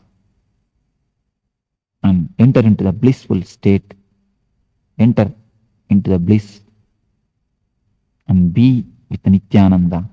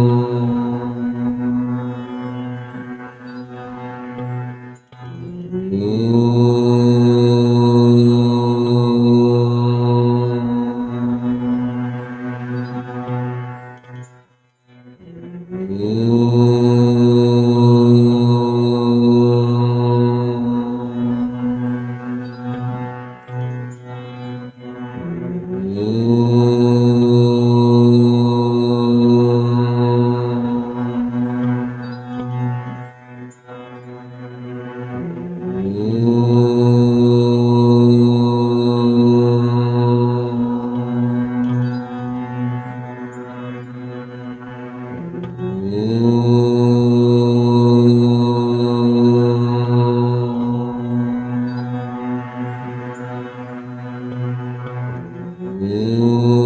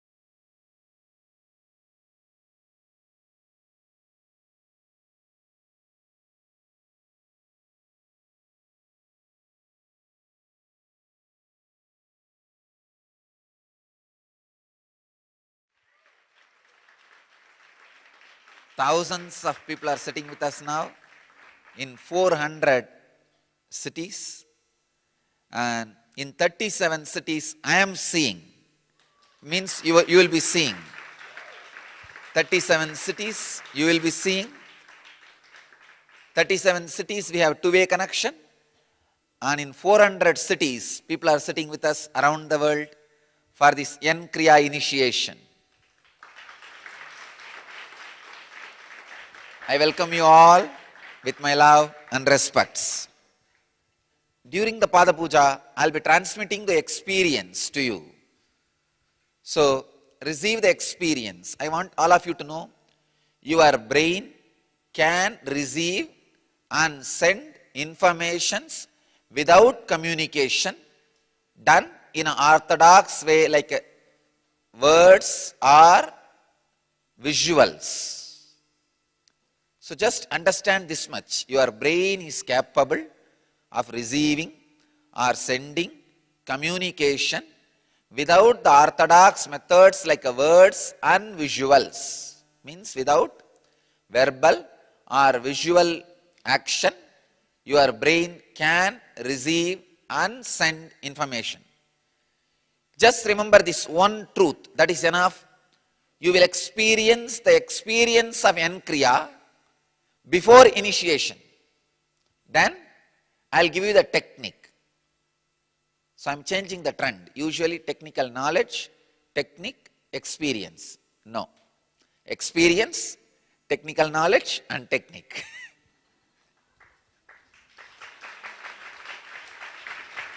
So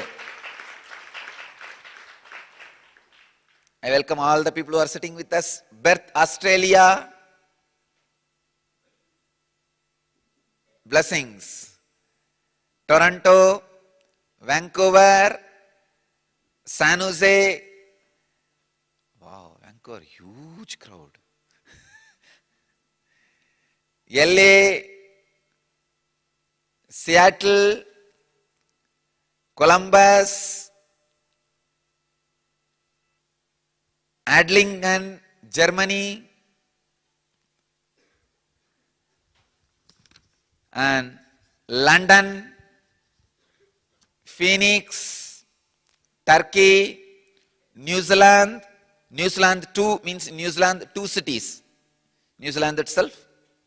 New York, Dallas, Singapore, Redondo Beach, California, Calgary, Temple City, California, Houston, Guadalupe, Juarez, Mexico, Jalisco, Mexico, Kuala Lumpur, Hyderabad, Pullman, Washington, Jammu, New Jersey, Slovakia, Slovakia 2, Bangalore, Patling, Jaya, Malaysia, Philadelphia, Mumbai, Sri Lanka, Atlanta. These are the cities we have two-way screen. You will be seeing all these 37 cities levitating. In all other 400 cities, I will be seeing them levitating.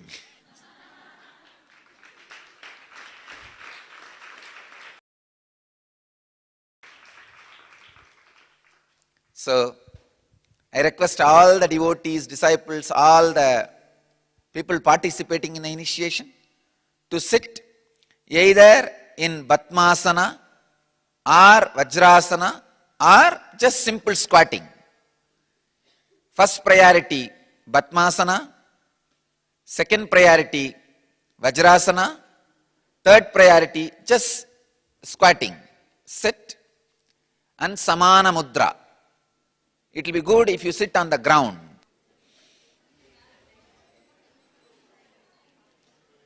So, sit in Samana Mudra means lock your hands. Right thumb should be up, left thumb should be below. Lock your hands, sit straight.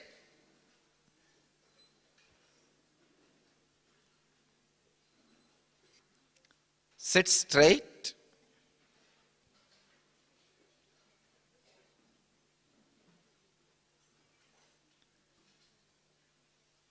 Batmasana or Vajrasana or just Sukhasana. Comfortable squatting.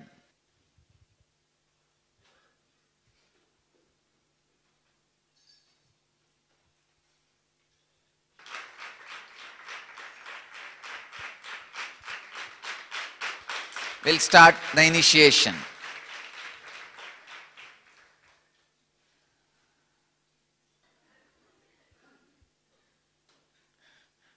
Samana Mudra, lock your hands.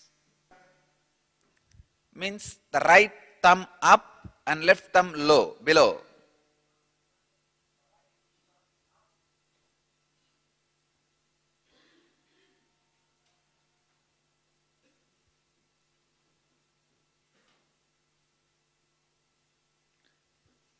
We'll start the initiation process. First step, I'll describe a simple, comfortable squatting, sitting straight, and very simple inhaling and exhaling 11 times just to prepare yourself for the Kriya. Please understand. Please listen now, no need to do it. I'll guide you. That time you can do. So, closing one side of the nostril with your thumb and inhaling. After you feel you are full, closing the other side and exhaling. You don't need to do it now. Just relax, listen, and do it. When we do the Kriya, listen to the instruction. Close the right nostril with your thumb, right hand thumb. Inhale through left. Once you feel complete, close the left nostril with a middle finger and ring finger and exhale through the right nostril. Simple Nadi Shodhana. Nadi Shodhana means just cleaning the nostrils, cleaning the basic nadis. Do this for 11 times. It may take maximum 1 minute. That's it, nothing else. Or 1.5 minute, 90 seconds. Nothing more than that.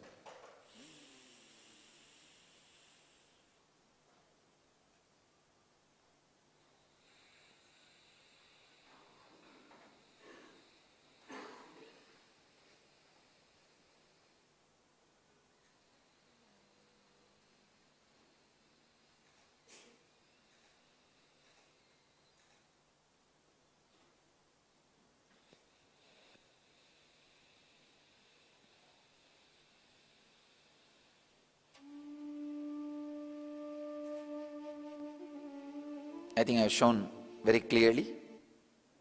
Please understand. Inhaling and exhaling. Nothing else. Very simple.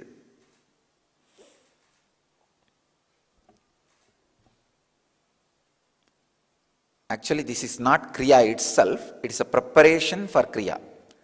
The first 3 steps are preparation for Kriya. I'm just letting your body warm up. This is the first step. 11 times. Second step, the Bastrika Pranayama. Please understand. The technical term is Bastrika. Pull your lower abdomen in and up.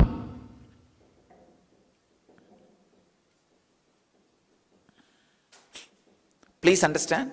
Don't lift your shoulder. Don't move the whole body. No. No. Just the lower abdomen should be pulled in and up.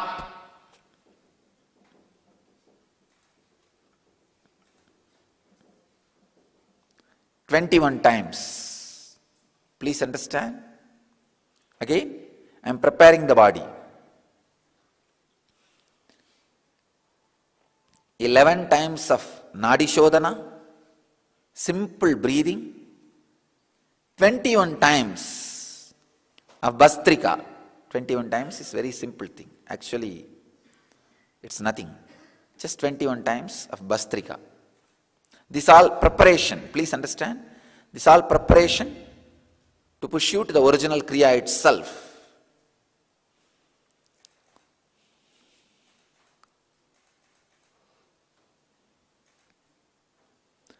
The third step,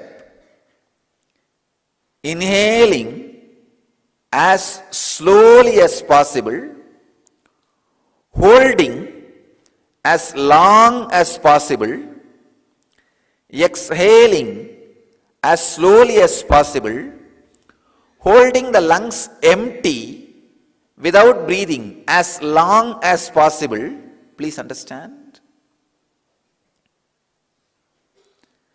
I have collected, arranged, compiled various different pranayamas and mudras and postures in this set to give you the maximum benefit, spending less time and less effort. Almost like lazy man's guide to enlightenment. One, Nadi Shodhana, cleaning the breathing nostril. 21 Bastrika, and again inhaling as slowly as possible, holding as long as possible, exhaling as slowly as possible, holding the lungs empty as long as possible. This same cycle should be repeated. You see, all these 4 actions put together is called one cycle. Inhaling as slowly as possible, holding as long as possible, exhaling as slowly as possible, holding your lungs empty as long as possible without inhaling. When you can, again inhale as slowly as possible. So, this 4 action is one cycle. Like this 21 cycle. This 4 action can be called as one pranayama. So 21 pranayama. I am making it all completely numbered. A clear, logical, calculated, mathematical step for enlightenment. I am making your enlightenment just like bank account. Please understand. Do this, do that, you will have it. Because common man understands only this language. So 21 pranayama. This is the 3rd step. But I want all of you to know, all these 3 steps are only preparation for the Kriya. Now we are entering into the exact Kriya itself. Exact Kriya itself. Only if you do these 3 steps of preparation, you will be able to enter into the exact Kriya itself. This is the most powerful part. Please understand. The exact Kriya, if you do without preparing these 3 steps, it will not have any effect on you. So you need to enter into this Kriya after only these 3 steps. That is why I am saying, whole thing is Kriya. For your understanding, I am explaining how the process is happening. Now 581 places around the world are sitting with us live. I can say we crossed the basic critical limit needed for the energy to land. Now I am very clearly seeing the energy has started expressing.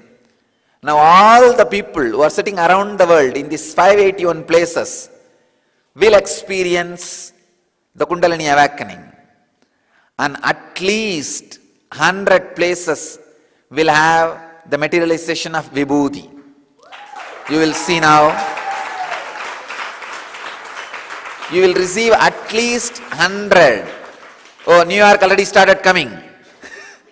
So please understand, at least 100 places you guys will experience the materialization of Vibhuti as a symbol of the Master's presence physically there.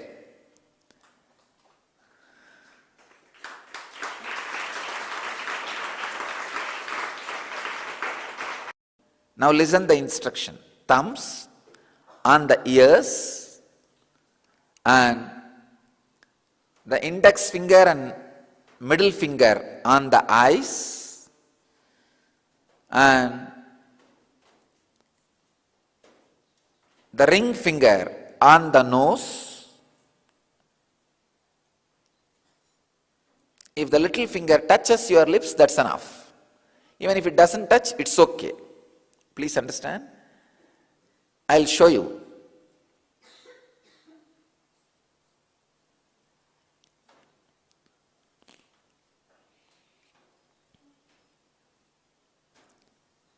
As per the yogic tradition, all 5 senses are in your face itself. Ears, smelling nose, taste tongue, seeing eyes. The cheeks are considered to be the touch. That is why cheeks play such a major role in the pleasure of touching. So, through this mudra, you do pratyahara of all 5 senses. Please understand. Your hands are the gateway for your prana. It can send or receive prana. That is why whenever not me, all over the world, in all traditions, not just Vedic tradition, in any religion, a highly evolved pranic source, an enlightened master or an incarnation or a saint or a religious leader, blesses you with the hands towards you. Means he is releasing the pranic energy. And when you are asked to receive, you are always asked to raise your hand so that you can receive. Hands are gateway to send or receive pranic energy. Now when you lock your hands on the senses, all the senses are withdrawing inside. The pratyahara happens. Thumb on the ears, 2 fingers on the eyes, and the ring finger on the nose, little finger on the lip, and lock the nose, lock the breathing through these 2 ring fingers as long as possible. Please understand. Never try to do with the middle finger. If you try to lock the nose with the middle finger, you will lock it more than you can bear. The danger of fainting or disturbing your health is possible. It is there. So, don't do with middle finger. Do it with ring finger. Do it with ring finger. Please understand. The ring finger, Washington, New York, Port Washington, New York, please don't do now. Wait. I'll guide you, you can do that time. Just listen. Listen to the instruction.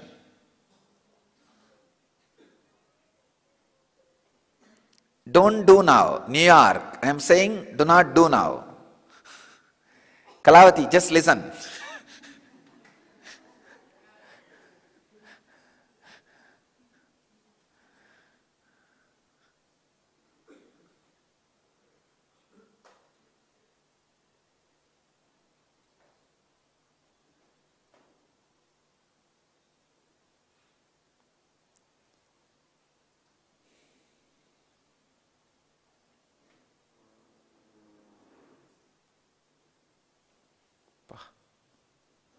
I'm seeing very clearly how the etheric body of me is being used by the cosmos like a huge octopus.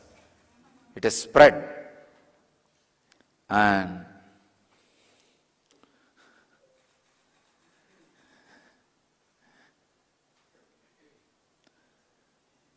it is just putting in each place where people are sitting one leg and connecting with the people.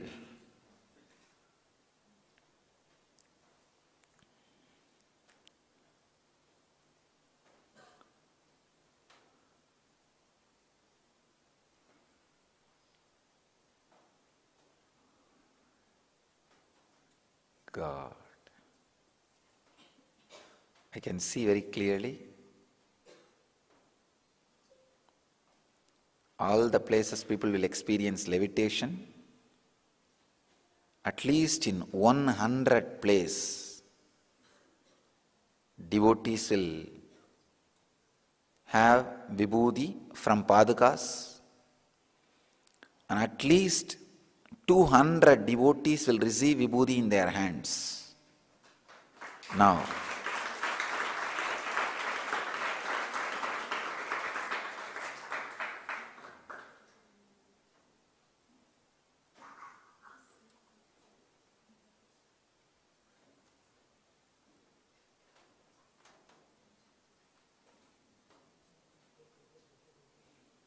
God.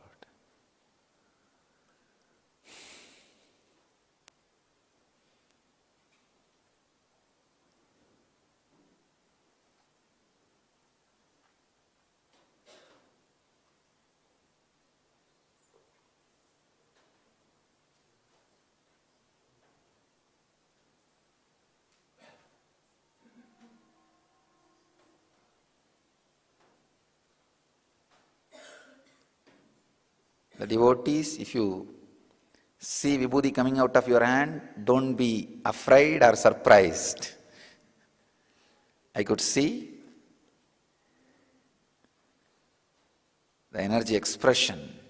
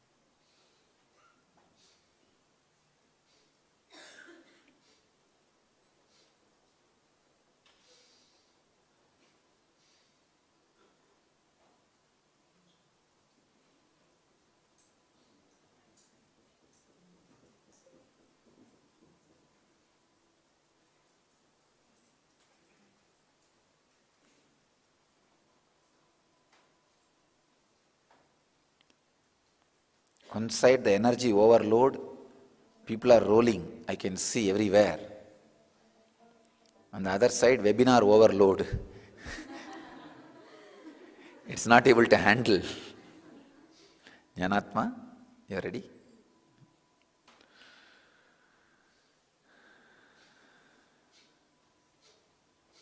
More and more people are logging in, signing in.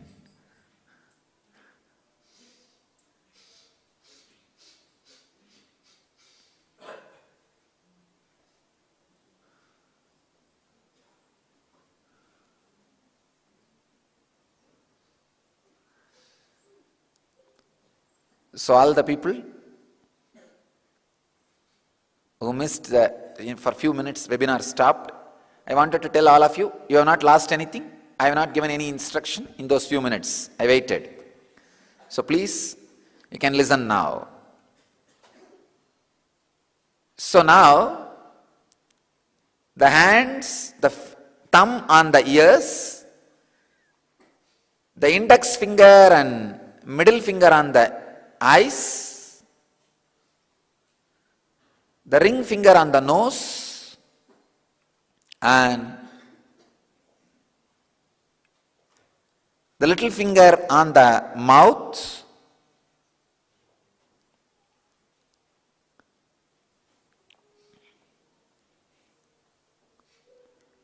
stop the breathing flow, inhaling or exhaling completely as much as you can. Please don't do now. Relax. Relieve your hands. As much as you can, stop the flow. After a few minutes or a few seconds, you will feel, oh, now I cannot stop anymore.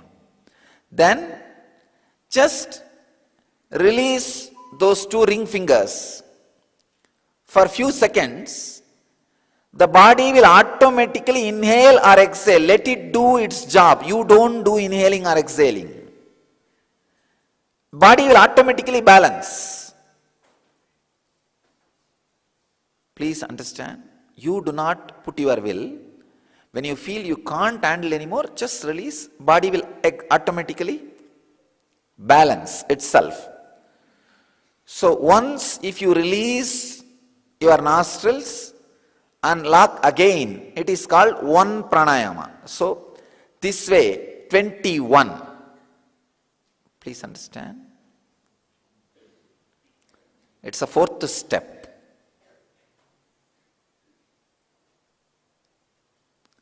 First, a simple cleaning of the nostril.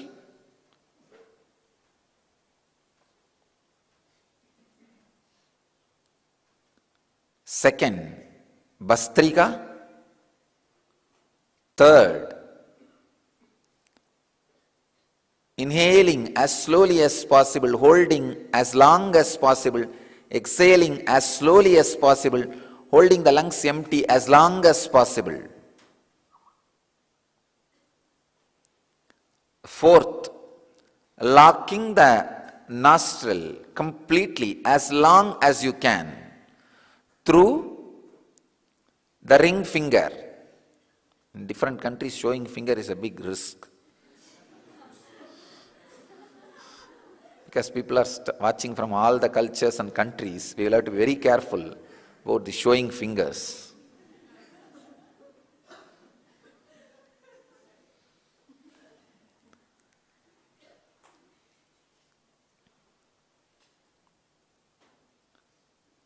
Fifth part is, please understand, this fourth part is the main kriya. The fifth part is settling with your body, means balancing the body. First three steps are preparation. The fourth step is main kriya. And the fifth part is balancing your body, settling your body. The settling or balancing can be done by intense humming. 7 minutes of intense humming means the energy created has to be churned in your system. Intense humming for 7 minutes. After that, living means making that a part of your muscle memory. This will be done by the 7 times doing Shakti Dharana. Please understand. Shakti Dharana means raising your hands towards the sky and visualize the Master's presence and energy intensely landing on you, awakening your Kundalini on the whole body, and bow down to the cosmos, surrender to the cosmos 7 times. Please understand. Totally 5 action. Simple breathing 11 times, Bastrika 21 times, the inhaling slowly, holding long, exhaling Samana Kriya, that 21 times, and the 4th part is Shambhavi Mudra, holding the breath completely through Shambhavi Mudra 21 times. And the 5th part is Mahamantra 7 minutes, and the 6th part is the Shakti Dharana, means receiving the cosmic energy and offering it. Please understand, it's a unique combination. I have put the whole world into this one Kriya. I put the whole world into this one Kriya. The 6th part is 7 times receiving the energy, connecting with the cosmos, sky, and surrendering to the cosmos, earth, becoming part of the cosmos. 7 times. The whole thing will take less than 7 minutes. This 7 times of Shakti Dharana. And the last but not least, sit for a few minutes and send an intense, loving, compassionate, blissful vibrations to all over the world with a proper Swasti Mantra. Swasti Mantra means sending the peace and bliss to the whole world with the ideas like Loka Samasta Sukhino Bhavantu. Let the whole world be at peace. Let the whole world be in bliss. Loka Samasta Sukhino Bhavantu. With this beautiful, deep, spiritual feeling and compassion, send the loving, compassionate vibrations to the whole world. Healing vibrations to the whole world. All these 7 steps put together will take only less than 42 minutes. Please understand, this is what I call Yen Kriya. Very powerful process. All these 7 you would have done with me separately, individually. I am putting all these 7 together. Most powerful, highest possible frequency, the life breath, vibration will happen in you. You will see the intense Kundalini awakening happening in you. The Yen effect will be experienced by you. Please understand, because in this body, all these experiences happened and the clear arrangement has happened, and coming out,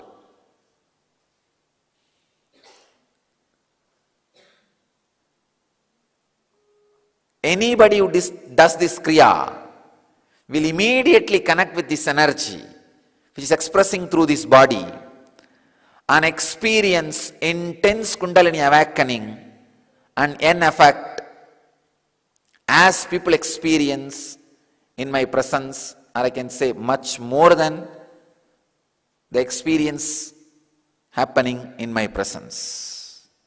Please understand, through this initiation, I add Master's grace and blessings to this Kriya and to all of you. Now, at this moment, 615 places around the world people are sitting. I bless all the people who are sitting around the world, please understand, with my blessings and the grace of all the great masters, I initiate all of you. All of you will have people who are sitting around the world and here in the physical presence. All of you are initiated. I bless you all with the experience of initiation.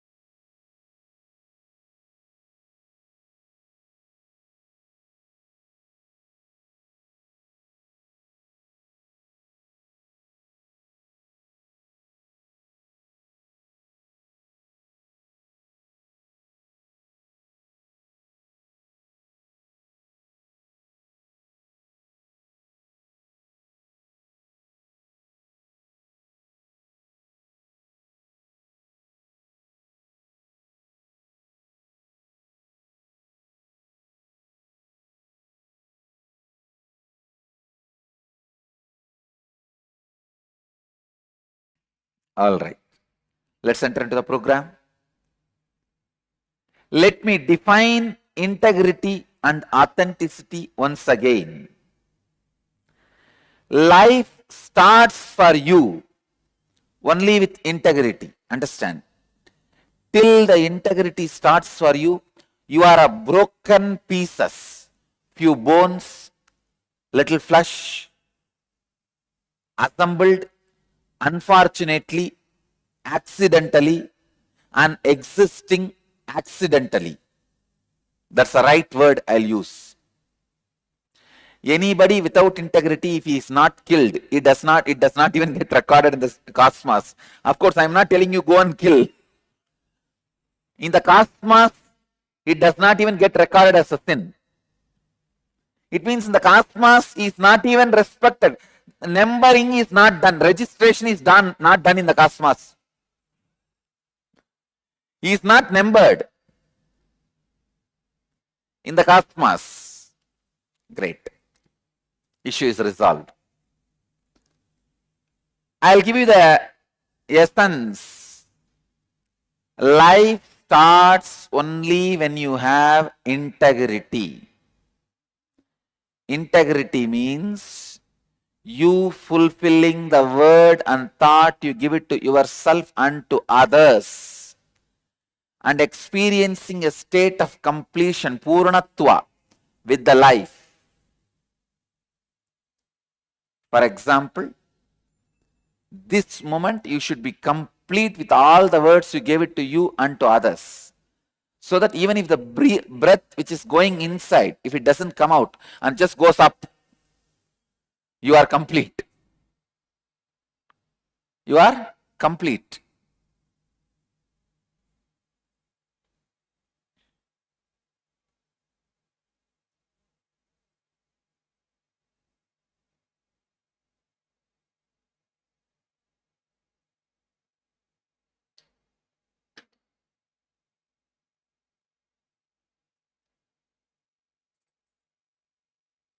How many of you feel you are complete with all the words you gave it to yourself and to others? Because yesterday I gave you the assignment of completing with yourself and others. How many of you did the assignment? Please raise your hand. Great. But if you do it once, that will not be enough. How many of you did not do? Raise your hand. Now I am giving you time. Oh God, but I cannot delay the session. Okay. In the next break, you will do it and come back. You have to sacrifice your break and do. How many of you feel the power of completion. When you do, really so much of healing is happening inside. So understand, this is not a process which can be completed in one day. You need to go on and on at least for next 1 year. Decide this year is year of completion. Go on talking to mirror, to yourself. Go on talking to yourself through mirror.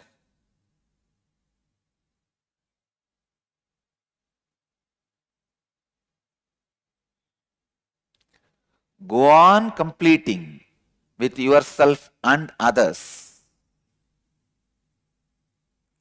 Authenticity means you being established and responding to life from who you believe yourself to be for yourself, means mamakara. Who you believe yourself to be for others, ahankara.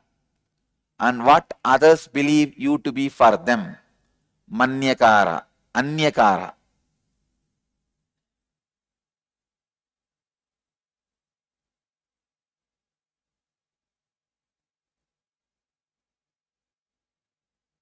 What others believe you to be for them, anyakara. Authenticity is you living to the peak of your capacity every moment of your life as per your understanding of the peak capacity and others' understanding of the peak capacity, peak possibility.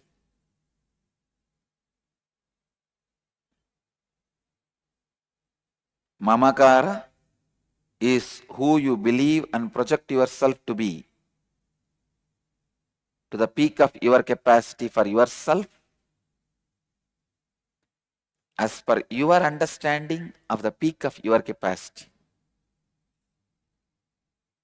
Listen, only then you will understand. See, I am uploading all these videos, so all of you, I wanted you guys to see this again and again at least next few times, few days. Because these definitions are long British statements, almost like a legal statements. Unless you hear again and again, you will miss 1 or 2 words.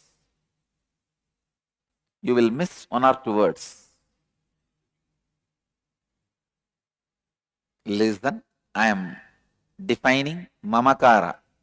Mamakara is who you believe and project yourself to be to the peak of your capacity for yourself as per your understanding of the peak of your capacity. Ahamkara is who you believe and project yourself to be to the peak of your capacity for others as per your understanding of the peak of your capacity. Anyakara is who others believe and project you to be to the peak of your capacity for them as per others' understanding of the peak of your capacity.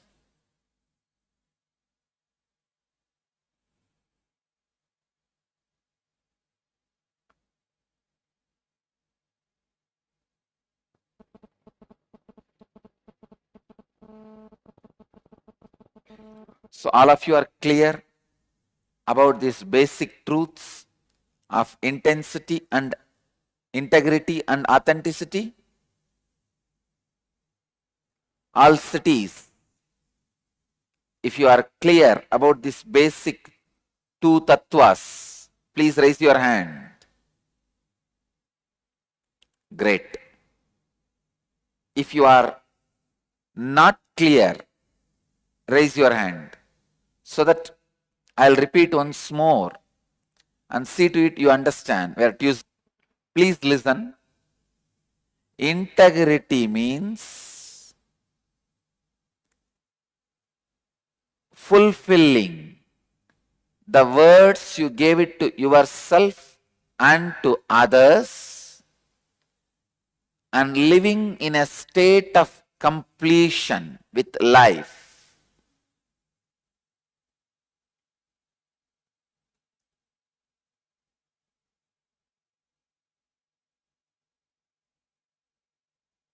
For example, you give a word to others. I will give you $1 million or $1 million rupee.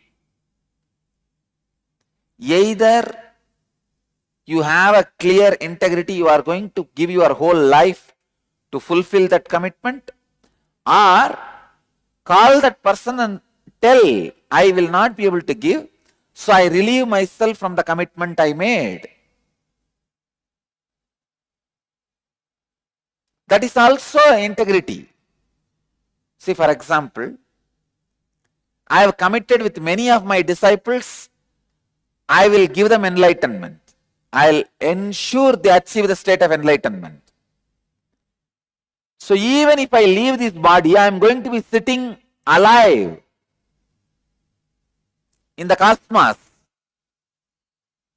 in a different frequency, what I call Akshardhama, imperishable space. I am going to be sitting with many of my Jivan Mukta sannyasis.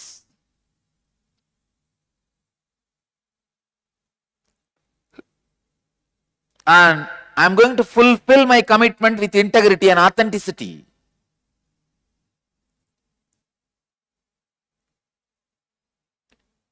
So either you should have that clarity. I have committed with him, I'll give $1 million. I should give everything and make it happen. Even in between I die, I will have to take another one body, come back and search for where he is and see to it he receives my $1 million.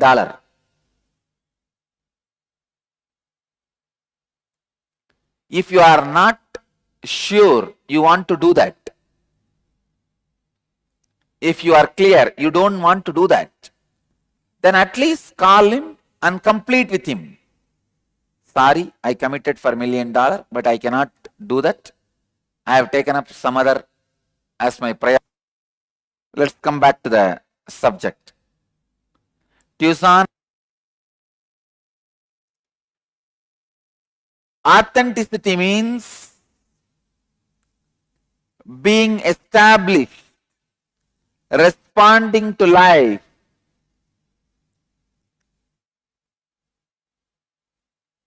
from what you feel, what you believe yourself to be for yourself, and who you believe yourself to be for others, and what others believe you to be for them.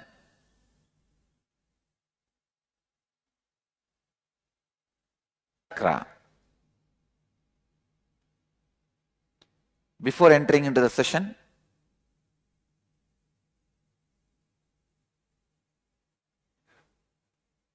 just 3 minutes, settle down so that you are ready to flow with the session. Just close your eyes and sit straight.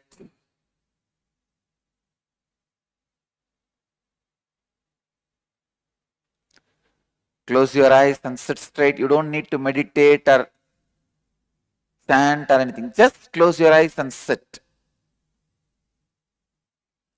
Relax. You can open your eyes.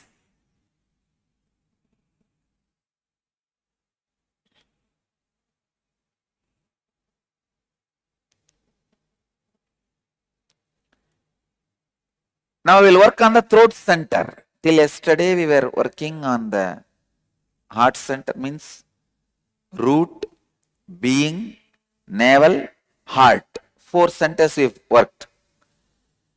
Today we will work on throat center.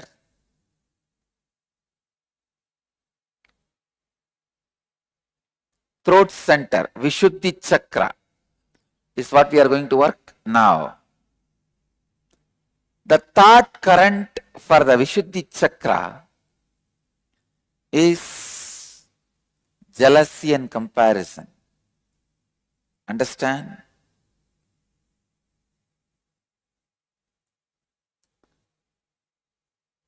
When there is a non-alignment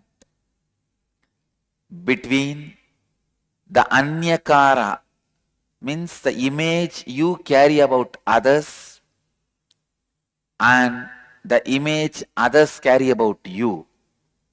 When there is a non-alignment between these two, it is called jealousy. I am defining, please catch it. Listen. When there is a non-alignment between what you feel, your image about others, and others' image about you.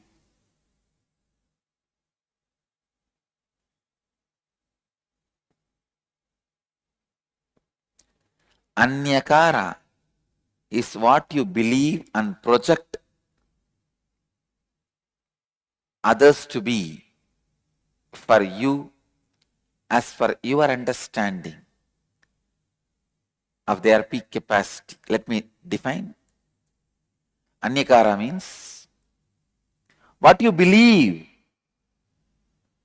as others and their peak capacity, and what others believe as you and your peak capacity. When there is a non-alignment between these two, when they are not integrated and inauthentic,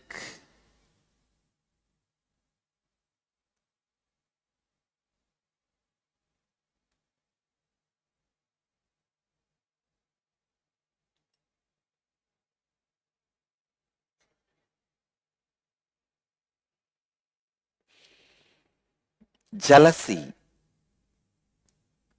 is the outcome of a deep, innate violence you carry. Please understand.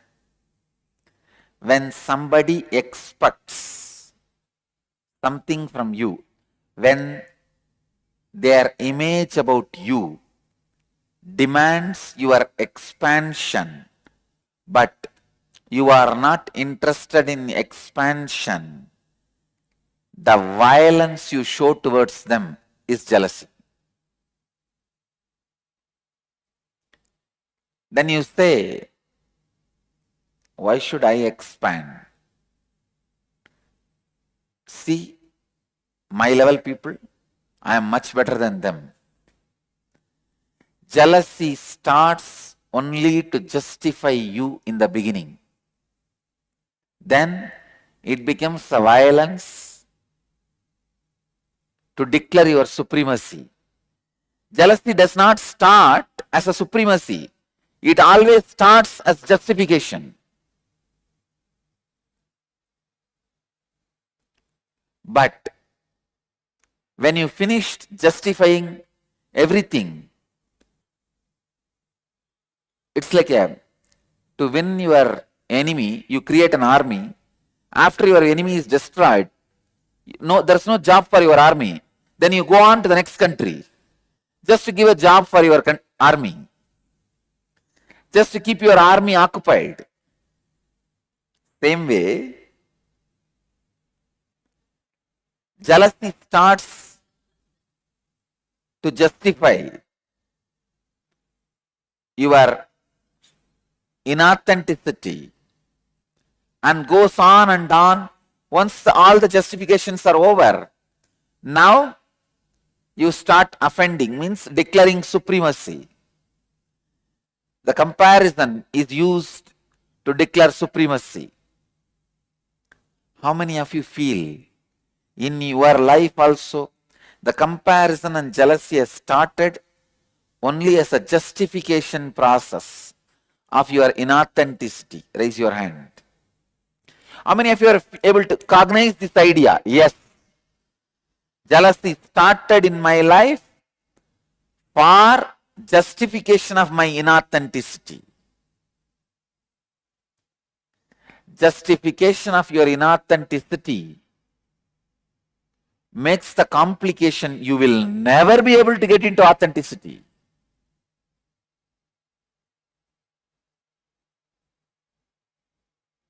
You will never be able to get into authenticity.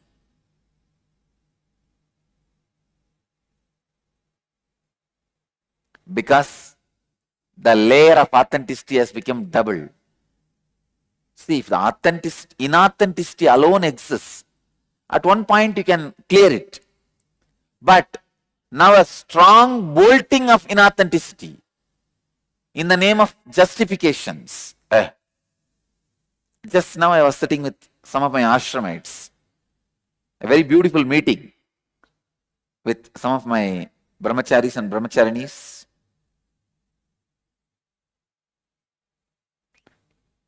I am always in my best when I sit with my kids. Because you will see my father dimension of not giving up on people. Today what I spoke, each one of them are hearing from me at least for last 6 years. But with a deep patience, I'll be repeating it, reminding it, re-emphasizing it. Just like how I have done that to me from the age of 12 to 22, I was continuously reminding my enlightened state to my biomemory. Because I did not give up on me for 10 years and I reminded myself,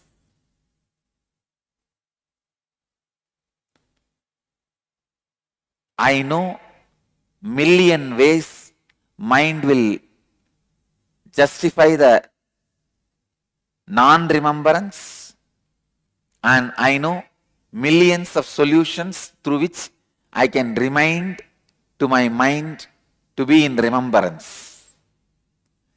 Because I fought with my mind and conquered it with million ways, I can easily remind my disciples any number of complications they bring, any possible complications they bring.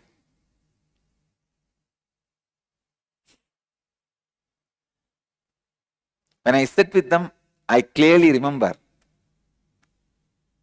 the Brahma Sukhi in me. That was the name I was using.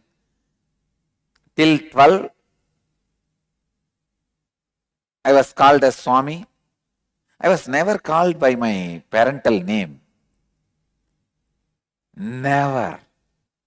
I was addressed by my parental name by anybody other than my school record. From 12 to 22, the Brahma Sukhi was the name I was carrying, which was given by Kuppammal. I feel that personality is sitting in front of me as my disciples. I did not give up on that personality. If I would have given up on him, Nithyananda would not have happened. Nithyananda happened because I did not give up on him. Same way, I am not going to give up on these guys. Just now I was sitting and talking. The ideas I was sharing with them is very useful for all of you. I wanted all of you to listen.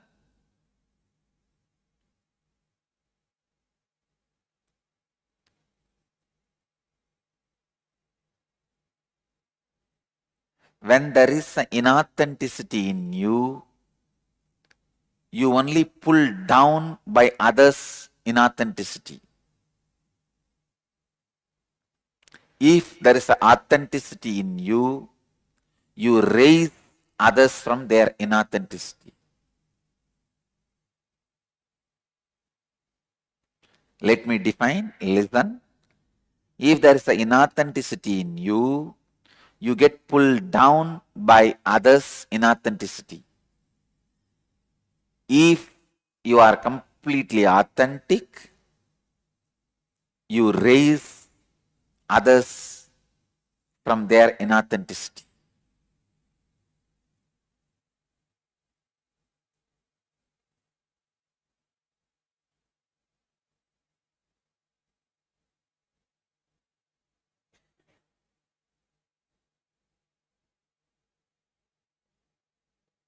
I'm giving you a few seconds for you to internalize.